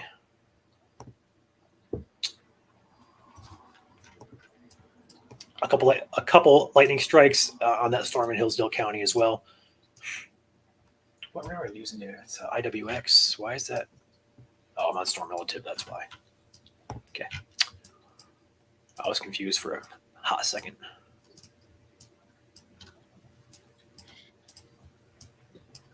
So there is a warning still in effect here that expires in 10 minutes for Hillsdale County. Let's go ahead and track this for you guys a little bit further out ahead. We'll do a couple tracks on this. This is just a few areas in the path of this. Some main areas: Pittsford in 15, Wheatland in 22, Osseo in 12 minutes, Addison in 25, Manitowoc Beach in 25, Somerset Center in 25, Devil's Lake in about a half hour, Cement City in a half hour, South Jackson 33 minutes, Brooklyn 35 minutes, Vandercook Lakes 35 minutes, Jackson proper 40 minutes. Looking at a few other ones here: Grass Lake in 45. This is just general vicinity timeframes here. Chelsea in 55, Lima Center in 56, Dexter in an hour. That's about it. So rough timeframes there. Don't take those to be exact, just a general estimate. It's like Drew's on here and got some structure, maybe. Take him. Where is he at? There he is. What's up, Drew? What's up, guys? Just south of Belton, a town called Belton, roughly. So really nice I think there's a shelf cloud or a process of a shelf cloud starting to form. Got a lot of like whale's mouth structure that's been forming recently. So yeah, I'm just gonna wait for this line to intercept, and we'll see what happens here. So Sounds good. Now he is just near Owasso, which is just northeast of Lansing. So he's between Lansing and Flint. It's kind of between Ovid, Owasso, and Langsburg, kind of the Bermuda Triangle there. Onto my Detroit radar, you can definitely see it's trying to gust out a little bit there near St. John's. I'm guessing that's what he's looking at. If that's due west. my view right now is due south right now. Oh, okay. This is more west. Just got a new SWS issued for the Tri-City area. Winds in excess of 30. And then also, what is this one? Same one, I assume. Winds in excess of 30. So DTX Detroit has went ahead and issued special weather statements. Saginaw, Midland, Freeland till 5:45. No hails expected. Some gusty winds with that. Nothing severe at this time. They did drop that warning now for Hillsdale. Go ahead and take Detroit's radar. We'll be moving in here to Detroit's area, so we'll have a good idea what's going on now. It's kind of like in a radar gap right now, so as it moves closer to the radar, we'll have a better idea.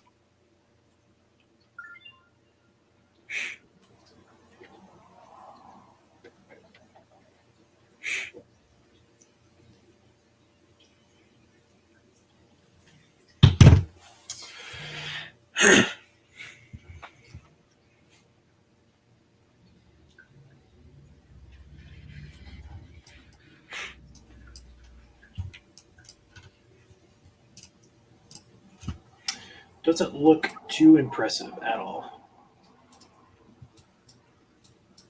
as of this time.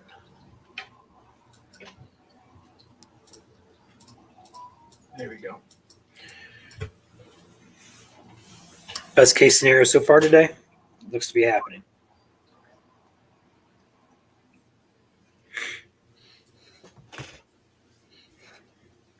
Whale's mouth is essentially turbulence in the atmosphere, a good indicator of turbulence that's occurring due to the very strong low-level jet and just overall shear between 0 and 6 kilometers. I'm learning about gravity waves a little bit right now and dynamics, so very interesting features.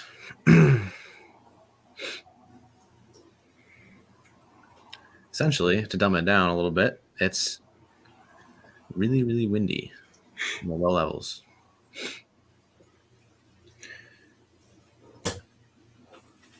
So I have some live data of something. I just want to point this out.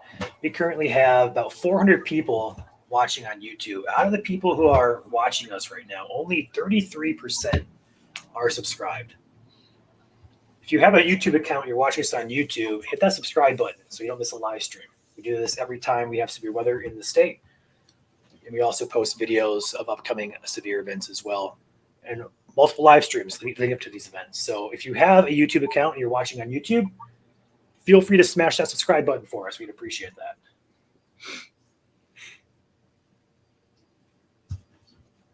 It is really picking up wind here. I hope I don't lose power. If I do, I'm prepared, though. There we go. Speaking of which, I'm going to charge my phone up just a bit more for this storm coming through. Yeah. Yeah, if the dews are indeed lower in eastern Michigan, that will. It's an indicator of less moisture available. And storms will start to fizz a little bit.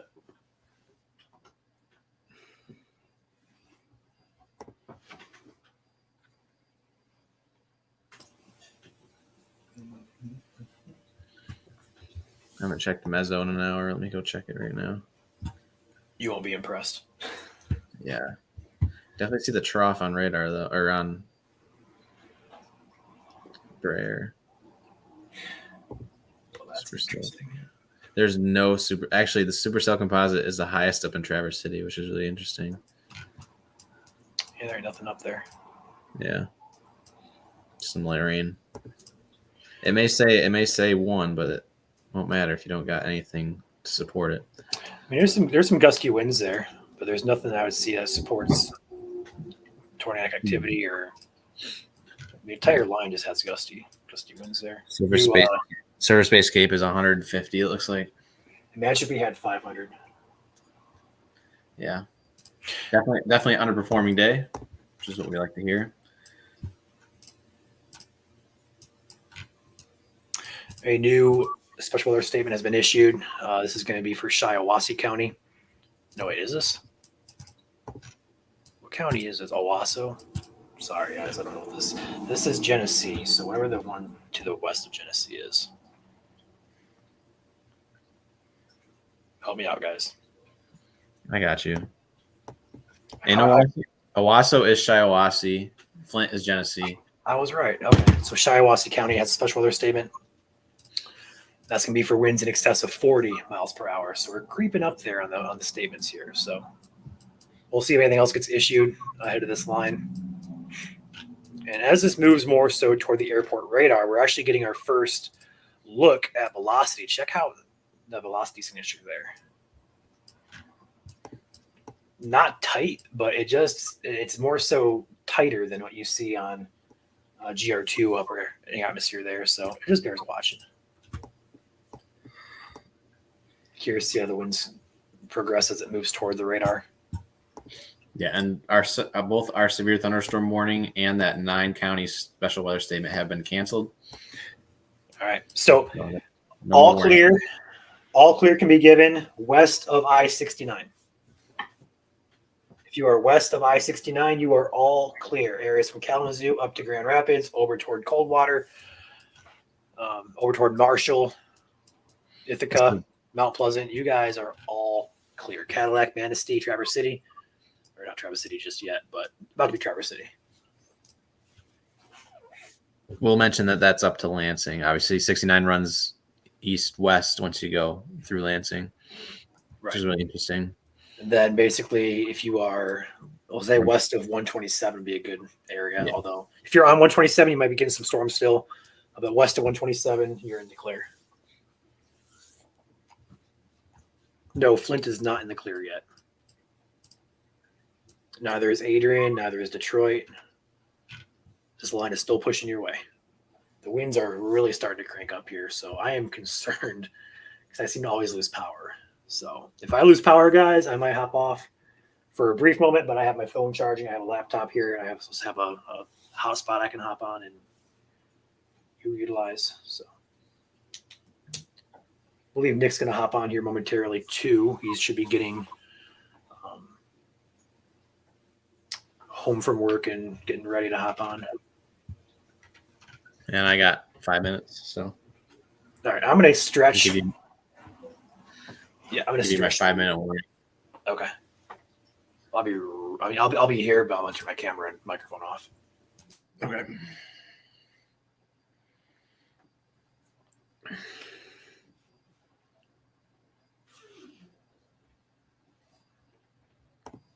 Take me live one last time here. Go up and down the line. Do I have lightning on? Currently on 96, where that tornado hit last year. Driving the same path that me and Cody came down. So crazy. The trees are still completely gone.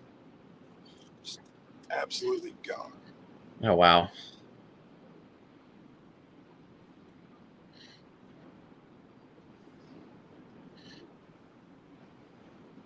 Yeah, that was. Yeah, I went by it on spring break this year, and I was like, "Geez." Yeah, dude, still so noticeable. Mm-hmm.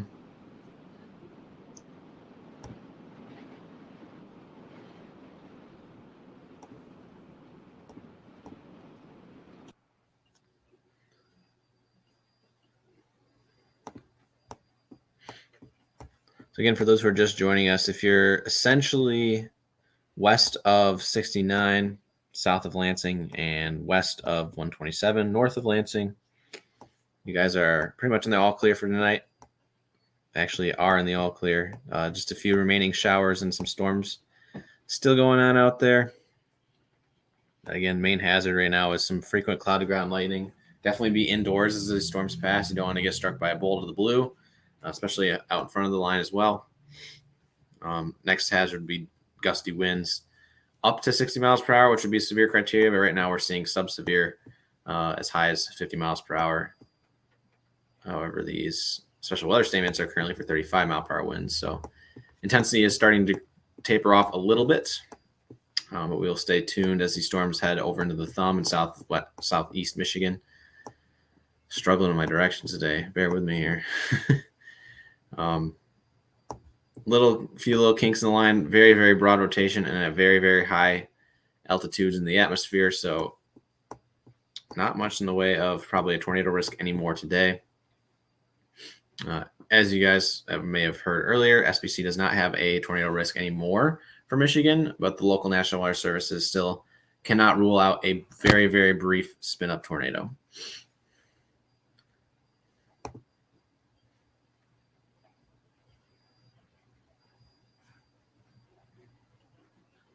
I am out of Mount Pleasant right now.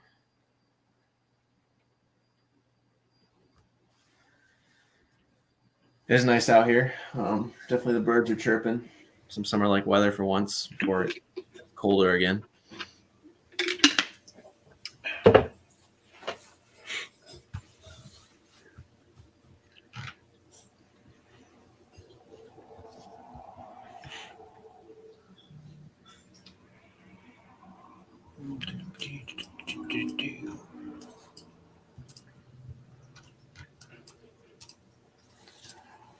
If you got to go, Joel, you can go ahead and go. I got this. Okay.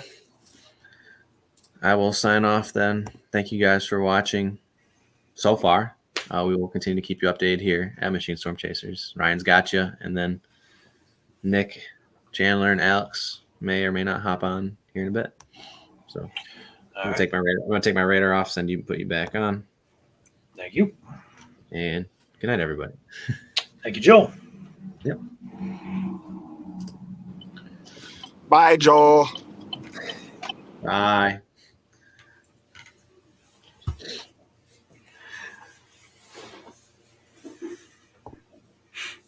All right, so overview, guys. We'll go over everything really quickly. Let's go ahead and switch over to the latest SPC outlook since nothing's going on, or nothing too much is going on. All right, let's go ahead and click over our outlook here for day one. There remains a slight risk that is in effect.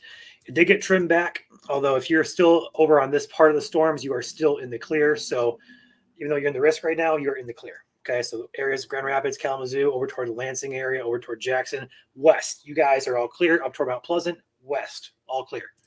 If you're east of this line in Ann Arbor, Detroit, up to the thumb, Port Huron, Sandusky, all the way up to Port Huron or Port Austin, Tri-Cities, these storms are moving towards you still. You are still in the threat. So right now, the threat we're talking about is for damaging winds. We're going to go ahead and take a break on talking about this. We're going to add Drew here. Looks like he's out looking at a decent cloud base here. Or looks like a shelf cloud, actually. He is going to be in the Lansing northeast area out ahead of these storms, just south of Owasso, looks like. Trying to find his dot there. Okay, he's between Ovid and Owasso. And this is going to be, there's a special weather statement there for the winds in excess of 40 miles per hour. I'll go ahead and take my radar back here. I'll come back to Drew here momentarily. But he is right here, this green dot that we see. There's Drew. Here are the storms. He's basically right on top of those. But overall, this line is going to continue to push eastward with a little bit, or northeast movement here. Go ahead and animate this. We do still have potential for damaging wind gusts with this line, although so far there have not been too many reports of severe wind gusts. So that's great news. Hopefully that continues. And also a low chance for a brief spin-up tornado. We saw a few instances earlier today that we did have a decently tight couplet that was on our scan for about 2 or 3 different scans. So these storms are capable, although they try to rotate and they struggle. So we're not expecting too much out of this. I mean, it's happened through the state here. Not much has happened. We had a couple warnings a little bit of rotation. But other than that, the threat for low and severe weather continues in the east part of the state here as this line pushes east and north. So we're going to stay here as long as these storms pose a threat. If they continue to weaken and fall apart, we might hop off here early, but otherwise we'll be here, planning on being here until these storms exit our state into Canada and over the lake. So with that being said, we're going to take Drew's stream back here. Again, he is sitting between Ovid and Owasso. This is just north and east of Lansing. Look at the storm. And again, looks like a nice shelf cloud there. Yeah, Rebecca, I will do that for you guys. For those of you who are in the further northern parts of the state near Traverse City, the marginal risk of severe weather does still exist up there. However, nothing that we've seen up there is catching our eye. Trust us, we are looking up there. There's a gust front here between Traverse City and Cadillac. I'll zoom in here for some locations. It's pretty ruled out here. Kalkaska, Frederick, Mansalona, Grayling, you guys are all in the path of this gust front. This is not a very strong gust front that we see on radar, but it does bear watching as it moves up toward the Otsego Lake and also the Gaylord proper areas. Now, nothing severe up there. But again, if you're in Traverse City, Frankfort, Manistee, you guys are all clear. Cadillac is all clear. We are focusing on all areas. We have radars going behind the scenes here that we are watching. We're always watching, no matter if you're in the northern Michigan or southern Michigan. Right now, the main concern still remains where further instability has developed, or is developing, or is developed, should I say, to the south of you.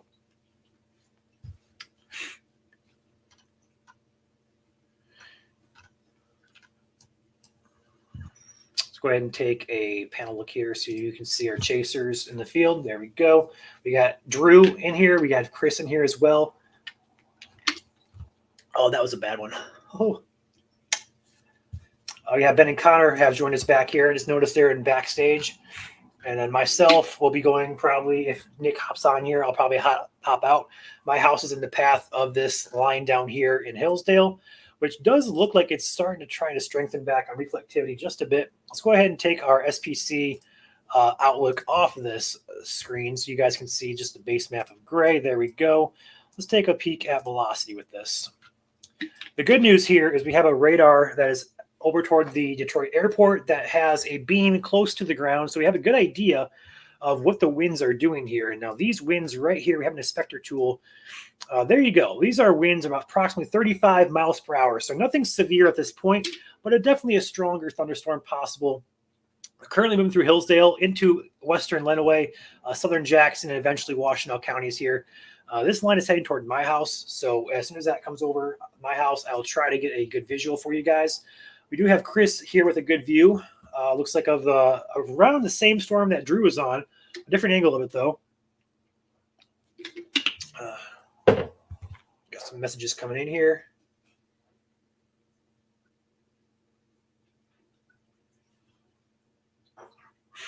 There we go.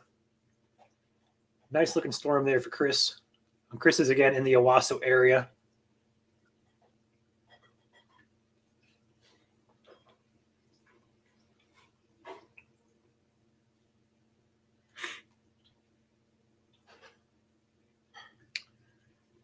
If there is any dead air, I apologize. I'm looking at multiple things at once here. I'm a one-man show, running 3 radars, messages, and comments on the page, trying to monitor everything that comes in. Although, luckily, we are not seeing much in the way of significant severe weather, which is awesome. Great news. But it does continue to bear watching into the evening hours. I think the best case scenario has happened so far. The dynamics that are in play are the wind shear especially is a little bit stronger today than it has been in previous setups. It's just we didn't have the fuel to get these storms really up and running here. So our car engine did not get too much above empty. We had the engine that runs. We just didn't have the fuel to supply it. Winds near Jonesville are 60 miles per hour. That is currently 6,000 feet in the atmosphere, or approximately about 5,000 feet or so. So the actual winds that are closer to the surface are not that strong. The ones we're getting, the highest one I have on my inspector tool here is 40. That's just due east of Jonesville. So a decently strong storm there, but not strong enough to be severe.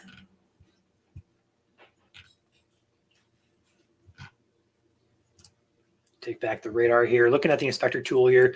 I'm on the airport radar, so you're not going to see the wide spectrum of the line of storms here, but it does give us a little bit more of a tool to use of a little lower to the ground, should I say. So velocity, switching this over here.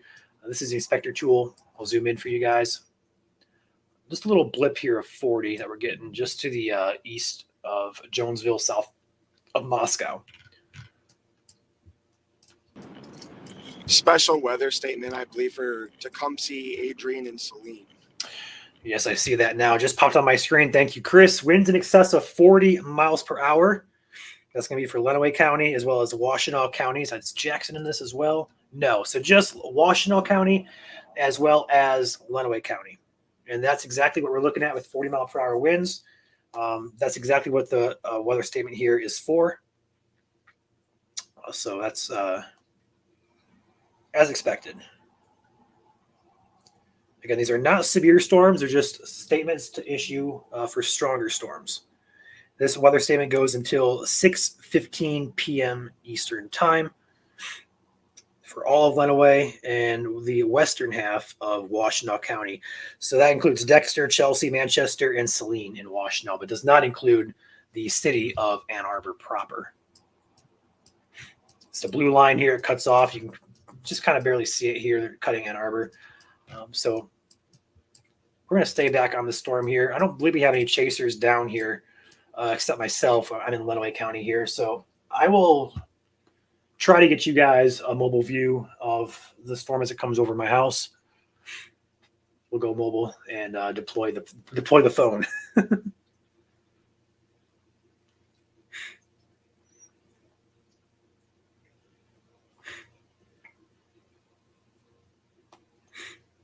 If you guys are watching from Facebook, hit the like button for us. Watching from YouTube, appreciate if you guys subscribe to the page. We do this every time severe weather happens in the state of Michigan, or we expect it to happen at least. The like button helps us out significantly, boosts the algorithm in our favor, and also subscribing to our page also boosts the algorithm. It also alerts you to potential severe threats coming up. We post videos, live streams all the time leading up to events, so you're always prepared for everything and anything Michigan weather has to throw at us.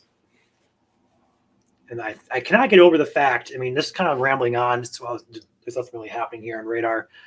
We have almost 5,000 subscribers on YouTube, and we have like videos with 20,000+ viewers. Overall, people who watch our videos, like 25 to 30% are not subscribed, or are only subscribed. 70% are not subscribed, which is crazy to me. Bet your drone would blow away right now. It would. It would. We're not going to send the drone up. If we had Nick on here, I might try. I might actually do it if he hops on. But right now, I'm just going to sit tight and wait until the storm is moving towards me a bit closer. Okay, another weather statement here for Jackson, Vandercook Lake, and Michigan Center. So this one's a bit more concerning according to GRR, or Grand Rapids. GRR is what we call Grand Rapids. Their weather statement now for Jackson County says up to 55 miles per hour on the winds. So that's a little bit higher end. That's going to be until 6:15. I'm going to get this post on the page. And that's going to be just up here along this line here. Now, the airport radar currently does not have any stronger gusts there, but that doesn't mean it's not going to be happening. So this particular gust front moving through Jackson, anybody here from Jackson proper or east? Let me know, Napoleon area. Let me know what those winds are doing.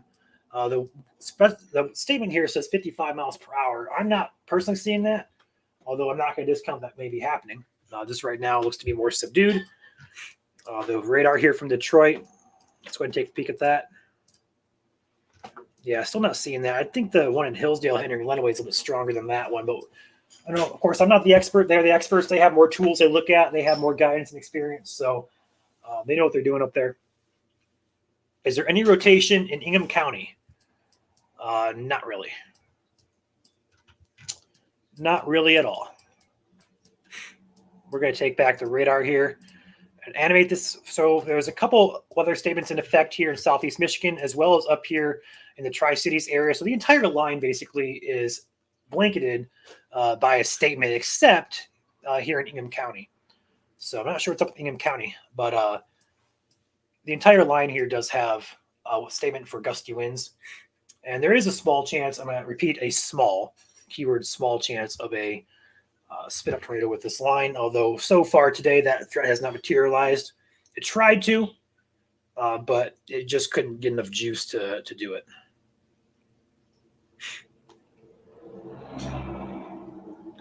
See, Lynn is posting something from Jackson here on our messaging page. Thank you, Lynn, if you're watching. I think you're in the comment section here. I'm watching your video now. Thank you for sending that in. What time will it hit Grand Blanc? About an hour to 90 minutes. So 60 to 90 minutes, hour and a half. See, Ben and Connor are back on here. Let's go ahead and take Chris full here.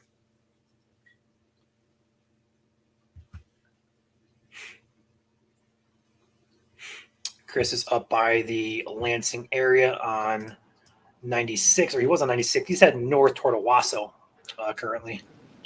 Yeah, I'm currently just south of Perry. Okay. Sounds good. I'll take back the radar here. This is a 513 scan, so that's the same one I'm seeing on this. Right around 40 to 42 miles an hour now in Hillsdale County.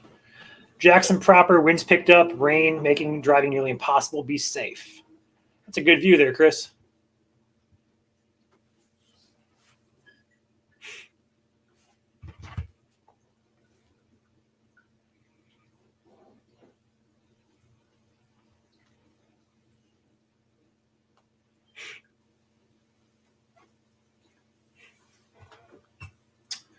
Looks like the strongest storm right now is going to be over Dansville. There's also one we're watching in Hillsdale, about to push into Lenawee here next couple of minutes.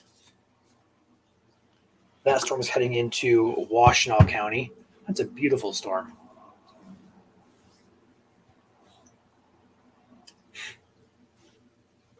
It's like a wall of rain.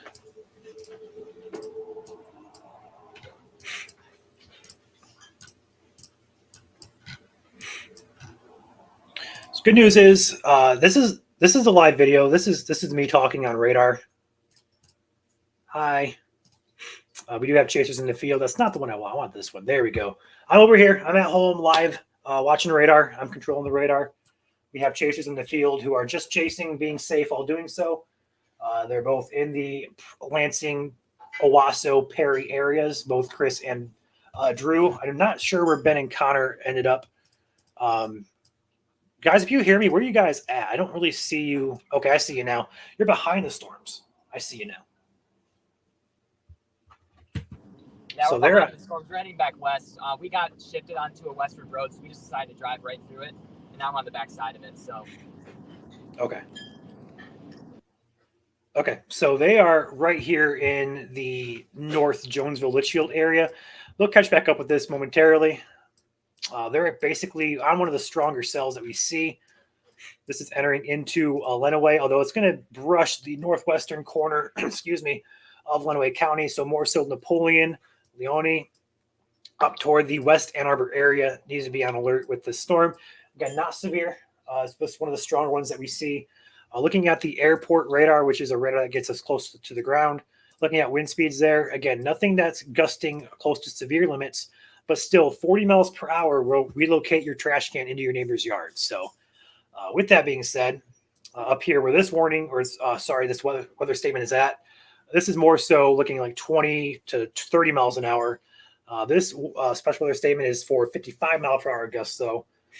So we'll have to keep an eye on that. If anybody watching has access to ASOS reports, if you guys could find one for Jackson Airport, I could do it myself, but I don't exactly know the website for it. I used to, but I don't anymore. I know a couple of you guys watching sent those in for it to us, so I'd appreciate if you guys did that again. If you could find that, if there's any gusts reported in Jackson.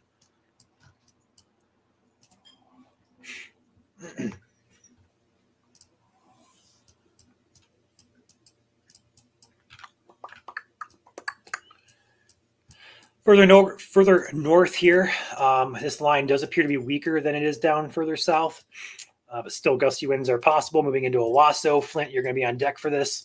Saginaw, Bay City. The good news is nothing is severe at this point. The bad news is a potential that we are watching into the evening hours that we can't completely rule out, which is why we are live streaming here. We're going to be continuing to live stream until the threat is passed. This is a 520. That's a 520. Still about 40 miles an hour. Okay.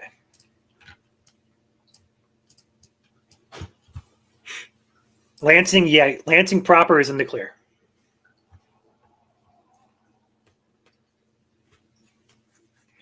We are going to check up in the northern part of Michigan for our friends up in the Gaylord area.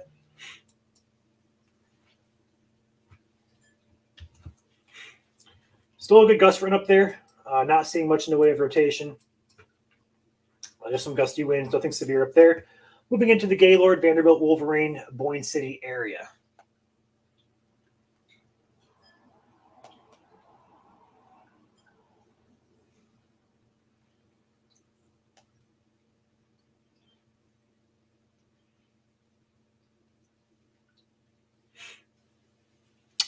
Got a good picture of a shelf cloud about to go on the page, guys, from Holly.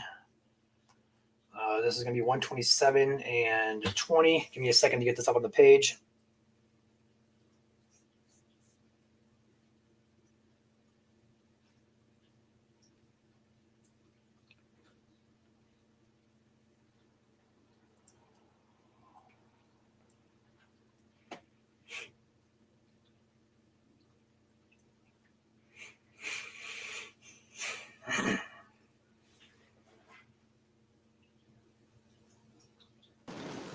Oddly enough, now I'm going through another tornado path damage from last year, right in Perry. You're hitting all the damage paths today, Chris.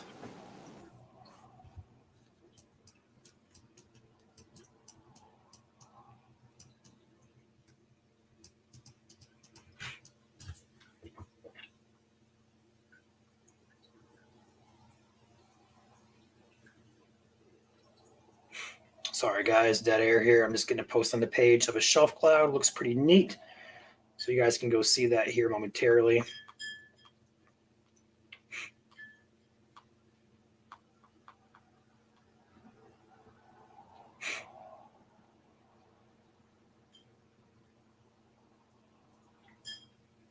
There we go. That just got posted.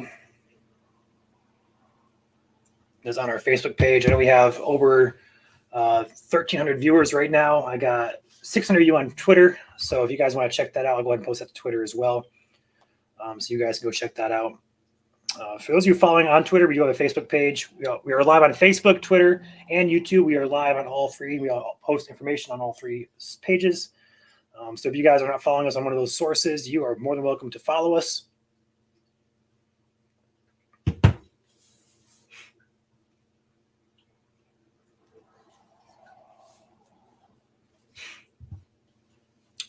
Looks like we lost Ben and Drew. It looks like we also Ben and Connor. We also lost Drew as well. Looks like we got Chris on here still.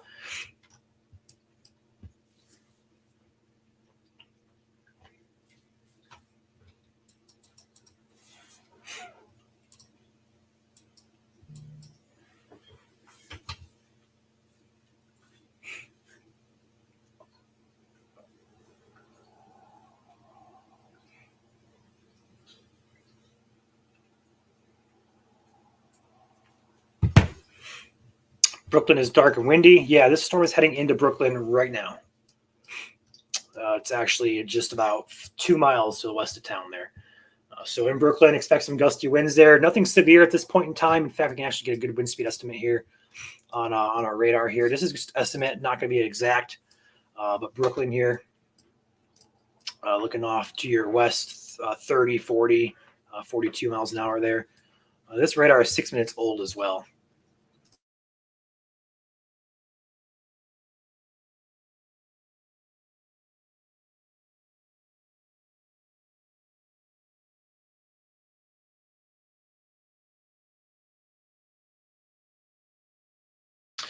No, this is the only threat we have. So west side of the state is all clear.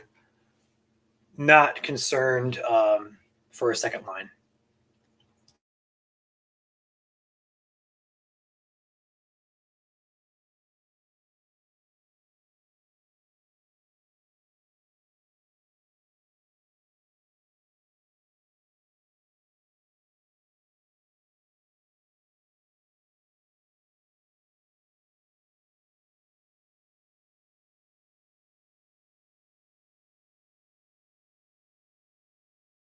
Sorry, guys, I had a piece of mail I needed to read real quick, make sure it wasn't anything serious. It is not. Do us a favor if you're just joining us off work or whatever. If you're just joining us, we just got a spike in viewers here. So if you're joining, hit the like button, subscribe to the page, or if you're on YouTube, should I say, subscribe to the channel. We'd appreciate that. We're just going to be tracking these storms as they move through the state. Nothing severe at this point.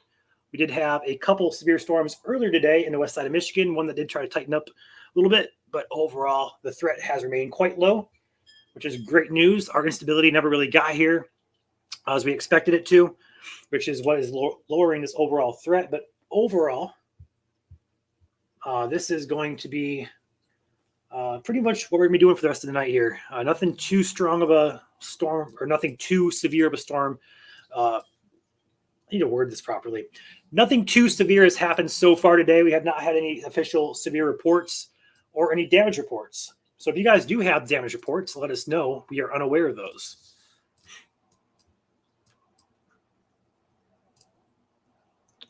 Why did my inspector tool just completely go away? I don't understand. Okay, nope, that ain't gonna be it. I'm gonna have to restart this because my inspector tool is gone. There we go. That's why they didn't have radar overlaid. All right, we're back. No hail at all. You guys want to see how high the tops are of these storms? Let's go ahead and do that. Let's go ahead and take why did that just change over to radar scope? Bear with me, guys. My computer's being wonky. Here we go. We're going to take this an entire screen look. There we go. All right, this is GR2. This is going to tell us how high these tops of the storms are. Let's switch over here to Detroit radar. Let it load in. So we can see the gust front here of that darker line in the middle of this brighter green. That's going to be your gust, your windies, or so your higher gusts. What we're going to end up doing here is taking the full radar. We're going to take a open look here at these storms. Now, this is a X-ray basically of the atmosphere here. There's Hillsdale, there's Adrian, so we got to go this way. Here we go. There's north, south, east, west. Taking a look at these, they're really low-top storms there. And the feet are over there on the left and right there. So these are roughly between 10 and 20,000 feet. I know it's kind of hard for you guys to see. I just went away. My computer is being wonky. I have no idea what's going on with that, guys. I apologize. Try it again. There we go. You can see it better this time. So 20,000 feet or so, which are pretty low topped, which is also, you have a radar beam that shoots up in the atmosphere. For example, the Detroit radar on these storms is currently sitting at 3,000 to 4,000 feet. So when you have these storms that are really low topped, that beam is up there pretty high, right? And what's below that 3,000 feet, it's not going to see it. So anything below 3,000 to 4,000 feet, we're not seeing on radar. And we're kind of seeing that here too. That's about what the radar is right there. We can't see that on the surface. So what's happening on the surface, we have no idea, which is also why skyborne spotters exist and storm chasers exist. Pretty cool.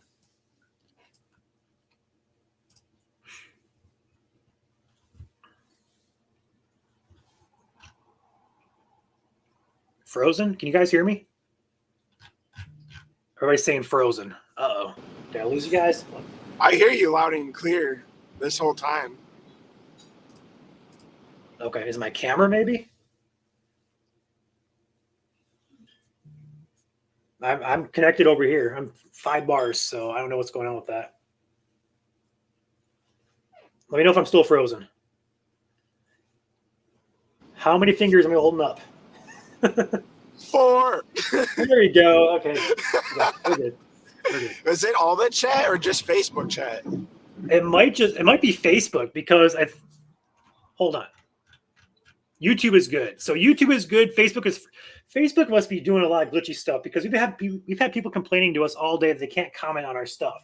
I have no idea what's going on with that. We have not blocked anybody. We have muted a few people because of spamming and stuff like that, but we have not blocked anybody. We can see your comments. We have not changed any settings. So anything that is glitching on our end of things, or on the, should I say, on the Facebook end of things, appears to be a Facebook issue, not a MSC issue here. So it looks like everybody on YouTube is saying, yeah, YouTube is fine. Everybody on Facebook is saying it's frozen. All right, so Facebook's the issue.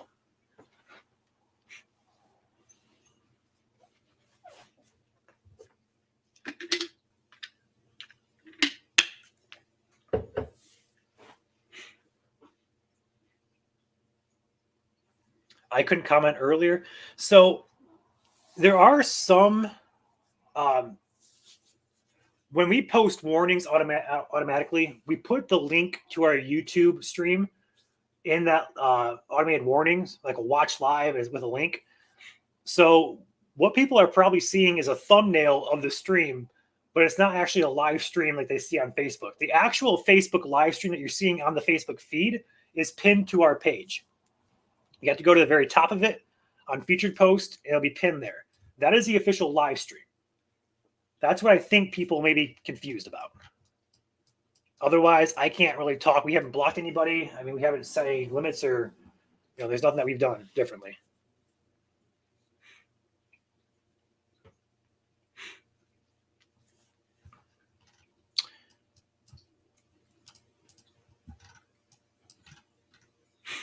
We have a brighter velocity up here just to the east of Kalkaska.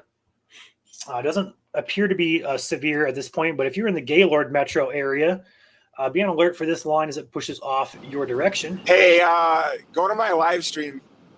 I don't know what the heck is going on here, but I have like 1,000 cops on this bridge. I am just outside, where am I? Durand? Yeah, outside of Durand and Lennon. Oh, that's not sus.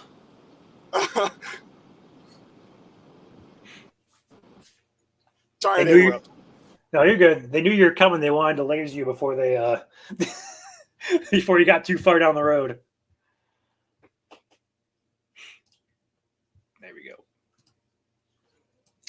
All right, back to the northern lower Michigan here, Kalkaska, heading up toward the Gaylord area. There's an area, it looks like it's gone now, but there was an area of some increased velocity here. We see it between Frederick and Kalkaska there, just to the west of Grayling, heading up toward the Gaylord metro area. So ahead of this line, definitely could see some stronger gusts with this as well. Special weather statement for Brighton and Howell area. Okay, thank you, Chris. Take that back on radar Omega. There we go. That's a lot better, actually. I'm sharing my entire screen. I got to figure out how to do that a little bit better. Let's try it this way. There we go. All right, let's take a peek all throughout the radar or the line here. So new special weather statement for Brighton and Howell. This is going to be winds in excess of 40 miles per hour. Again, these are all sub-severe storms, but strong storms nonetheless. This says Fowlerville 540, Howell at 550, Cohocton and Oak Grove at 555, Pinckney at 6 o'clock, Brighton around 6:15, as well as Heartland at 6:15.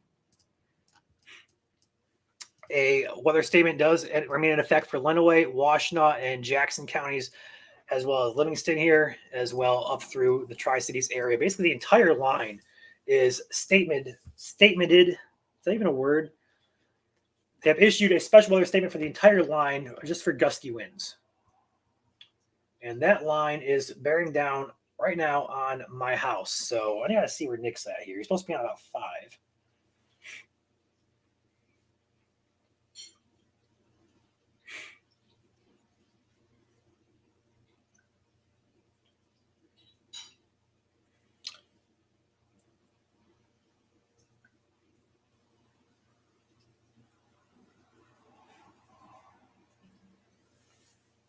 There we go. I want to be able to go out and get a view of these storms that roll over my house.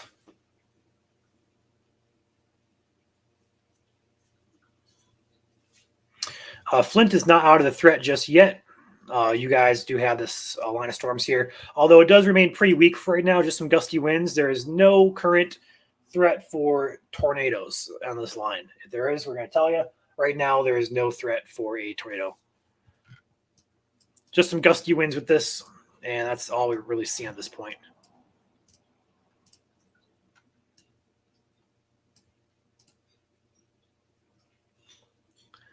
That line is moving east pretty quickly now.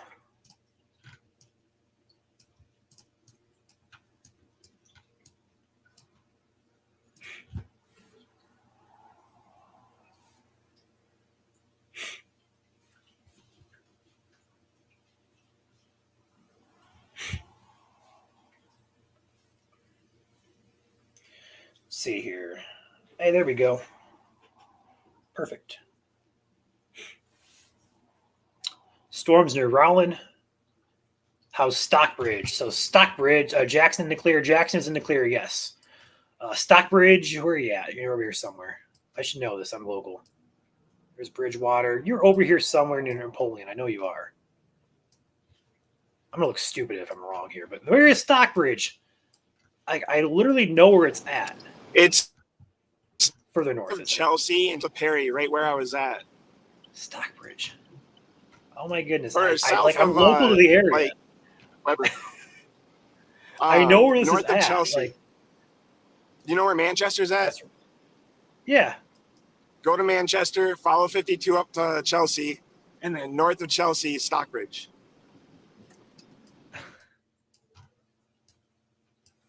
I'm losing my mind, guys. I'm local to this area. Like, I know where Stockbridge is. Why can't I find this? It's I'm getting annoyed. just north of Waterloo.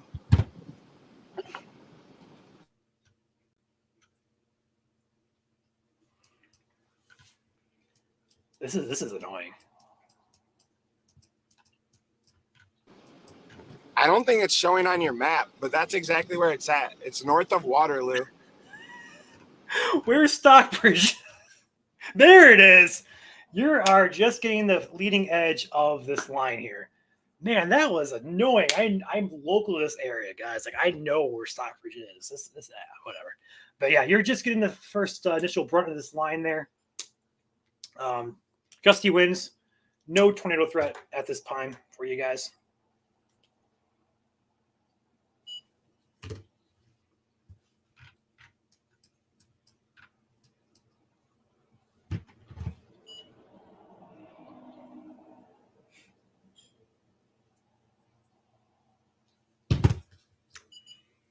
I was going to say, I wasn't listing on there. I was internal rage.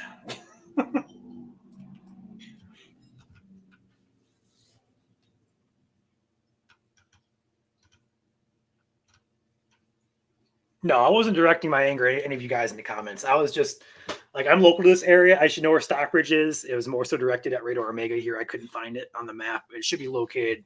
It's a town, so it should be more located. Like, it should pop up when I zoom in on it. No, it wasn't directed at anybody in the comments here. Any power outages? Nothing widespread. There's about 70 outages across the state. About 3,000 people, last I checked, out of power within Consumers Energy. So not very many. In fact, I believe I actually have a power outage layer here in Radar Omega I can use. I do. Let's see if this works. So we got a couple counties here popping up. By Cadillac, 488 customers. Mecosta County, 775 or 770 customers out, and down here in St. Joseph, 915 out. Other than that, there's some scattered stuff or scattered outages in between across the state.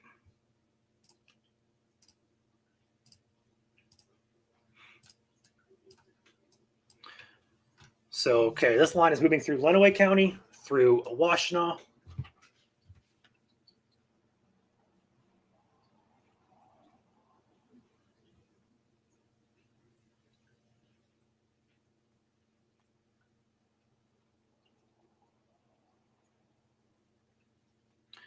Yeah, that picture we posted on the page of US 127 and 20 of the shelf cloud, that's actually on the Ohio border. That is not Mount Pleasant area.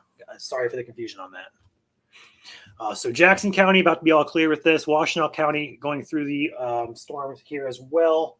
Lenawee County, Monroe County on deck, Wayne County on deck, all the way through Oakland County, Livingston County, Macomb County, Shiawassee, Genesee, Lapeer. This is where I drop off here. This is I want to say Lapeer. This is Lapeer. Let's go to GR2. We can do a little bit better than this. We got tools. Let's use them.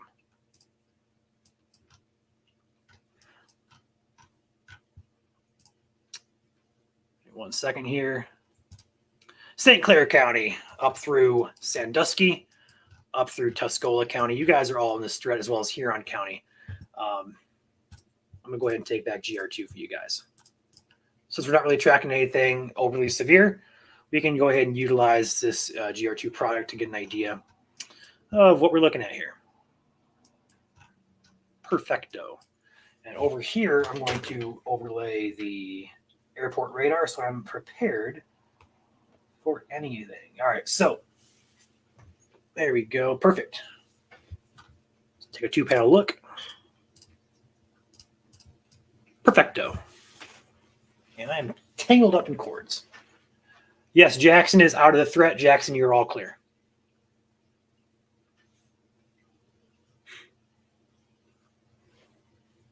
Still frozen? Man, Facebook must be glitching hard, guys. I apologize. I don't know how I could prevent that. I see about 200 of you guys watching on Facebook right now. Most of you guys are watching on Twitter, surprisingly, has a lot of viewers. So welcome everybody from Twitter or X, what do you want to call it now? And that as well as our YouTube page. So, hey, first-time followers, first-time watchers, welcome to the page, welcome to the channel. We do this every time severe weather is expected in Michigan. We love doing what we do. And we are passionate about what we do. So if you love weather, love storm chasing, hit the follow, hit the like. We do it for a passion. We don't really do it for fun. We do it for a passion. Anything near mid-Michigan? Not right now. Just some gusty winds along this line. Up further north near Gaylord, we were watching an area of some increased velocity. It does appear to be broadening out there, or not broadening out, but more so weakening. Not a concern anymore, but still gusty winds are possible along this line.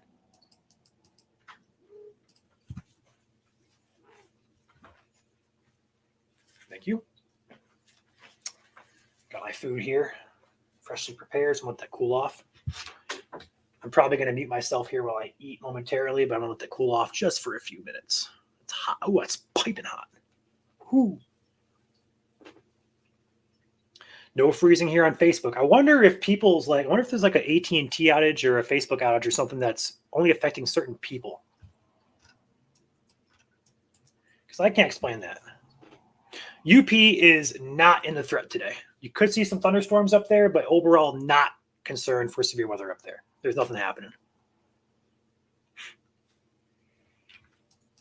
Oh, Chris got a good look here. Didn't even notice that, but Chris, where are you at? Oh, I see you. Yeah, I'm between New Lothrop and Flushing on M13. Thank you, Chris. So we're going to take a split panel look here of us three. Not me full. Nope.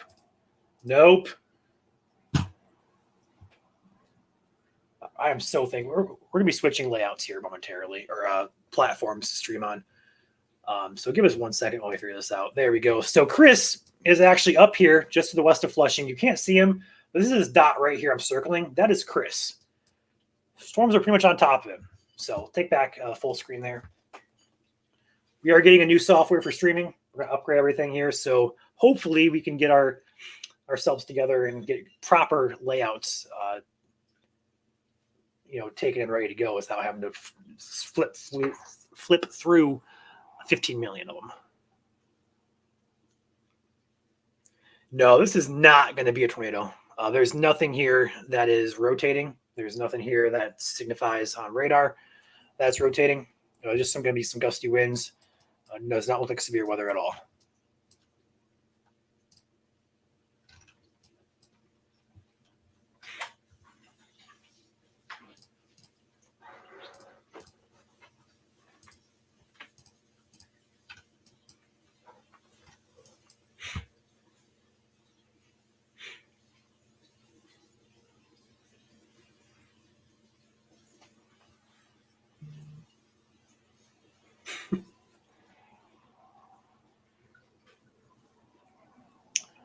how far from Holly, Michigan? Help me out. What county is Holly in? I know it's up there somewhere.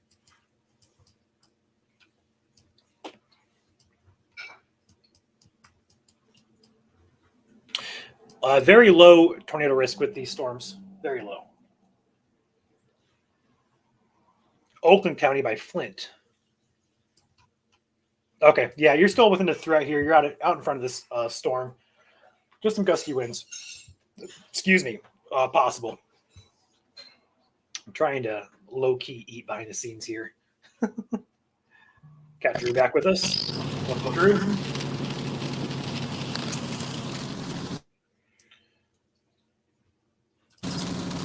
What's up? Just not much. Just waiting for this to cross over into Canada. Yep. All right, take back the airport radar. Let's just go back to Radar Omega here to show you guys this. And these storms are coming very close to my house here. Hey, there's our background. That is not a current storm. That is just our background. There we go. So checking back down here toward Lenawee and Washtenaw counties on the airport radar. These storms in Lenawee do appear to be the strongest. Hey, Nick's on here now. I could probably go out and get a good shot of the storm coming in. What's up, Nick? Hello. Hi. How's it going? How was your dinner? Didn't get through much of it. Oof. I mean, if you want to keep on eating, go for it. I'm about to dig into mine here too. So No, it's all right. eating with MSC. Just chilling out, having a good time. Trying to get my bearings on all these storms here. I'll catch you up. We had like 3 warnings earlier in the west side of the state. One storm tried to really tighten up. It did tighten up actually for about 2 or 3 scans. Since then, it's just been subsevere. Nothing much to report. Perfect. The line of storms in Lenawee County does catch my eye more so just because the airport radar is saying it's a little bit more like 40 knot per hour or so on the surface. This is a pretty low radar beam as well. So what's happening here is probably what's happening on the ground. So Adrian, be prepared for some gusty winds, Lenawee County, all the way up through Washtenaw. I'll be here in eastern Lenawee about to go outside and get a view on this. So we'll have a visual momentarily. But just so far, Chris and Drew are up near the Flint, around the Flint area. Chris is in front of the storm. Drew just joined back here. But otherwise, we're just having a good time. Nice. Kyle, I'm in Lenawee County. I am about half hour from Stockbridge. And yes, we are from Michigan.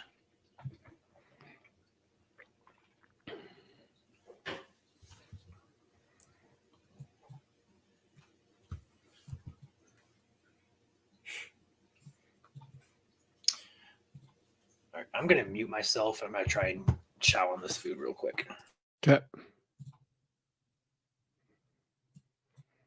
Not sure if I have much to add other than it's just a gusty line of storms. Or really rain right now. I don't see much lightning anyway.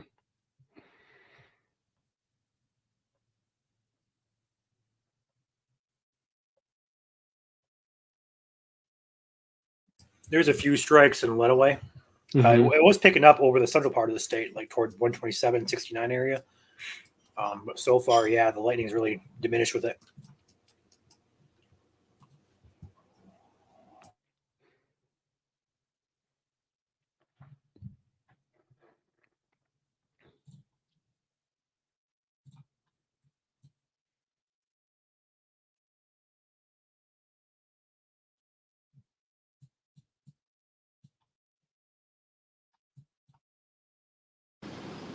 How was your day, Nick? Long. Very long. That's all right. How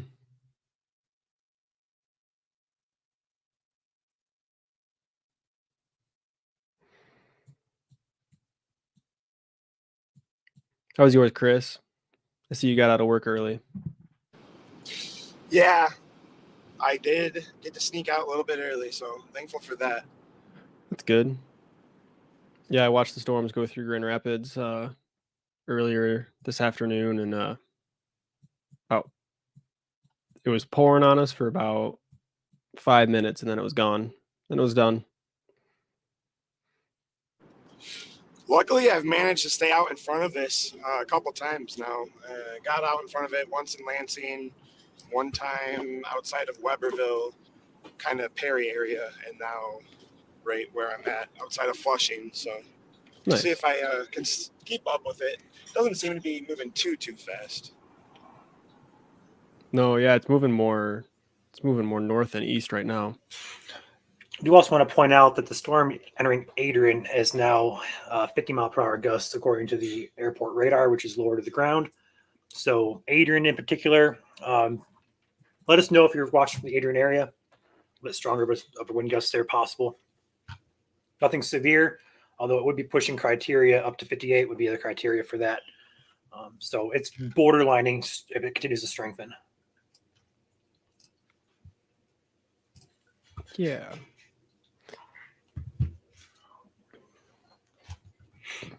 Wow, we got a lot of people in here. 1,200 people. Yeah, it's been like that all day. Most of them are from Twitter, actually. 659 of you are watching from Twitter. Twitter, dang.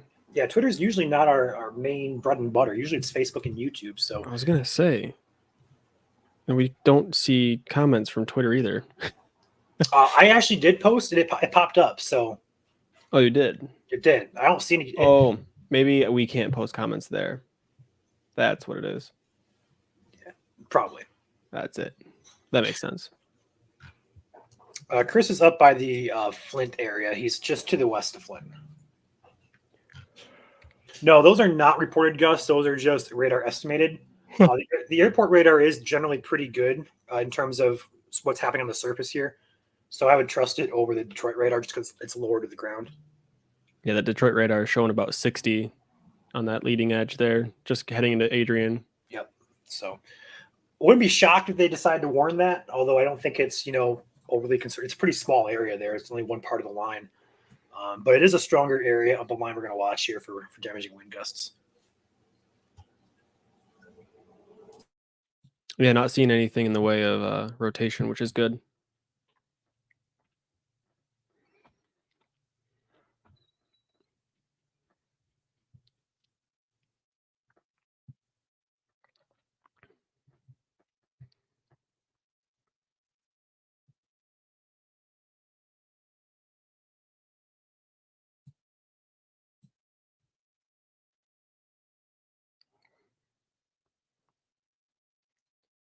We're losing Chris. Signal is diminishing.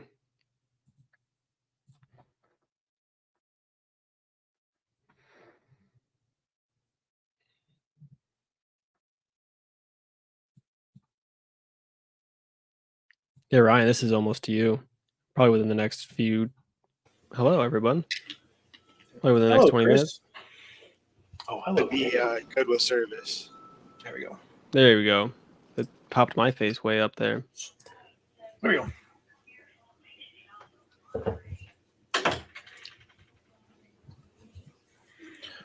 Wait for this next scan to pop in on the airport radar. We're about 5 minutes old. It's updating every 7 to 6 minutes. So we'll keep an eye on that. It'll pop in here probably the next 2 minutes or so. We'll get an updated scan for Adrian area. North of this line, though, in Washtenaw County, nothing really catching our eye in terms of wind, or so I'd say stronger winds, although any of these showers can bring stronger winds to the ground. Just right now, it does not appear to be likely further to the north. Waterlake County does appear to be the only county that catches my eye. Yep. Looks about right. Yeah, this area up by Handy Township here, I had to watch that a little bit closer than normal, although that's been happening. That's been really... It's been going like that for a while. Yeah. If there's going to be any type of spin up, it probably happened within this particular line just because it's kind of curved in. QLCS notching would suggest that, but given the fact that we are not experiencing much in the way of that happening today, I would not expect that to really tighten up at all. Jordan, I don't see a severe warning for Flint right now. As of right now, there is no severe warnings out in Michigan. Nope, there's just special weather statements for about 40 to 50 mile per hour wind gusts.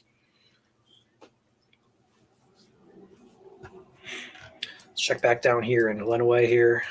Get an idea of what that's doing. Do I have a scan? I do not have a scan yet. Should have one any moment. Any moment here.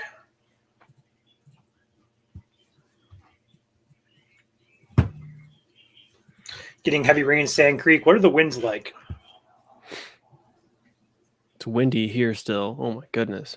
Yeah, it is windy here as well.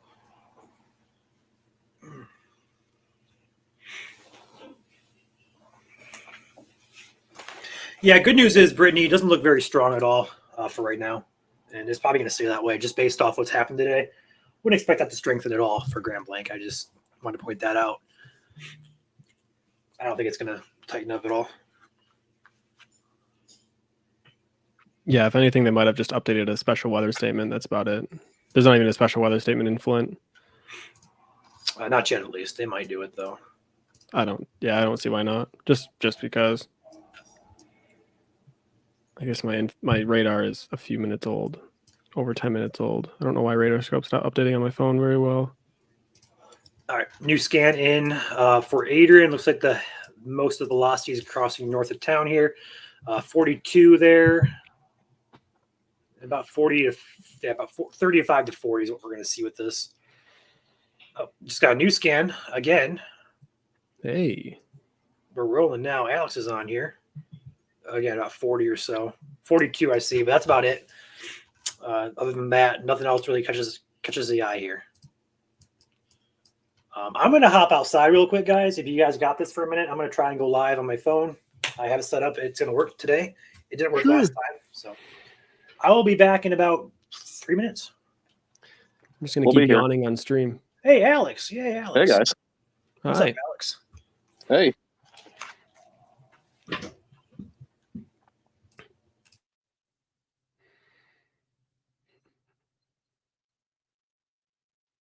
All right. Is it just you and me right now, Nick? Oh, yeah. Just All us. right. Dream team right here. That's right. Alrighty. So, looks like we have the main line of storms right now, stretching from Lenawee County through Washtenaw, up through Livingston County with special weather statements right now. Is that correct? Yeah, Oh, and we also got Shiawassee as well, it looks like. sure. We'll add that to the mix. Yeah, those are just the special weather statements I see right now. I think one of them just expired. Gotcha. I think the northernmost one just expired. Gotcha. Perfect. I was going to say, I'm just logging on, so I wasn't sure what was still in effect or not. Yeah, the one. Oh, yeah, I just see Shiawassee is the one that just expired, looks like. Yep. So that just leaves Livingston, Washtenaw, and Lenawee counties. Looks like far eastern Jackson County, but it looks like those have cleared Jackson County now. Yeah, just about. Jackson County should expire here. They might just cancel it. Yeah. I'd imagine they'd cancel. Yep. So, like we expected, this is just primarily transitioned into a wind threat, with this looking like a solid line. Now, I know we were earlier looking at the potential of maybe a brief spin up, but, this was one of those days that was kind of hinged on instability, and we just barely got enough instability for thunderstorms, but thankfully wasn't too terrible of a day in terms of damage from what I'm hearing. Good.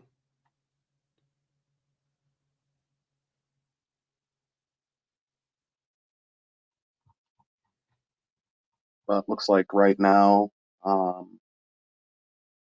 in terms of radar right now, looks like the next towns and Lawrence starting in the north in Livingston County. Looks like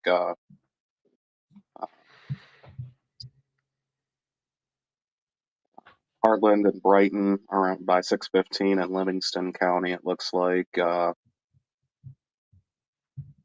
Green Oak, Howell, Pickney, Hamburg. Then down in looks like Washtenaw and Lenawee counties. We still have downtown Ann Arbor that still has to yet see this line. Looks like it's just entering Tecumseh right now. Tecumseh? Tecumseh? Yeah. Tecumseh. Yep. So again, this line is racing right now. It's like about 40 miles an hour or so. Yep. Looks about right for me. So yeah, right now, so Saginaw right now, seeing the northern edge of the line, it is not currently severe, but still could be could still be experiencing winds in excess of 35, 40 miles an hour, maybe. Definitely heavy rain, brief torrential downpours, obviously thunder and lightning is always a concern. Although I haven't seen too much in the way of lightning with this line. No, there was some further south, but that has since stopped. Yeah. Ryan is about to pop back on with his phone. Perfect. Yeah, he said he was going out to because that's going to be just off to his west. Yeah, here in like the next 2 minutes. Yeah. I was gonna say, yeah, he should have a pretty decent view of it. So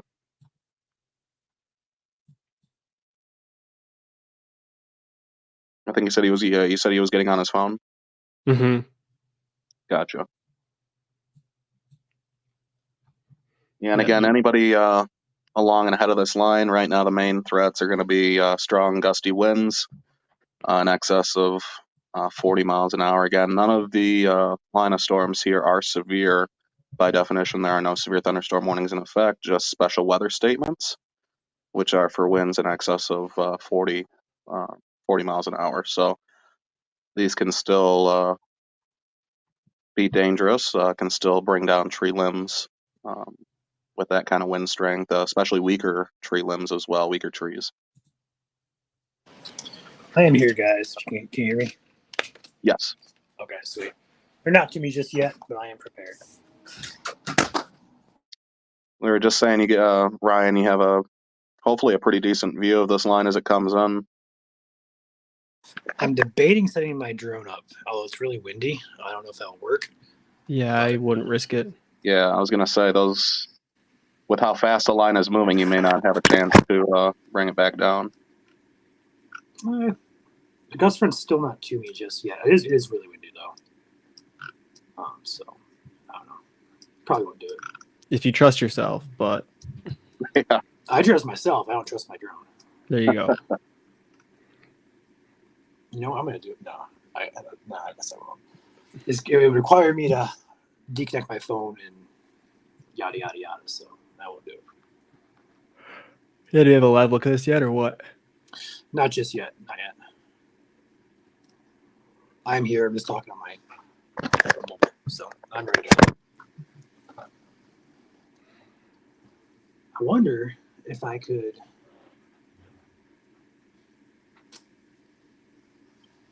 Let's try this. Is this going to work? Are you going to try the drone then, Ryan? No, I'm trying to get my camera here. My background's on. Hold on, guys. Bear with me. Let's try this out. Before I turn it on, I'll see if I can stabilize it.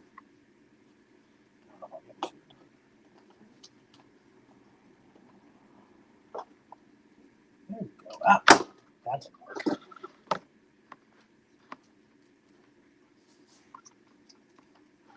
I'm trying to set my webcam up so I can look out the window. But the window ledge is not very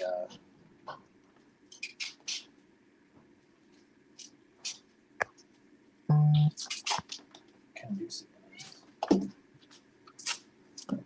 Chandler is at work right now. Nicole, nothing has really changed. Everything's just sub-severe right now. Just windy rain showers.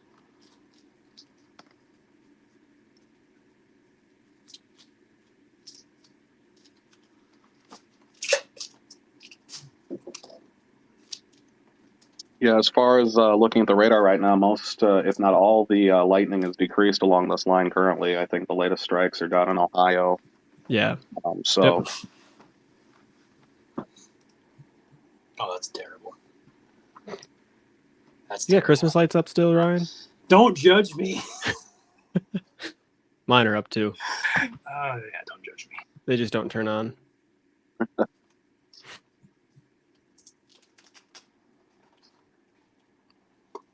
We're trying. Yeah, I'm not sure if that's gonna work with that glare. Yeah, there's too much of a glare there. Blah. Okay. We tried. Cycle up. Angle it up. That's a little better. Keep going. Keep going up. No, too far. Here. There. Is that gonna hold? No, that's not gonna work then. Never mind. You still have a tree up? No, you can't do that. Tree. That's gotta What? come down. Oh. Come on, guys. That's oh my. Who said that? Oh, Jacqueline.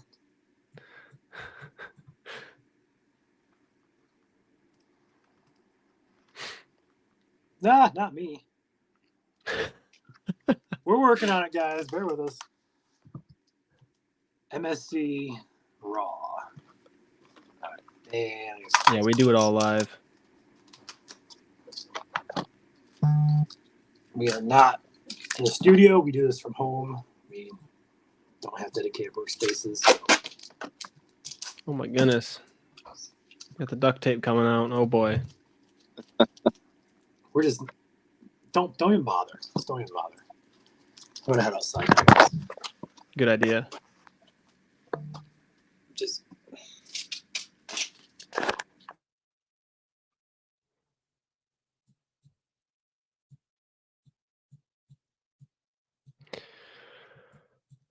He's on Detroit radar right now. Let's see what. Yeah, the wind on the front of this is actually decreasing quite a bit as it gets closer to the DTW, the airport radar. Yeah, that's the airport radar. Yeah, it was up at like 40 miles an hour. It's now only at like 30. Yeah. That Again, leading edge going to Tecumseh is only at like 30. So yeah, unfortunately, we don't have right now, at least Ryan, to see anything right now to kind of see how it looks. But from what we've been seeing in the chat, it looks like just dark clouds. And as this line continues east, it looks like it is going to continue to weaken. And that's just the fact that it's running out of energy, out of instability. Again, we didn't have as much today to begin with. This was really running solely on the really, really strong winds aloft, being able to mix those down to the surface. yeah. So, again, like the Storm Prediction Center had that slight risk, was mainly for areas along and west of a Saginaw to Flint to Ann Arbor line, and then a marginal risk east of that line. So as this line continues east, the threat will continue to decrease overall.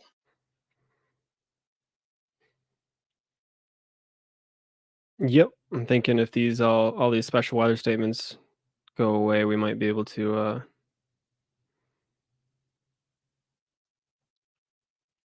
I don't know.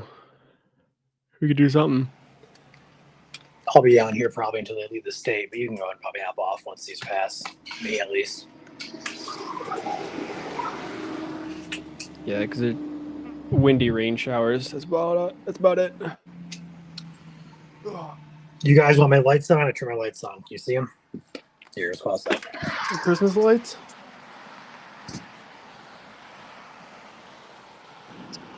Special weather statement for Flint and Burton. Look at that. They did just do Yep. that. So for Genesee County, including the city of Flint, a special weather statement. Again, just like the other counties, this is for winds in excess of 40 miles an hour. So these are not severe, just stronger showers that can bring down some gustier winds. Wouldn't even call these thunderstorms at this point. Yeah, just gusty showers. Yeah. See, all I have to do is threaten to leave, and they'll pop off a new special weather statement. Happens every time. Exactly, every time. So if you live in Genesee County, so Flushing, Flint, Beecher, Burton, Grand Blanc, Lake Fenton, Schwartz Creek, you are under a special weather statement now. That is until 7 p.m.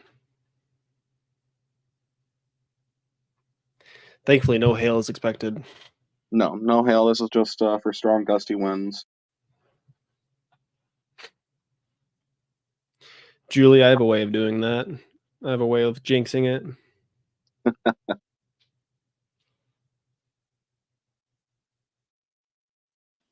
Guys, it is cold outside. Like, it is not just like warm, it is legitimately cold. It's about 46 here. It's taking its sweet old time to get to me, too. Oh, yeah.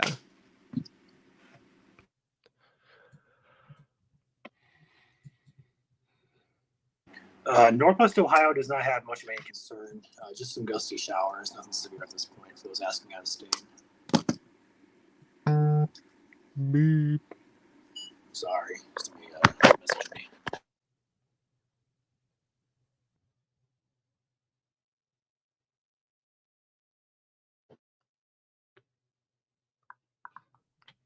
We've got a lot of people tuning in from a lot of different channels. Well, welcome to everybody that's tuning in from other places as well. Hello.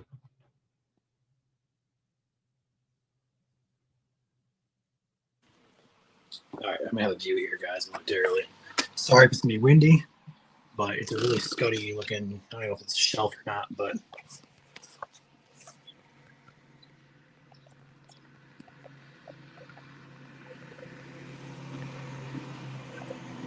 all right.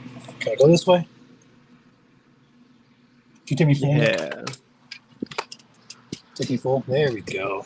I gotcha. Ooh, look at that. So, yeah. It's coming in. I'll be over me here pretty soon. If you guys can still hear me, hopefully you can. We can. But the winds are gusting out ahead of this, about 20 to 30. Well, it's been doing that all day. So curious to see what this does as this passes over. But I'm going to go back inside until this is closer to me. Better view. Overall, this is heading mostly northerly with a little bit of easterly track, I'm noticing with it. So we'll see.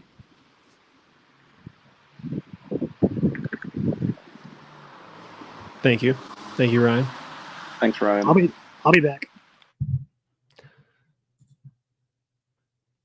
Oh, this is a new layout. Nice. Discovering all the new layouts in there now. Yeah. I was the big man on top.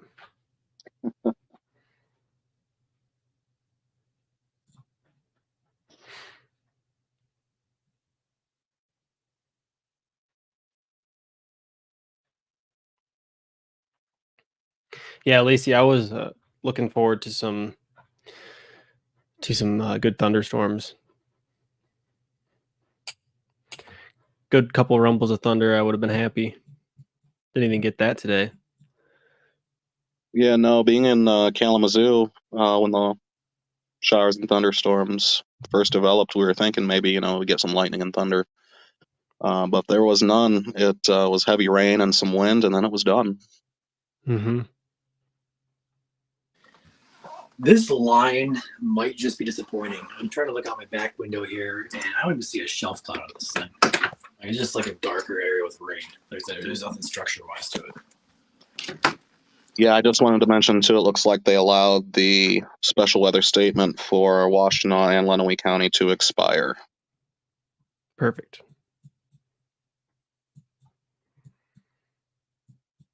So that Chris, just leaves... Oh, go ahead. Chris, what are you up to? You staying on the chase or are you turning back? Yeah, no, I'm currently hitting Little Expressway just north of Beecher, trying to get back on 69 to get back out in front of it. I've got a good little shelf behind me, so I'm going to try to find a spot to pull off again. Okay, sounds good.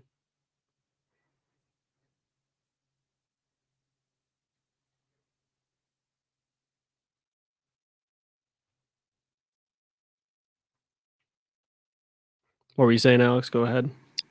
I was just going to say that the two counties left in the special weather statement, Livingston and Genesee counties, are the two left. Yep. So I don't think anything's really changed in the radar presentation. No. So right now in Genesee County, again, Mount Morris, Beecher, Flint, Lake Fenton, Linden, Grand Blanc, in Genesee County are still expected to see this line move through. Down in Livingston County, if you still live in Tyrone Township, Heartland Township, Brighton Township, Brighton, Hamburg, Green Oak Township, you still have yet to see the line move through. Again, the line's moving at about 40 miles an hour to the north-northeast. Welcome back, Ryan. Welcome back. Oh, I've been here. I'm just sitting waiting for this storm to come to me. You said you couldn't even see a shelf cloud with it? No, I couldn't see one. I'm about to go back out though because I'm still blocked by trees. I'm also in town here, so Sure. I just expanded my radar to see what's going on over in Wisconsin. You don't even want to know. snow. Yeah. Ah, you said it. I'll say it again. Snow. Well, unfortunately, depending on what part of the state you live in, we're not done with snow either. You hush up. I know.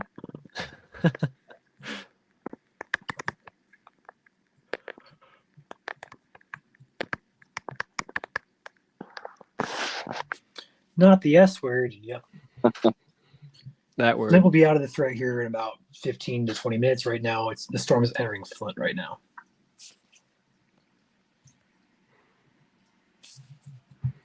Remember, we haven't had our April snowstorm yet.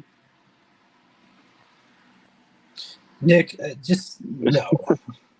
I was Hey, going it to say, happens every year. don't be surprised that there's a system we've been watching that we haven't really talked about yet that's coming in around Monday or Tuesday. I don't want to say anything to jinx it, but Mentioned it briefly, and I didn't want to mention it because I mentioned on the Sunday live stream that we're done with winter. And Yeah. look what happens. I jinxed it. the jinx. Still could see the forecast change. I'm not gonna, Yeah. we're not gonna say it's guaranteed snow, but No, we're a week out still from it. Crystal All right. wants 100 degrees. I do not Okay, want yeah. 100 degrees. I'll take snow over that. Thanks. Yeah. All right, let's go back outside, guys. See if we can see anything now. Yeah, there's like no shelf that I see. It's just like darker structure. Take me full if you can, Nick. I cannot. I'm just kidding. I can. What in the world am I looking at? There's no shelf. It's just like dark clouds and boom, rain. I don't know. I need you to hold your camera steady so it can focus. Come on, man. There we go. What am I looking at though? Like there's dying no storm. structure. Exactly. Like there's no structure to it. Winds are gonna pick up though. Yeah. Let's go ahead and sit down though. Why not? Here we go. That leading edge is still around 30 miles an hour. Especially by on the airport you. radar? Hmm? Airport radar? Yeah. Okay. Winds are howling, that's for sure. Yeah. Leading edge winds are like 20. And a little bit deeper in there, it's like 35, if that. Yeah. Hey, Alex, Yeah. my idea that I had earlier was these storms are moving more northerly than they are easterly, which is more so parallel to the shear vector, which might be a reason why they're not trying to rotate, or there's not going to be much of a damaging wind threat either. If there were Correct. more easterly movement to this probably would have been more so severe weather producers. Yeah, no, given that they're moving generally with the vector means you're going to get more straight movement, less turning with wind and height. So if it had been more perpendicular, we had more discrete nature to the cells, less linear. Right. Okay, I was kind of thinking that there, just because of the parallel shear vectors to it. So Yeah. Plus your general winds, as we saw in the photographs, so surface all the way up to a couple thousand feet in the air were generally straight. They weren't really curved. But you're looking at a general Arcus cloud, which is what shelf and roll clouds, are from. But you're getting a gust front, so.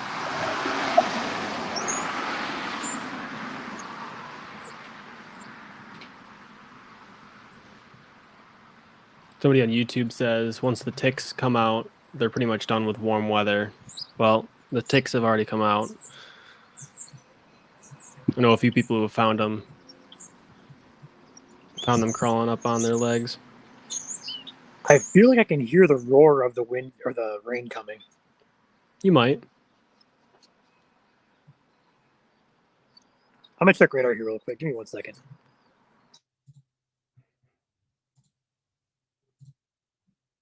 I was going to say, generally, one thing we've seen with these showers all day, regardless of whether it's gusty winds or not, is the heavy torrential rain that you'll get briefly with this. Yep.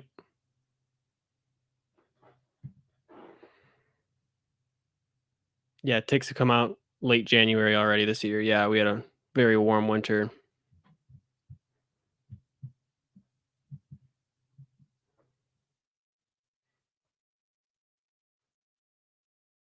Unfortunately, that also means fleas for your pets.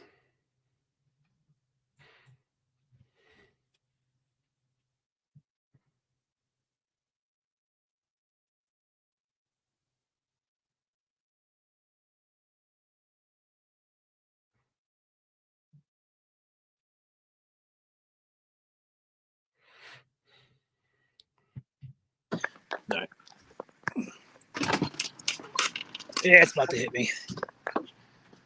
Oof. There we go.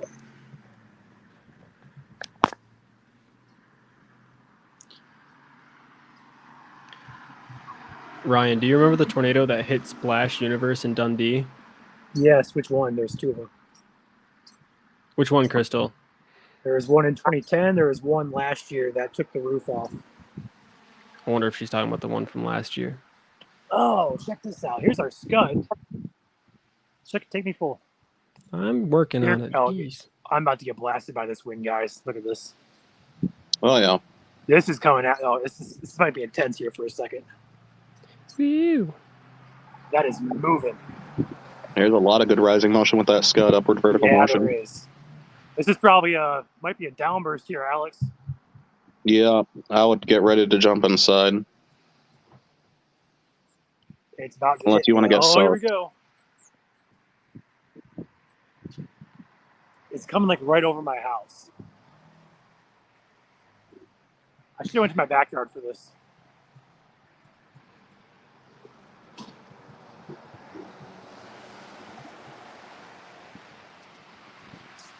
Oh. It's over me. Oh, this is weird. As long as it doesn't start rotating and dropping down at you. Yeah, I know. There's no rotation with this. I don't see anything.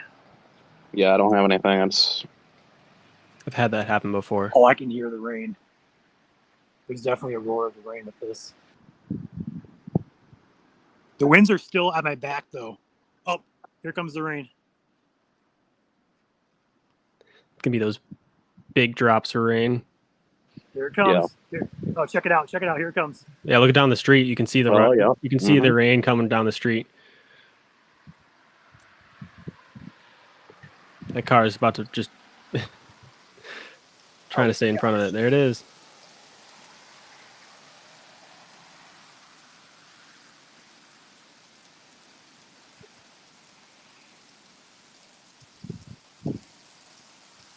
Not too gusty. no. Not yet, at least.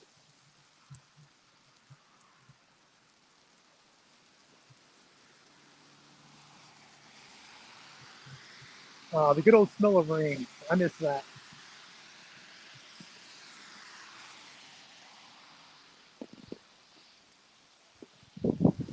saw somebody ask about Flint.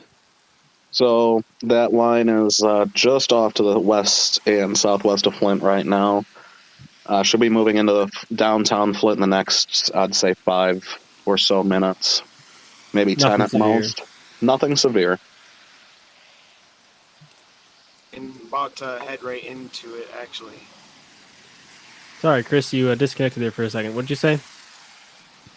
I'm right in Flint along 69, about to hop back on 69 and head into it. See if I can get a glimpse of that little shelf I saw earlier when we were by that farm. Okay. Perfect. Sweet.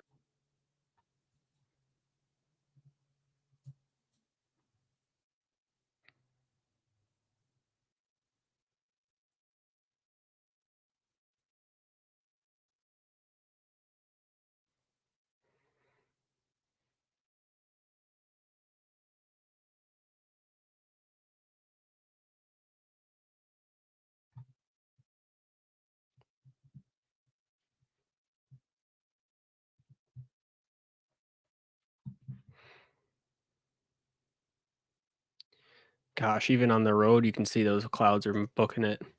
Yeah. They are. I was going to say, we knew we had strong winds aloft. It was just whether these showers were able to mix any of those winds down to the surface. But you can definitely tell aloft, those clouds are screaming. Oh, yeah.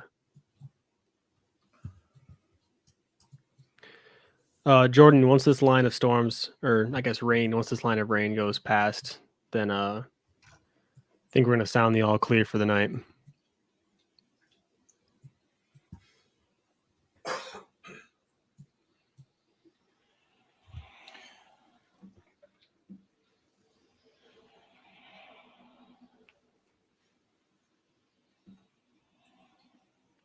Yeah, Grand Blanc is just about to get some rain.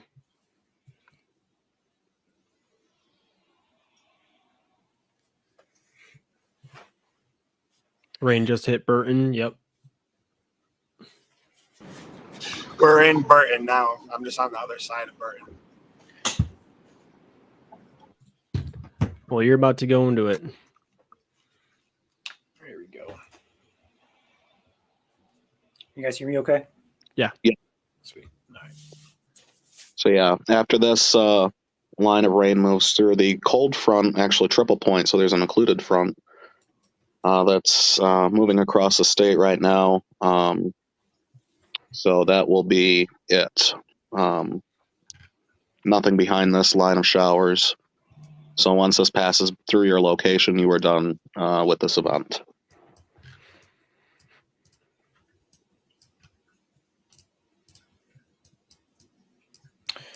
Man, it really just weakened over the past hour or so. Yeah. It's crazy. Got some people messaging the page here.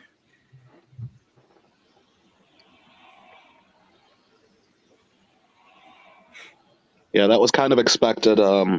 Even when the Storm Prediction Center issued their latest outlook at 4 p.m., they did not extend the slight risk even further east. They kept it the same, so they expected this line to eventually weaken as well.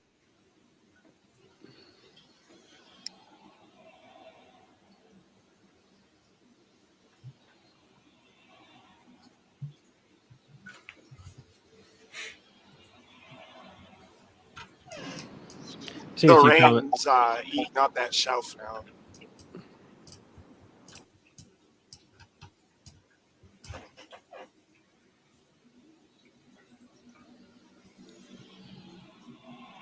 Looks like the only special weather statement left is for Genesee County here. Perfect. Winds in excess of 40 miles per hour is with that storm. Looks like it's over downtown Flint right now, moving out toward Davison, Burton areas. This line of storms is not really packing a punch at all, which is great news. Yep. Yep. So other than that, go ahead. I was going to say, I don't even know if me and Nick have even been calling them storms. We've been calling them showers. Yeah, showers. Rain. At the start of the stream, I said we're going to call them storms, but they may not have lightning with them, but they're still going to be considered storms. So that's been using the term For sure. interchangeably. It's easier to say than showers. Storms. Storms. Sure. Storms. Sure.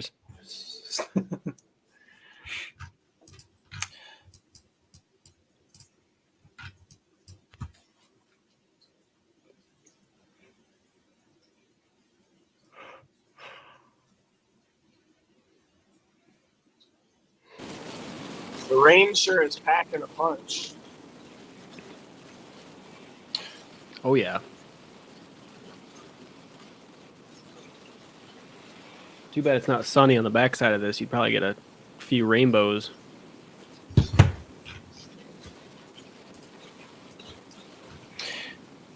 Even all through to the south here into Ohio, back in Indiana, this line did not materialize like at all. It's No. crazy.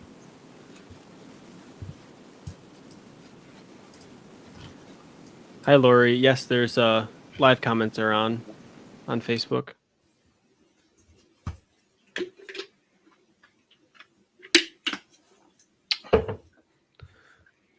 Just started pouring north of Flint. Yeah. Yep.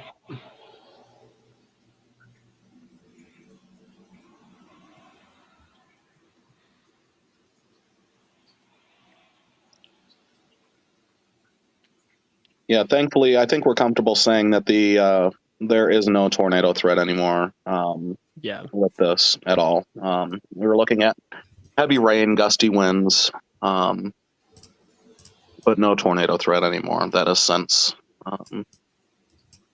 is gone now.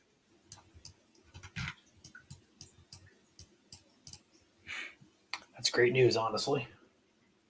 100%. Yes.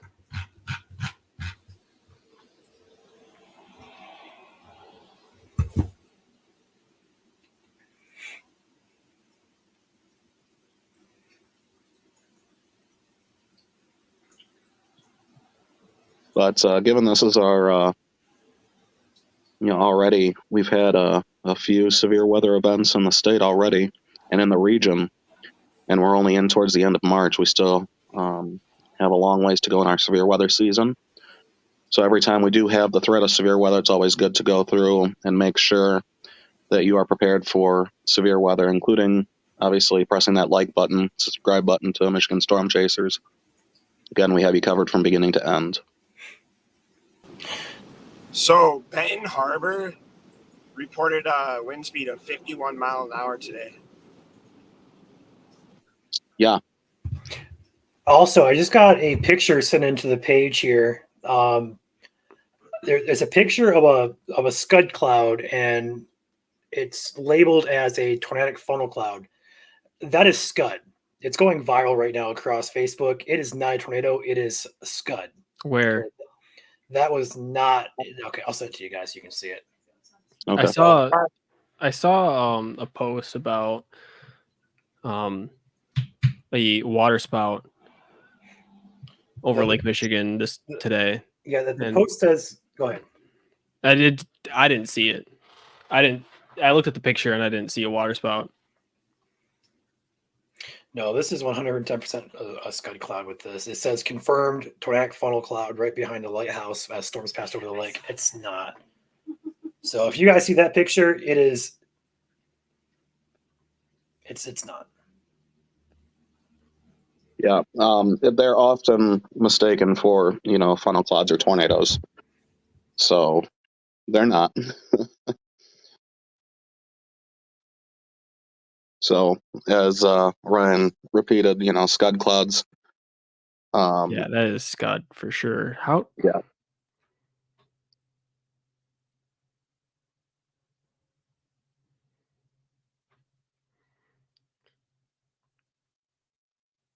It was in St. Joseph. Yeah, that's right by Benton Harbor. So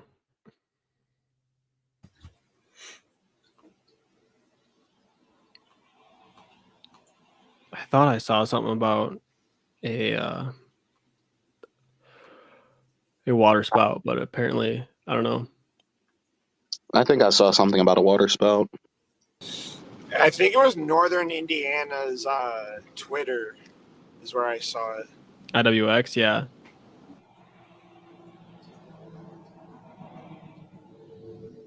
It's even been shared in Michigan storm community. Yeah, I'm about to comment on it Yeah. just to clarify this.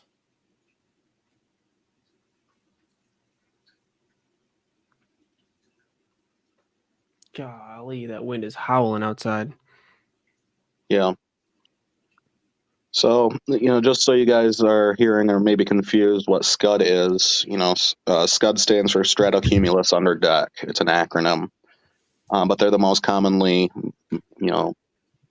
misused for, a funnel cloud or tornado that there is. And they are not. Again, they're unique because they're wispy and finger-like type clouds that they're so low that they sometimes nearly scrape the ground, which is why they're confused for tornadoes. So just so you know, make sure you check the source for all photos before liking and sharing. Sometimes these photos, SCUD photos, can be passed along saying that they were photos of tornadoes when they're not.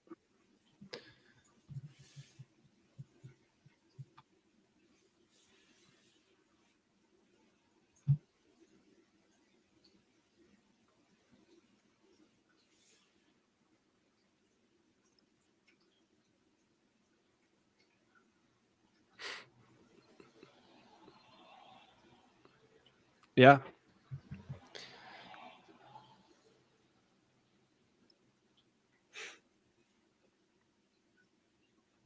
What in the world's going on in chat right now? Who's got that username? Who? We're gonna get you up on here.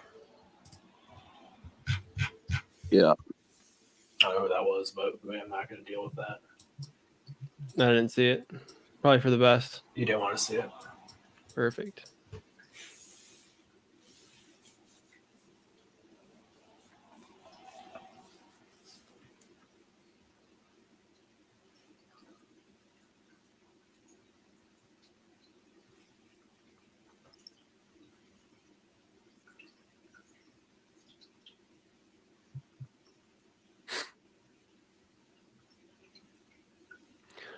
So yeah, we're just hanging out here. Yeah. Looking at a line of rain. Basically, yes. Yeah. Like Rob said, free car wash for everyone. It's true. My car does look better.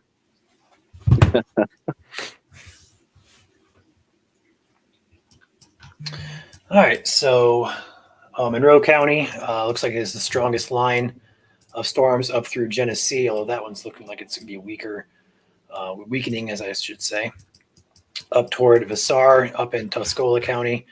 You guys also have a little bit of a stronger line there, but nothing that we're seeing here is severe. This is all sub-severe storms, just some gusty winds possible. Tornado threats pretty much at this point 0. It's just we're not really seeing what we want to see happen for tornadoes. So, Yeah, with that being said, go ahead. I was going to say the line's really lost its presentation over the last maybe 10 minutes or so. Yep.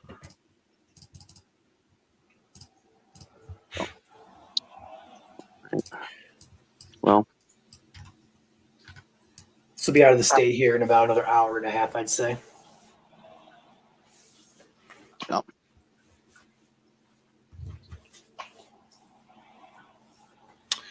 Probably rained not even probably 1/10 of an inch here at my house.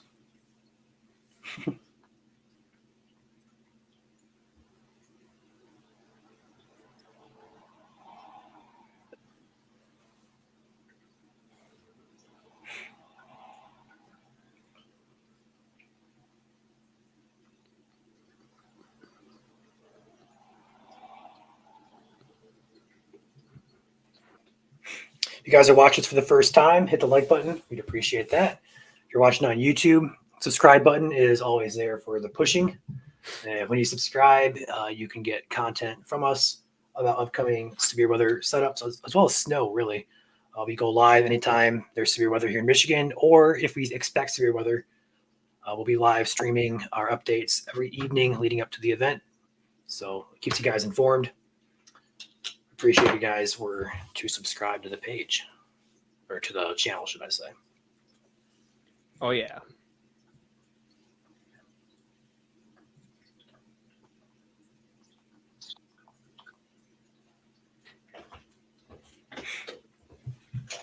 I would say yes, you can have a glass of wine and chill. You're not gonna blow away. Shatter every window till it's all blows away. Okay, I'm sorry. We're not Mute. gonna start singing. I'm sad, but I understand. Banned. All right, see you guys. You got this, Nick. See ya. You're gonna get us copyright striked. Oh, bye, Ryan. I'm kidding.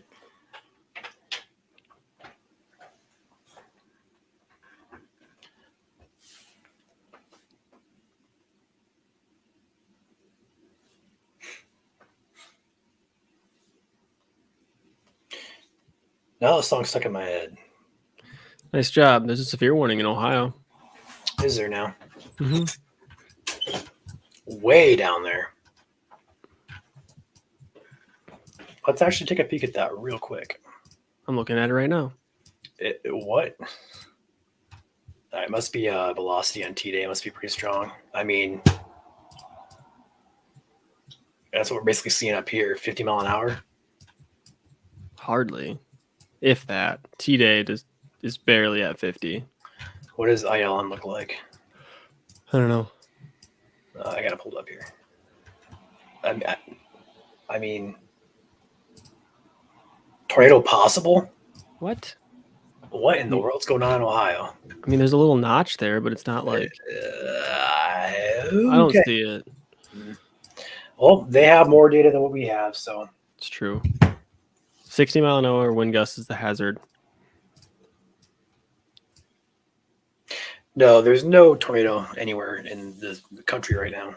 It was just a tag that the NWS uses sometimes for severe storms. They can tag it as a possible tornado as well. But overall, that storm looks pretty weak as well in Ohio. So Oh yeah. I thought I banned you, Kat.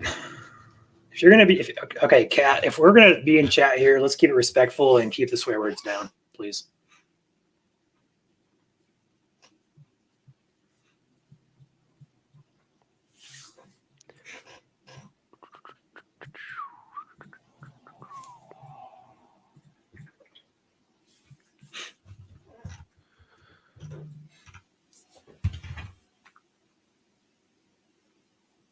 Seen a lot of people not being able to see chat on Facebook, which is a little odd. It's been something that's happened all day. I don't understand why. Everybody on YouTube is fine. Yeah, join YouTube. YouTube's fun. I think it's a Facebook glitch.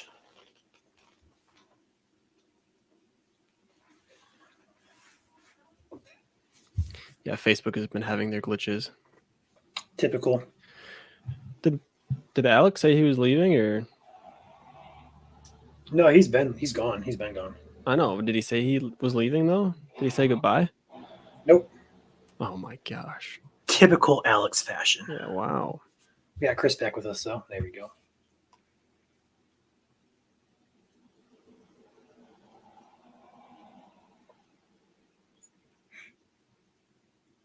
Yeah, YouTube has live streams figured out, and we lost Chris again. Man, How fast is the storm system moving across the state? I don't 40 know. to 40. Yeah, 40 to 50. Fast, really, really fast. I don't know. NASCAR speeds. No, not that fast. Drag race speeds. What's going on in Ohio? You guys want to see Ohio again? We are on Great Lakes Storm Chasers as well. You got 3 people watching from that area. This is county in Ohio, Dark and Miami counties. The storm itself does not look impressive. Did it look impressive? It might have. I mean, it did. It's kind of weakening. But the rotation in this storm doesn't even look to be that impressive. I'm not sure exactly why they warned it, but I just went all the way back, and I didn't see anything fancy. Otherwise, in Ohio, that's about the only area of interest, I guess. I mean, I guess Lucas County here is under a weather statement for this line that's moving through. Probably for wind as well. Yeah, it doesn't even look that impressive on that radar either. 40-mile-an-hour wind gusts. So Thomas Huff, thank you for becoming a new member on YouTube. all new members that do become members do receive forecasts that are exclusive. So it's more in depth, more so than we post publicly. So we'll give you an update on storms and systems as they develop on models and stuff like that. So you'll get days in advance if you're becoming a member and getting forecasts like that. You also get access to videos that we publish first. That's right. To the channel. You guys get those first for at least a few hours to a day or so before we release those publicly. So appreciate you guys. Always appreciate the support.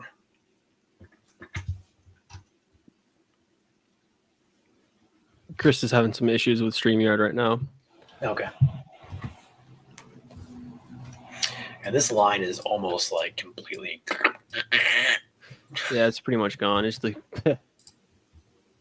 I mean, on the TW radar, I mean, this is pretty still intense here. It's a really thin line there. But even the wind on this is like, there's nothing here at all. Mm-hmm. It's just like, oh, that kind of curvature there gets me interested. We have something here a little bit more stronger in Brighton Township. It's been like that. It has? Mm-hmm. Are you sure? Yeah. Velocity's picking up on that. Maybe. Who knows? Roberta Powers, new member. Thank you. Thank you. Welcome. Thank you, Roberta.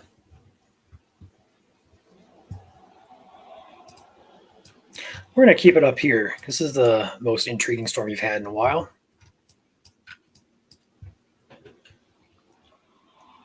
Michigan Beaters and Heaters. That's an interesting account name.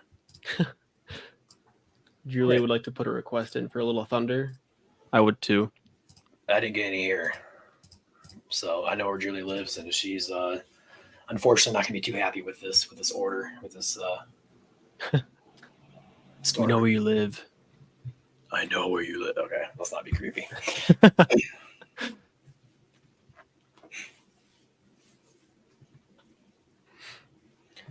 When there's downtime, guys, we show our personalities more so. We like to have fun. We don't mean any harm.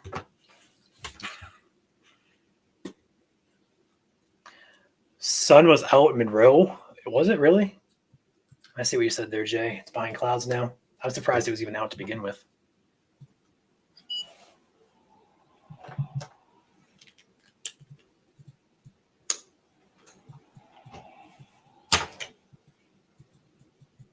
All right, Ryan. There's like one little spot of 45 mile per hour in that Heartland Township, Milford storm you're looking at. Yeah. I was about to say a joke, but I'll hold it to myself. Mystic Magnolia, new member. Thank you for joining.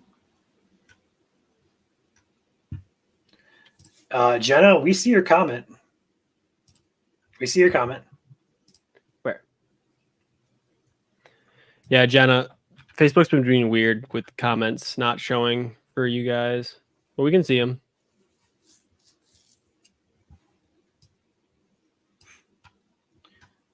So this area of stronger velocity is showing up near Highland Township, just to the east of Heartland Township, moving into White Lake towards the Detroit radar. So the fact that it's closer to the radar is more so why I'm catching onto it more so. Just because the radar there, the radar beam is not as high on the ground, off the ground, should I say. That particular storm is 400 feet off the ground, so those winds are basically on the surface.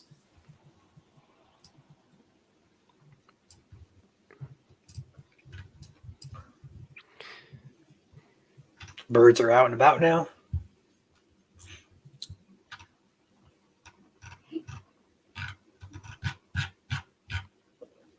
Come on, Radarscope, you can do it. Just change the products. There we go.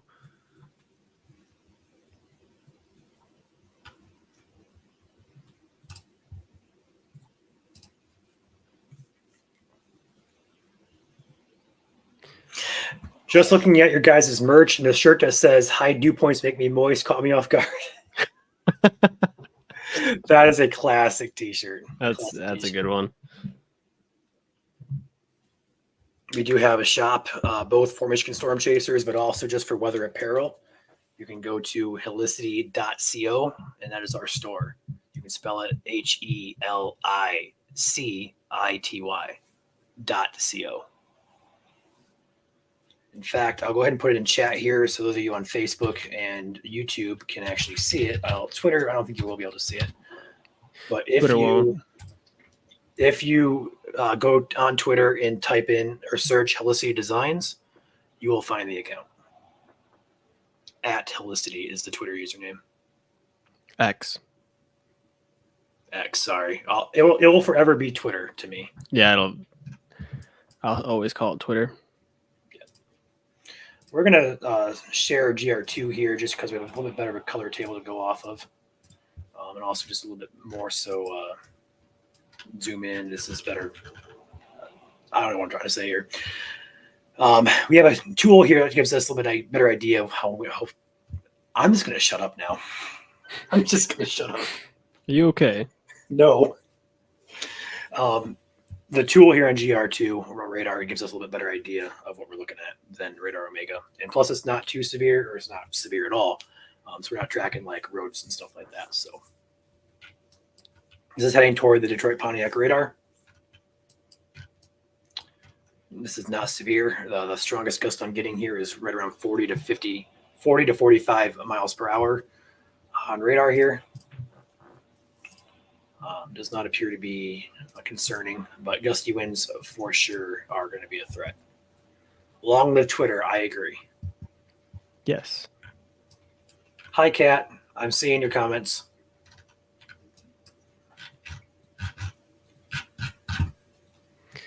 Dang, that scroll wheel is loud. I have this one too. I can interchange, but this is for my laptop. Oh, that's fine. I can It's go. not that big of a deal.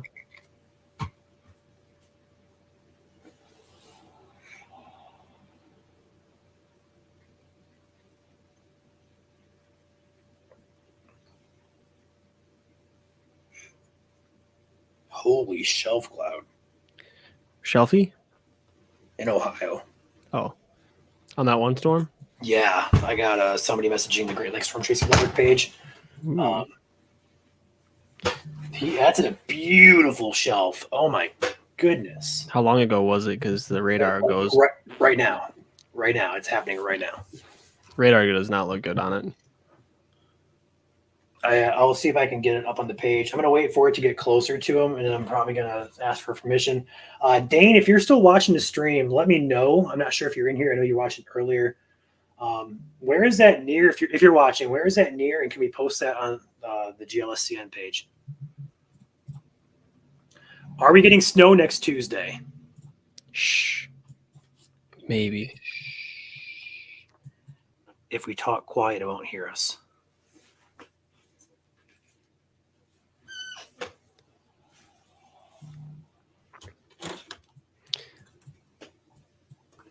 That didn't even help.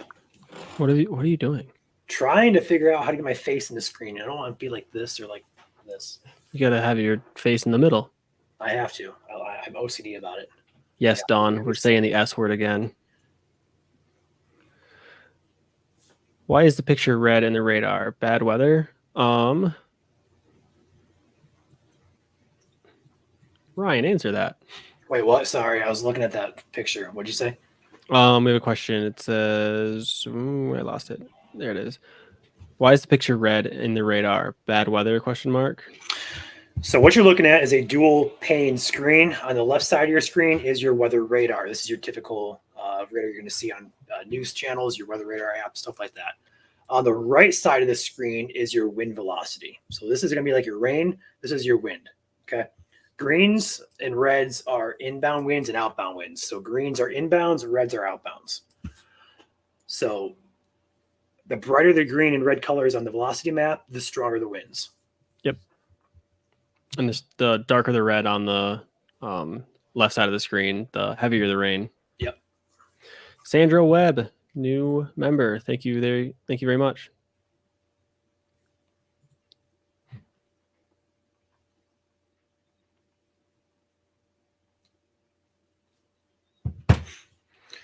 We appreciate it. This area of wind here does look to be still right around 35 to 40. This is basically on the surface here. So 40-mile-an-hour gusts will relocate your trash cans into your neighbor's yard. I've been saying it all day. I liked how I like that. For some reason, they'll relocate your trash can. It's just fun to say. Yeah. But go ahead. Rustig on YouTube. We are not seeing much of a, if at all, any tornado risk with these right now. No. At this point, no. I think that's pretty much done for the day. Yeah. I'm not going to be shocked if it, tries to tighten up in some areas, but what we're seeing now is a weakening trend. Chances are even less than what they were at the start of the day. Yeah, as these storms start moving outside of the slight risk that the SPC put out.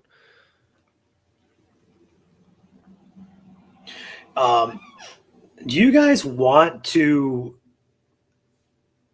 I have a chaser or a follower of another account from GLSC on the other account we run regional, who's actually chasing this storm in Ohio live. We can take him. He has a good shelf cloud if you guys want to see that live, but it's not Michigan. Do it. I'll give him the link if you guys want. Let us know.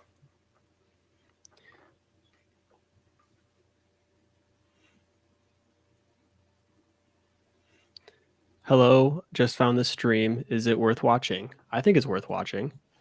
I'd watch it. Yeah, we're fun guys. We'll keep you safe.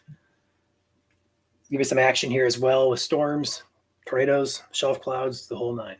Yeah, I don't know why you asked that, Ryan. Everybody wants it. Wait, that's what we're here for. Who? Me, or is there somebody named Ryan who asked that?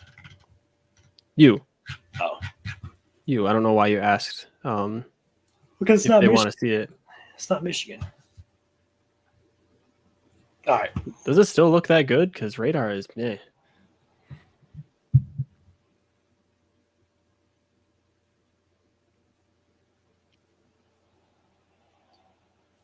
Okay.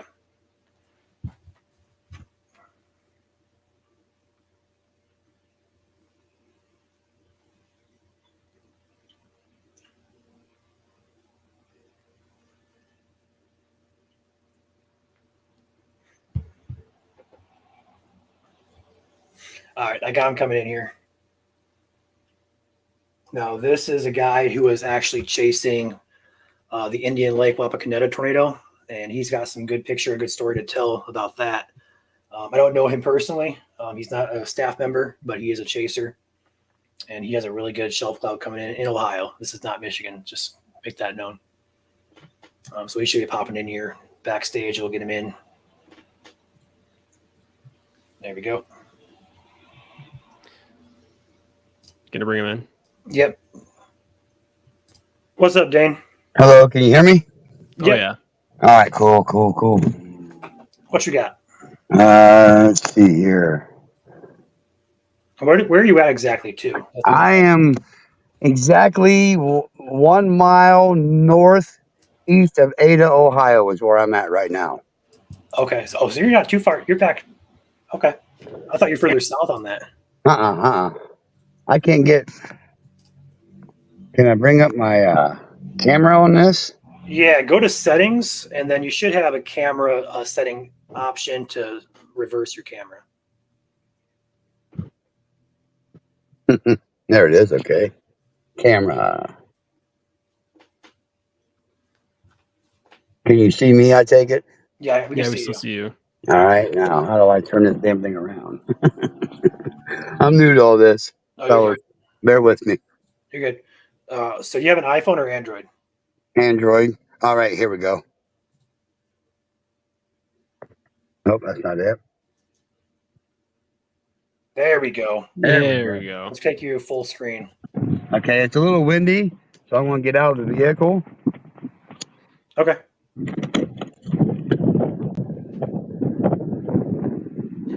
That is gorgeous. Yeah, look at that. Whoa, really? Hear what? That's a giant shelf cloud. Dang. It's insane. Yeah, I'll slow down a little bit. I'm going too fast. That wind is ripping. Yeah, it is. But it kicks pretty hard. My son just texted me, "You're out chasing again." Of course. My youngest son, the one that lives in Kentucky. It's a part of life. Chasing is a part of life. That is a Right. gorgeous. I can't get over that. That's beautiful. This is probably the better look right here. Wow. Yep. Shelf of the year so far. Yeah, this is in Ada area, Ohio. This is not Michigan. We do have some action to our south in Ohio, which is why we brought him in here. Beautiful. It's not just that might be rivaling my best shelf cloud of my life, honestly, because you have the shelf cloud on the bottom there, but above that shelf cloud you have like another layer. Like holy cow! Yeah. Here, it's like you're right. It's like 2 layers. Here we go. This is right. I mean, literally right above me, right Yep. now. That's crazy.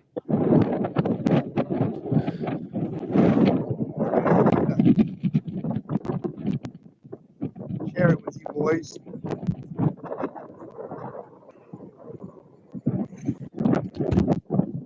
It's crazy.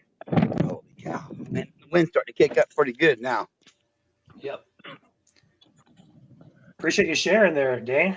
Anytime something happens around here, you guys will be the first ones I get a hold of. Awesome. Perfect. Thank you. All right, well, I'm going to reposition myself and nick another spot. See, there's a couple of good spots down this way. I'm going to go down south a little bit and see if I can get a better vantage point. And if I do, I'll get a hold of you guys. How's that? Sounds good. I'll be watching for your message. All right, thank you. Yep. Talk to you guys later. Yep. Thanks for joining. Bye.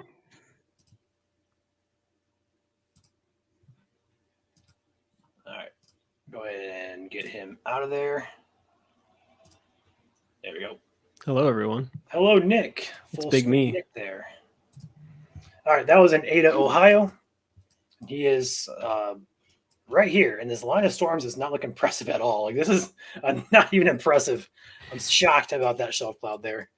But up here in Michigan, there is a very low, I wouldn't even call it a threat anymore. It's more so over, but a gusty wind threat continuing through Monroe County here. Wayne County is pretty weak at this point. Livingston, what is this? This is Oakland County, Macomb County. Weaker storms up here in Tuscola. This line is over. Like there's really nothing we're watching with this. So if you're out ahead of this line still, I mean, maybe a shelf cloud at the best. Maybe cross your fingers, hope for it. But in terms of severe weather, I think we're done with it. I'll stay on here though. I'll watch it till it's out of the state. So just in case something does happen, we'll be here. Overall, this is pretty much done. We think. Oh yeah. I might hop off here if I can learn how to talk. Yeah, if you want to, go for it. I got this. I mean, not much going on here, so it's not like I'm overwhelmed.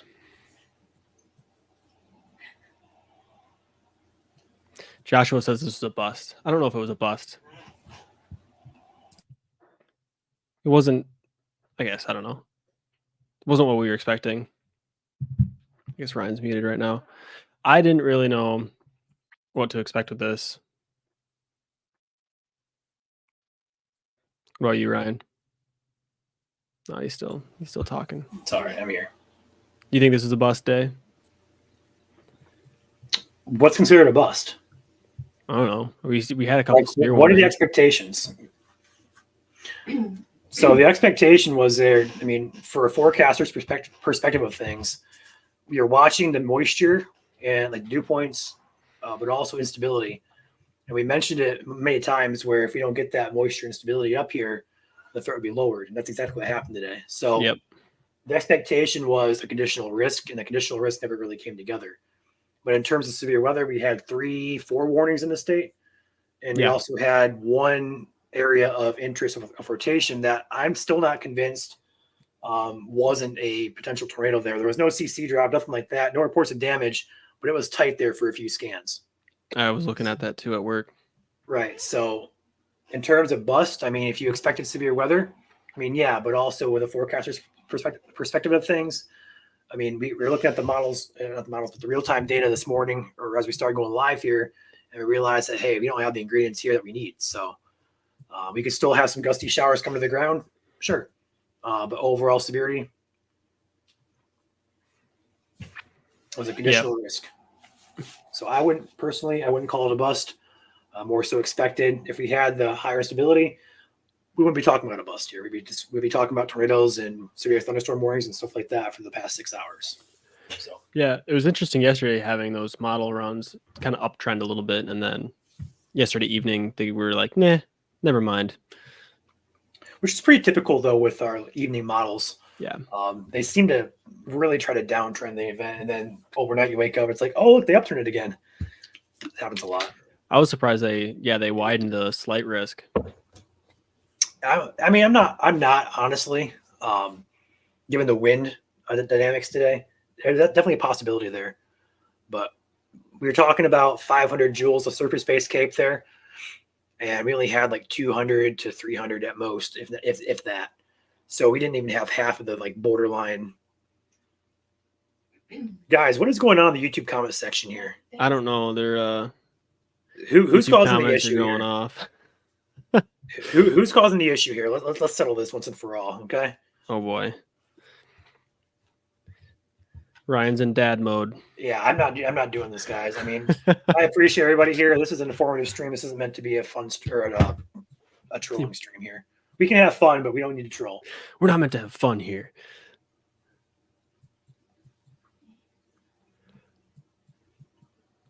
No, after this line passes, storms are over. So basically, the entire state right now is in the clear, except the thumb of Michigan, down toward the Detroit, downriver areas, Monroe County. Up in northern Michigan, let this load in over here. All clear. Sheboygan, just some stronger storms there near Sheboygan. Otherwise, it's just some rain potential for some thunder. That's about it.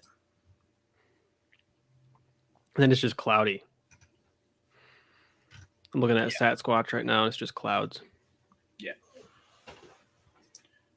Lame.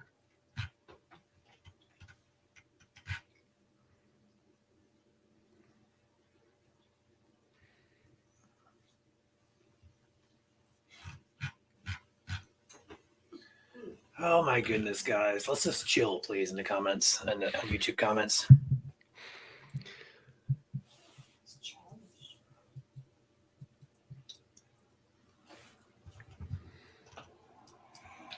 We'll have to start making moderators on YouTube to control this. I'm the moderator. Our streams are getting more popular, so I mean, we may have to have some of you guys volunteer for moderation duty.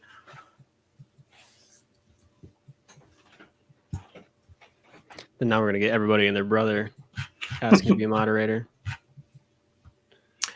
Rain and Canton. So yeah, areas of rain right now: Monroe County, Wayne, Washtenaw, Oakland, Genesee, Lapeer, Tuscola. Areas there in east. We'll have rain here momentarily. This line is disorganized. Like this is completely weakened. No, please, no moderators, please. I wonder who would say that. I wonder.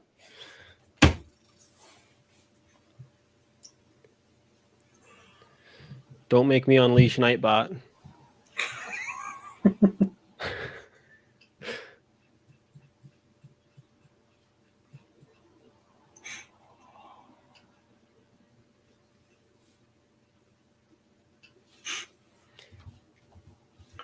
Is it chat? Subscribe. We're doing that. Genius. Thank you.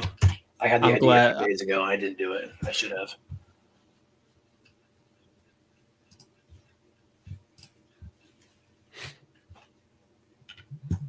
I'm glad Nightbot got somebody to laugh.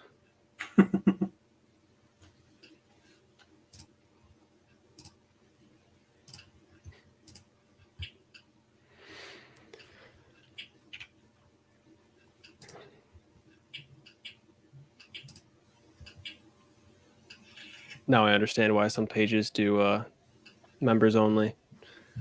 We're about to do that. No, we're not going to do members only. No, subscribers only.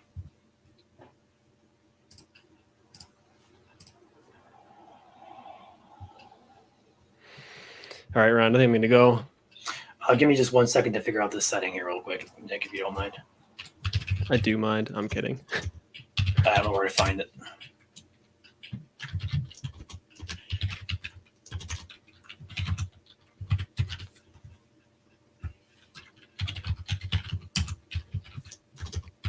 Nightbot is really old school. Yeah, it is.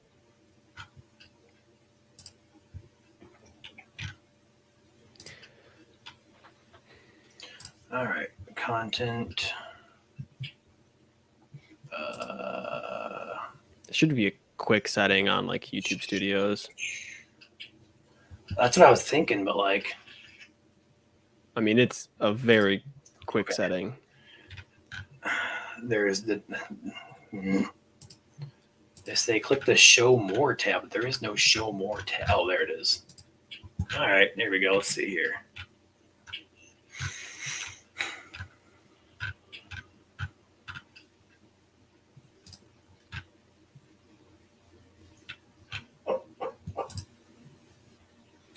Dude, just quit right in the middle of the game.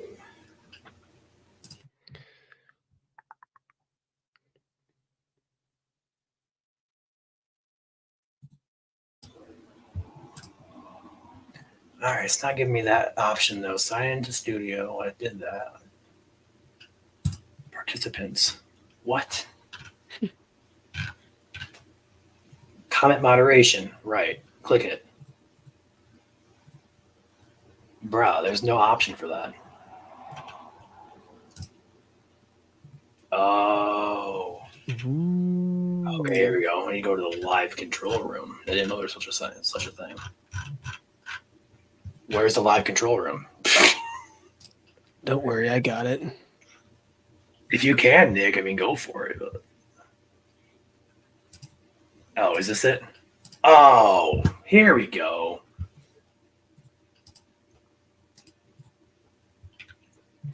Yeah, I found it already. Duh. Did you do it? Did you do it? I didn't do anything.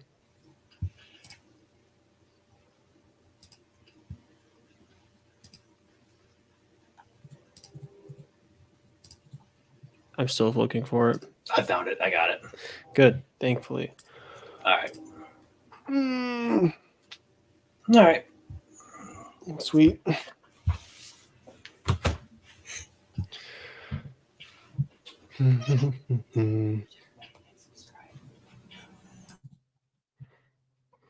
It worked. All right. You good if I go, Ryan? Yeah, I should be good. Sweet. Bye, everyone. Thank you for watching. Check out holistic.co. Yeah, Also like be and here. subscribe. We're not going to hop off. You can go, Nick. I'm going to stay on here. I know, I just had to say Okay. 2 things. Okay. Like and subscribe. See it. See you, Nick. Thank you. And then there's, ooh, not my ugly face. That's better. Small ugly face.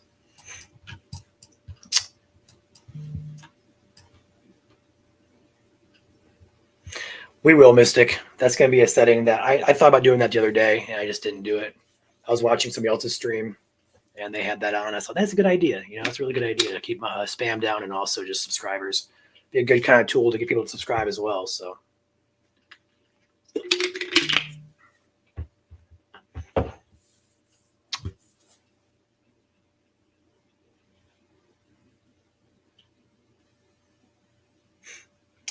We got some videos coming to the page here.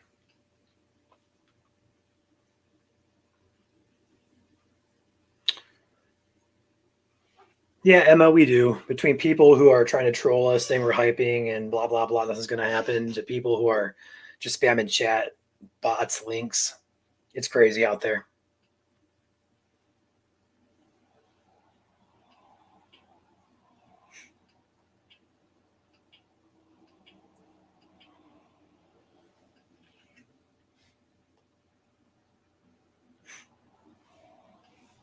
Yep.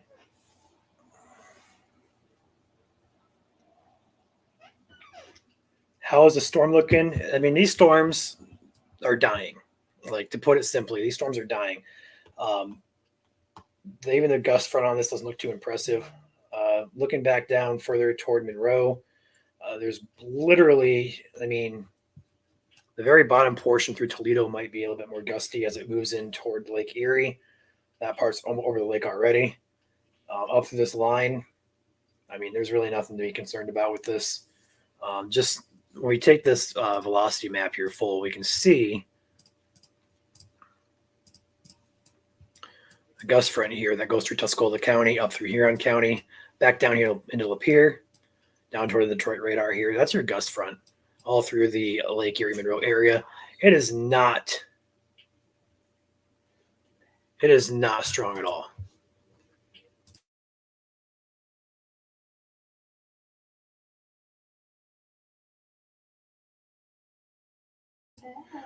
All right, we're gonna get you ready there. Sorry, we're not gonna deal with that anymore. Do you guys plan to go to other states soon to chase? Yes, we do chase out of state all the time. We actually have a separate account made for out of state chasing. It's called Great Lakes Storm Chasing Network. It's a secondary page that we're doing regional content on, and anything out of state is streamed to that. So this stream is actually on there right now live on Facebook and YouTube. So.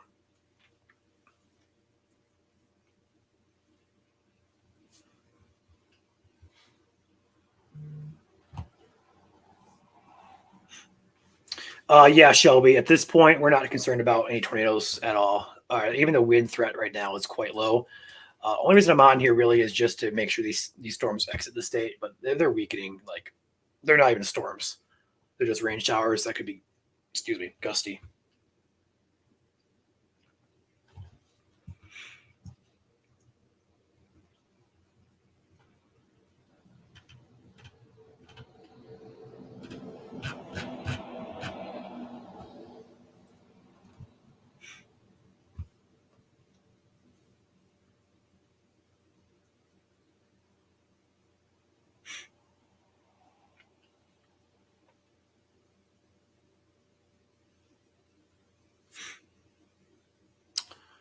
No problem, Jacqueline. Okay, Dane. I'm alone in here now. I lost my help, so I saw your message. I just didn't have time to get to it just yet.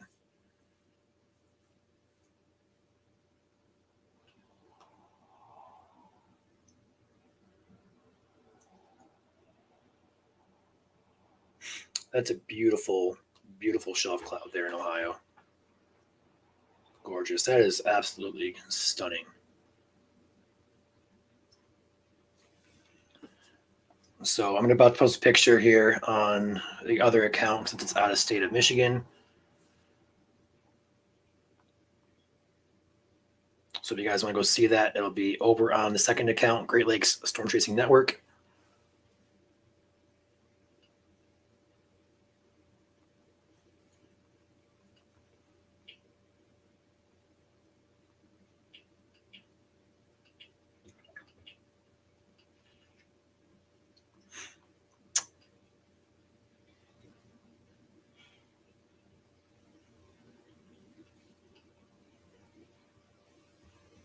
All right, that posted. Hey, no problem, Dane. Yeah, I just posted one of the pictures you sent. Are we clearing Grand Blanc? Yes, you are clearing Grand Blanc. Just gonna be some leftover rain here. Other than that, the severe threat's over. Even with this line here, it looks very weak. I'm not gonna give the all clear yet if you're ahead of this line, just because overall this line is just done. It's over. Doubt this reforms much of anything.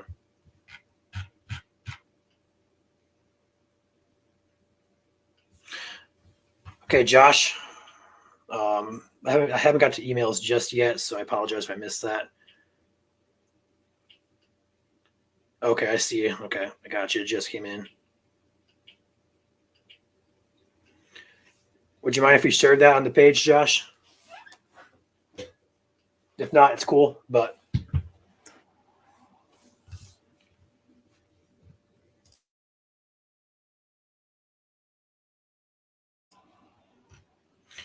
all right, I see your comment there. I'm gonna try and find him here or them.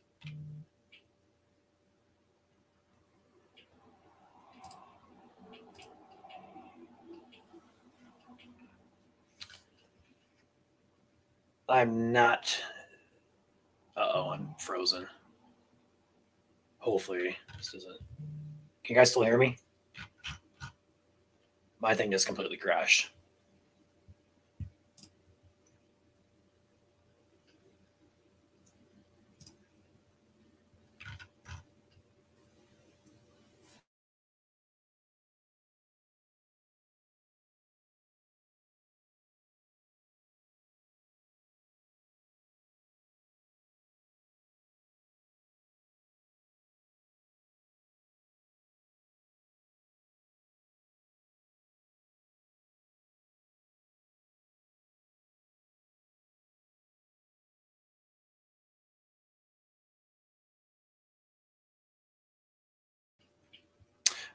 Not sure what happened there.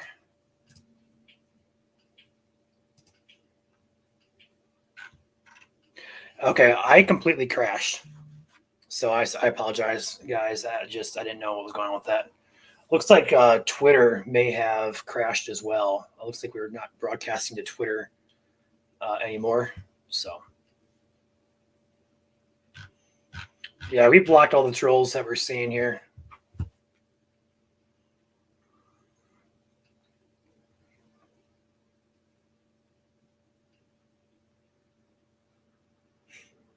For some reason, Twitter stream just completely crashed. I'm not sure what went wrong with that, but we are going to get that up and running here momentarily again.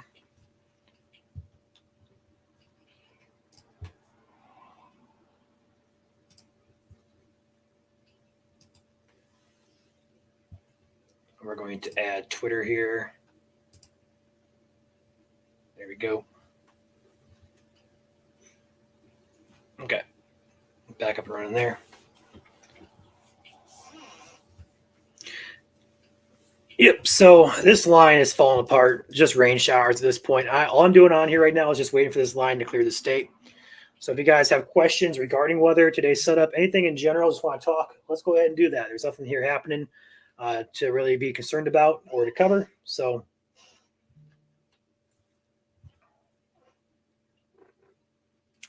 if you guys do want to talk, let's do it. You guys in Flint are outside of the risk now. Just some general rain there for you.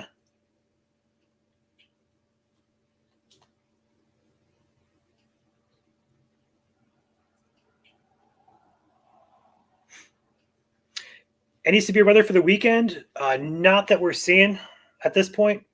There's a system we're watching on April 3rd timeframe that may bring rain and or snow to the area. We're going to watch that close.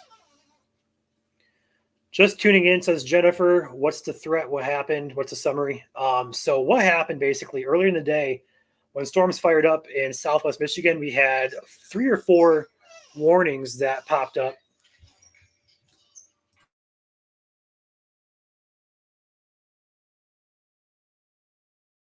Sorry about that. We had 3 or 4 warnings that popped up in Cass County, Kalamazoo County, Allegan, and Berry County as well.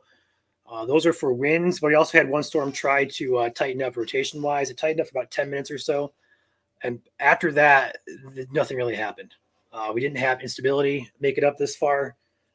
We were looking for about 500 joules of CAPE. We only had roughly 250, so about half of what we wanted or really needed to get storms up and going. So threat today didn't really materialize. It was conditional, and looks like the better end of the solution happened. Glad to see we didn't have any damage or any tornadoes here in the state today.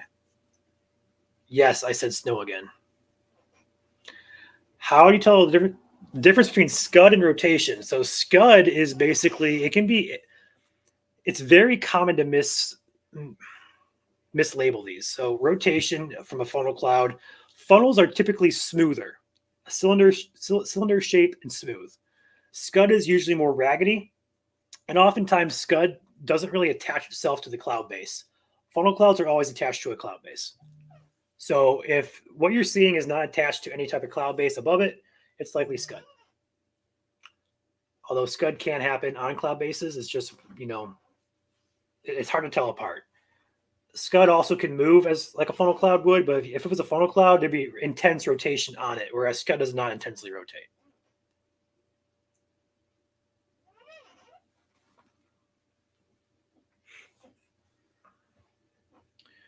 No, not at all, Hannah. Lots of people with no power. Is that true? You're talking a lot of people or just a couple thousand? It's about 2,000 to 3,000, which isn't a lot earlier. Hop on the map here.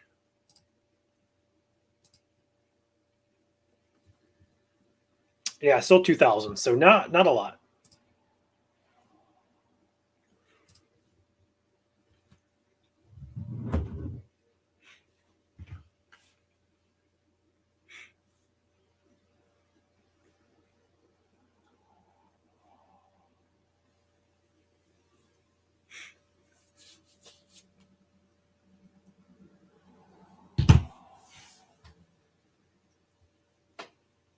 No problem, guys.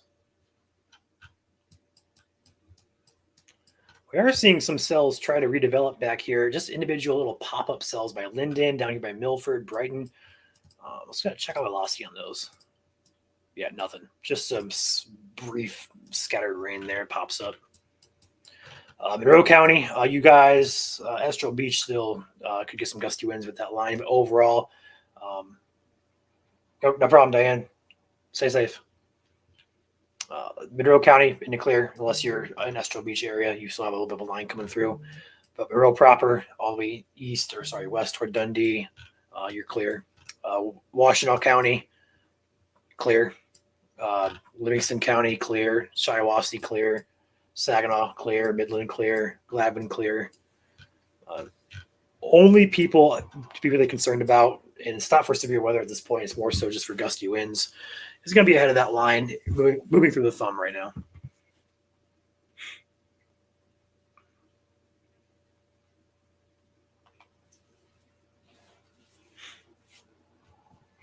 Lapeer County is currently, it's just rain at this point, and then the gust front is currently basically in Lapeer proper.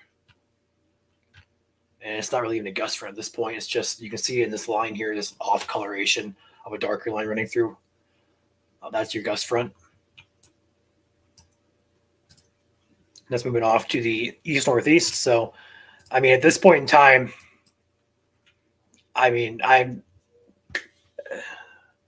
if you're ahead of this line, there's nothing to be worried about at this point. I just go ahead and give you the all clear, honestly. Just maybe some rain, maybe some gusty winds, nothing severe expected.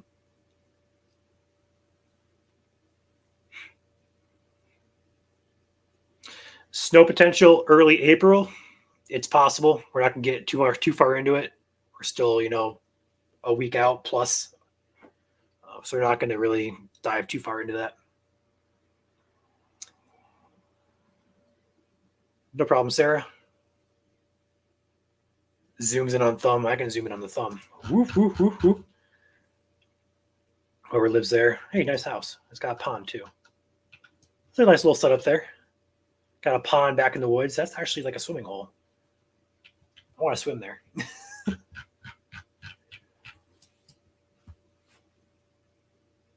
Please, no snow. Yeah, I'm with you guys. Unfortunately, we're looking at some snow chances. It's ironic too, because I literally just got done saying on Sunday that we're done with snow, we're done with winter, and all of a sudden the model's uptrend. Daniel says the wind at 5 a.m. in Indiana this morning was crazy. Yes, it was. All across the region, really. Today is a really windy day. Get off my house.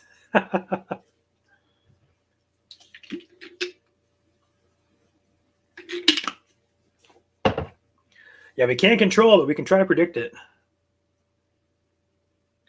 What's the yellow and red line in Monroe downriver area? No. The main area of concern is weakened. pushing off onto Lake Erie right now. Estrel Beach does have an area here that could be still in line for that gust front right about here, although this is not a really strong gust front. Pretty weak, honestly. Like even on the airport radar, we're not really seeing much of anything. The airport radar does give us a little bit closer to the ground. So let's go ahead and top off GR2. And let's go ahead and hop on radar scope.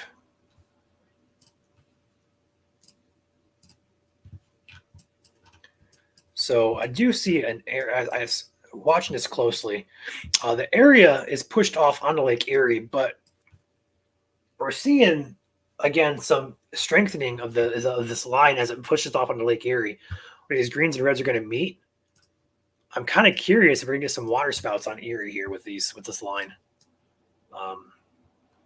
Just kind of curious. Obviously, doesn't pose a threat for us here, but it also would push more so towards Ohio. So, or not Ohio, but Ontario, should I say? So, interestingly enough. Best case, obviously, it's out of the state, not a concern. This line is toast from what it was. Like, this is not a concern. Yeah, I saw that also down there. That is an interesting feature that we just looked at in Monroe County. It looks like there's like a mesocyclone, like a QLCS notch again, trying to form.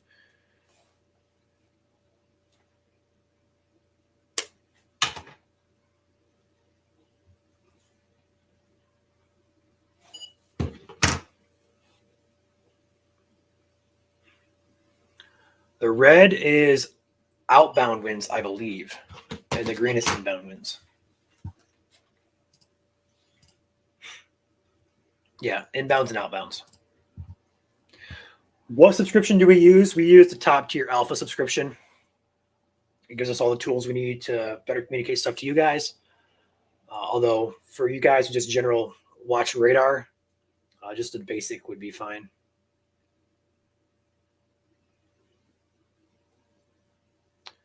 Yeah, Radar Scope's another good app to use for radar. But keep in mind, when you download these apps, they're not going to give you your forecasts. I can give you temperature. I can give you dew points. Nothing like that. It's just strictly radar.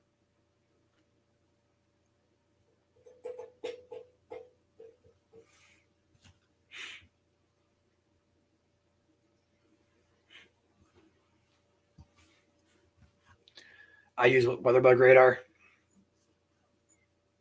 What?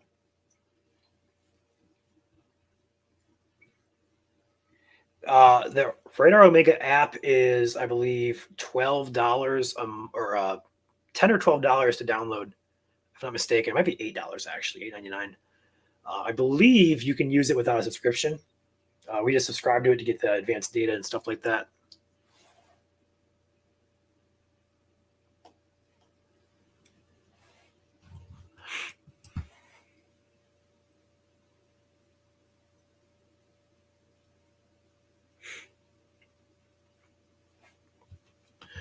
No, Ashley, not really concerned here for tornadoes anymore.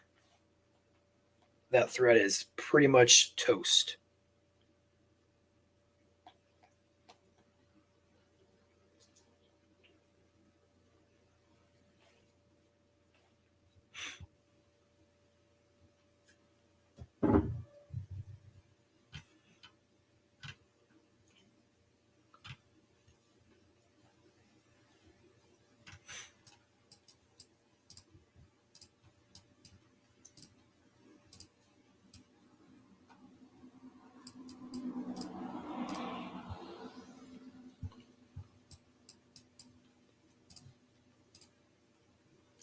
Yeah, that is interesting. It's on the lake here. It starts to strengthen back up, it looked like. I don't know why. It's going to animate here.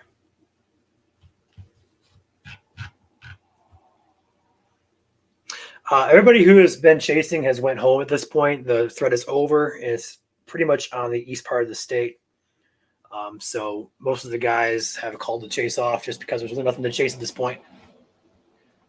Thank you, Jacqueline, for sending a super sticker. We appreciate you.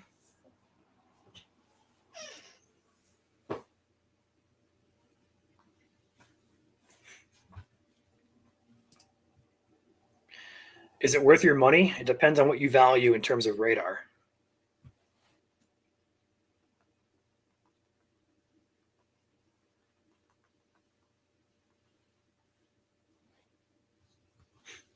If you like radar, like watching radar, then yeah, I think it's well worth your money. If you just want something that's going to forecast weather, I mean, they're not going to do it for you. You got to put time in to learn what you're watching, because there's a lot of data in here. Like there's reflectivity, composite, like there's so many different things to learn with this. So you got to learn it and dedicate time to learn it.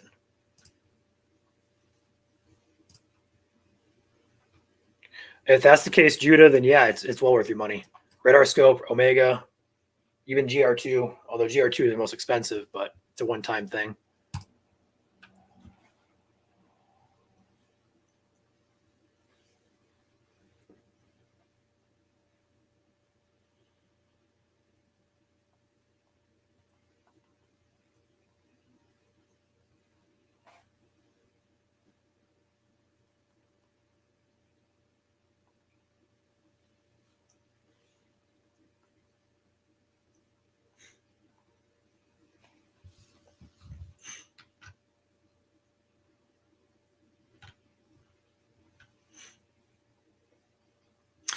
Yeah, so do we, in a way. We obviously don't want to see damage or anything like that happen, but watching radar and storms in general is fascinating to me, even if it's, behind a screen with radar.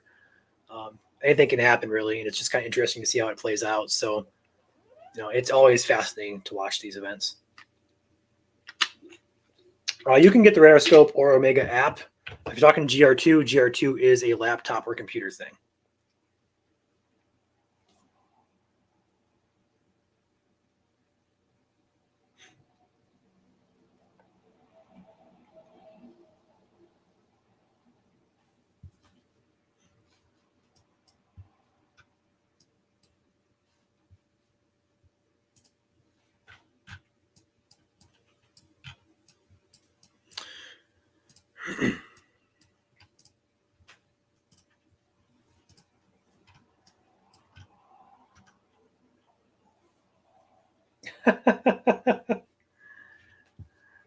I'll show you guys this. This is crazy.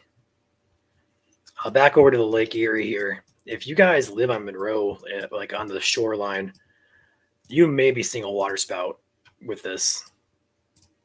It's not like tight, but this went on to the Lake Erie here, and it looks like it's trying to QLCS notch itself in there right there on Lake Erie. So if you guys live anywhere close to that lake shore, if you drive to the lake right now, you might be able to see a water spout. I'm not saying to do it.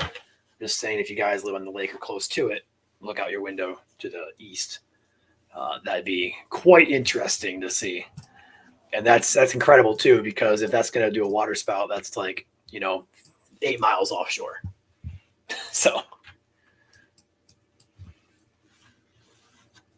yeah, GR2 is Gibson Ridge Analyst 2. It's basically a radar software. GRR is Grand Rapids, what we call the forecast office up there.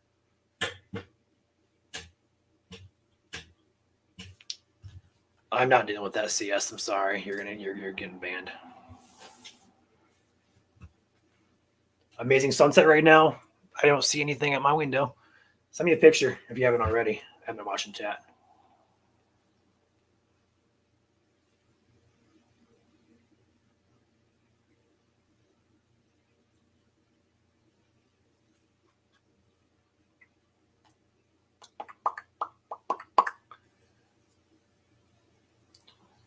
No, Sarah, it does not, because debris gets lofted in the atmosphere, which is what the radar picks up. Water spouts can't really loft debris. It can't loft water. And the CC product that we use to look at debris and stuff like that, water droplets don't really show up on that, because water droplets are expected to be the same size. So likely not going to see a CC drop over water. It's not going to be impossible. it's a stronger one, but overall, not looking for one.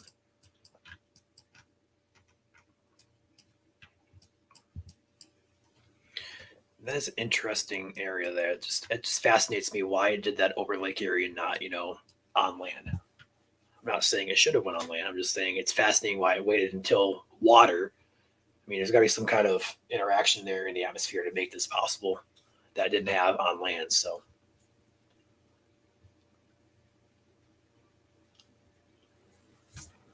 In Mount Pleasant. Okay, Drew. I don't know if I.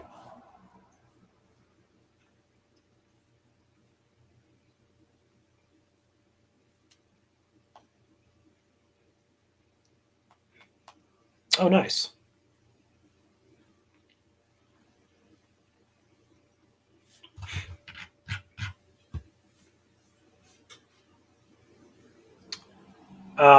So Judah, from my experience, I would go Radar Scope. Radar Scope, you download the app for $10 or whatever, and you have access to it. You can buy advanced versions of Radar Scope, but you don't need to. I can tell you that much. I'm not as familiar with the app of Radar Omega. I use it on desktop primarily, and I don't really use it for personal use. So I would advise you, it's easier to learn Radar Scope over Omega. And there's no monthly stuff. We use all sorts of stuff, Jennifer. We use mainly GR2, which is what Joel prefers. I also prefer GR2, but Radar Omega is up and coming. A lot of tools that we don't have on GR2 is in Omega, so we kind of alternate back and forth. And then sometimes if Radar Scope has a better look at things, we'll bring that in here, like we're seeing here.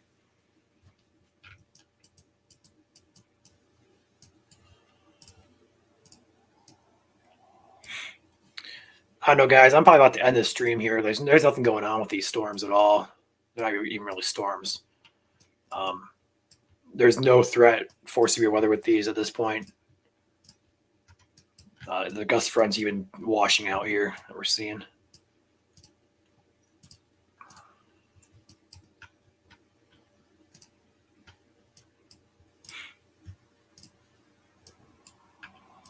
Not much going on with that.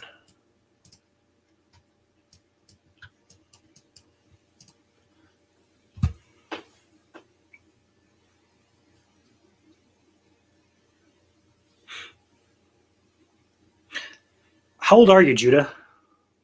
And where are you from?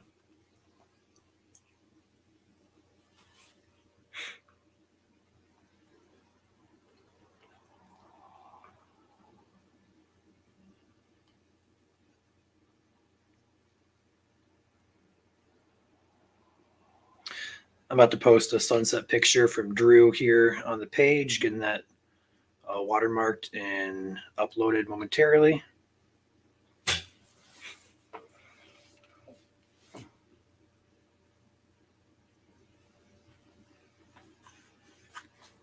All right, see you guys. You guys heading out? See you guys. I'll be here for a few more minutes at least. Overall, the threat is pretty much nil at this point. No, Brittany. At this point, no.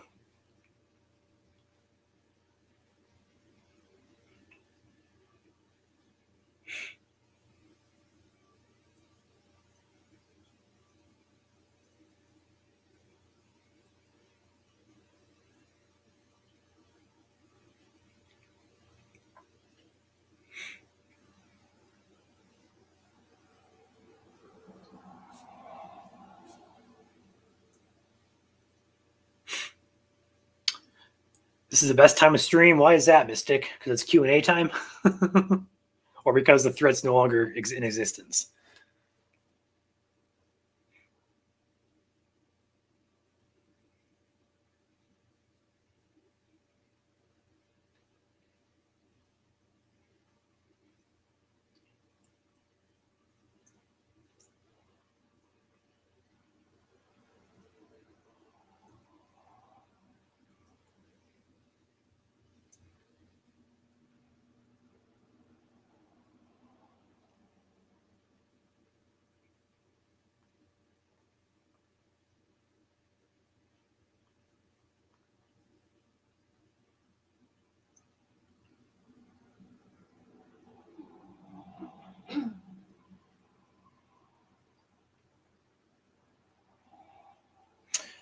right, just posted the sunset picture. So you guys want to go see that? It's a beautiful picture. It's not really a sunset, so to speak. It's more so the sun illuminating on the clouds. Why isn't the tag working?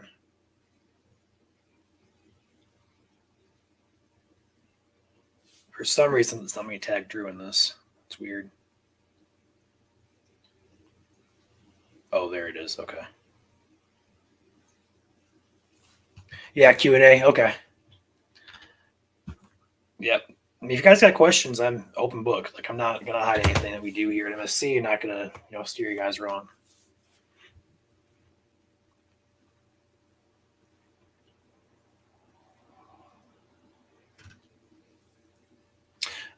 Nope, we're gonna get Haley up on out of here. We're not gonna drop links in chat. Sorry.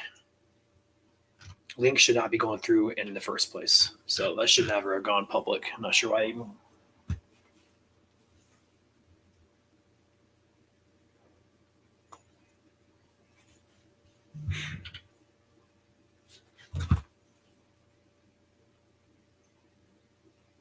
Yeah, that's sunset. How many of you guys have seen the sunset right now? I may have it here actually. 1 second, guys. Not much. I saw the sun peeking through though for a minute. It still is, just not really much of anything to look at.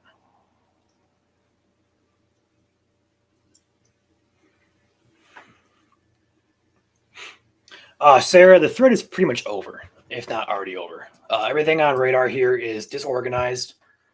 Nothing catches our eye. The wind is weakening. Like it's over. The gust front here is not even in existence. It's nothing to worry about at this point.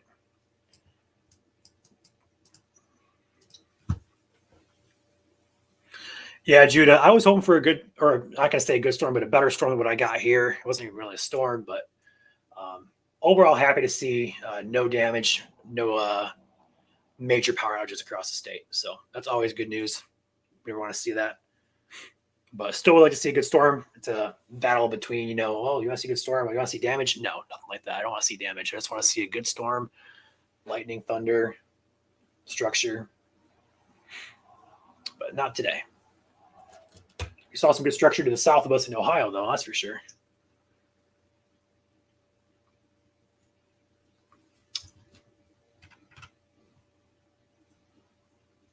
Daniel from Baton Rouge, Louisiana, welcome to the stream. It's a long way away.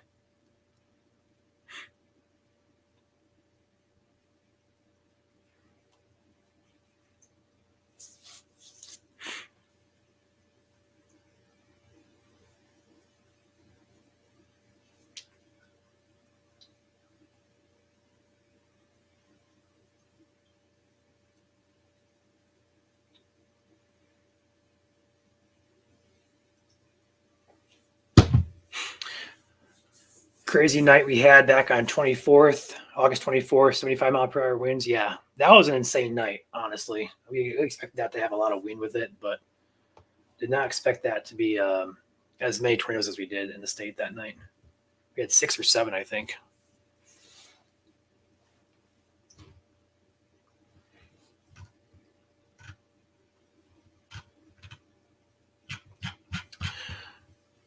All right.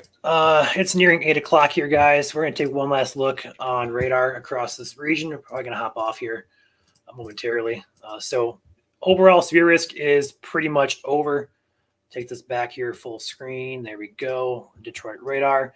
Nothing here is organized at all. This continues to weaken as it pushes east. So if you're in areas in the eastern thumb still watching us, the threat for you guys is pretty much over. It's over. No wind, no tornado threat with this at all. They're just general showers at this point. There is actually one lightning strike now coming in just north of Wixom there. Just when you thought it's over. Yeah, there's nothing going on there, though. Just a lightning strike. So that might be intensifying. Some of these might try to intensify a bit. But overall, the severe threat is over. Just going to be some general rain, perhaps a rumble of thunder. Also, if you are in the Ohio area, Monroe County especially, there is potential for a water spout on Lake Erie currently. The velocity does show some areas of rotation with that. That's just, we see these little bump out here, and then kind of coming back in there. Like, it's, I don't understand why it's happening over Lake Erie. It could have happened over land, but like that, there could be a water spot on there. Nothing tight, but if you're on Monroe shoreline, or if you're on Ontario, or Port Clinton area and here in Ohio, look to your north on Lake Erie, you might see something. Overall for Michigan, the threat is over. At this point, I'm gonna probably end it right here. I'm gonna actually show you guys this. I'm not sure how well it's gonna pick up on stream, but turn my background off. I do have a little bit of a sunset going on here before I hop off. I'll see if I can get this for you guys. Kind of. Maybe a little bit better there. But it's a beautiful sunset with the sun reflecting on the clouds up there. So overall, good day. Didn't have severe weather, but we had a couple warnings, but they didn't turn into any damage reports or anything significant like that. So with that being said, do us a huge favor. Smash the like button for us on your way out. Subscribe to the page if you have not already. With that being said, I will go live if anything does happen to become severe. I don't expect it. I think it's a very low chance, which is why I'm hopping off here. If anything does happen to go severe, I'll go back live. All right, so we'll be covering it. Overall, though, great day. No severe weather here. No damage report, should I say. Overall, great day in general. Best case scenario here for Michigan. So with that being said, I'm out of here. Appreciate you guys. Stay safe.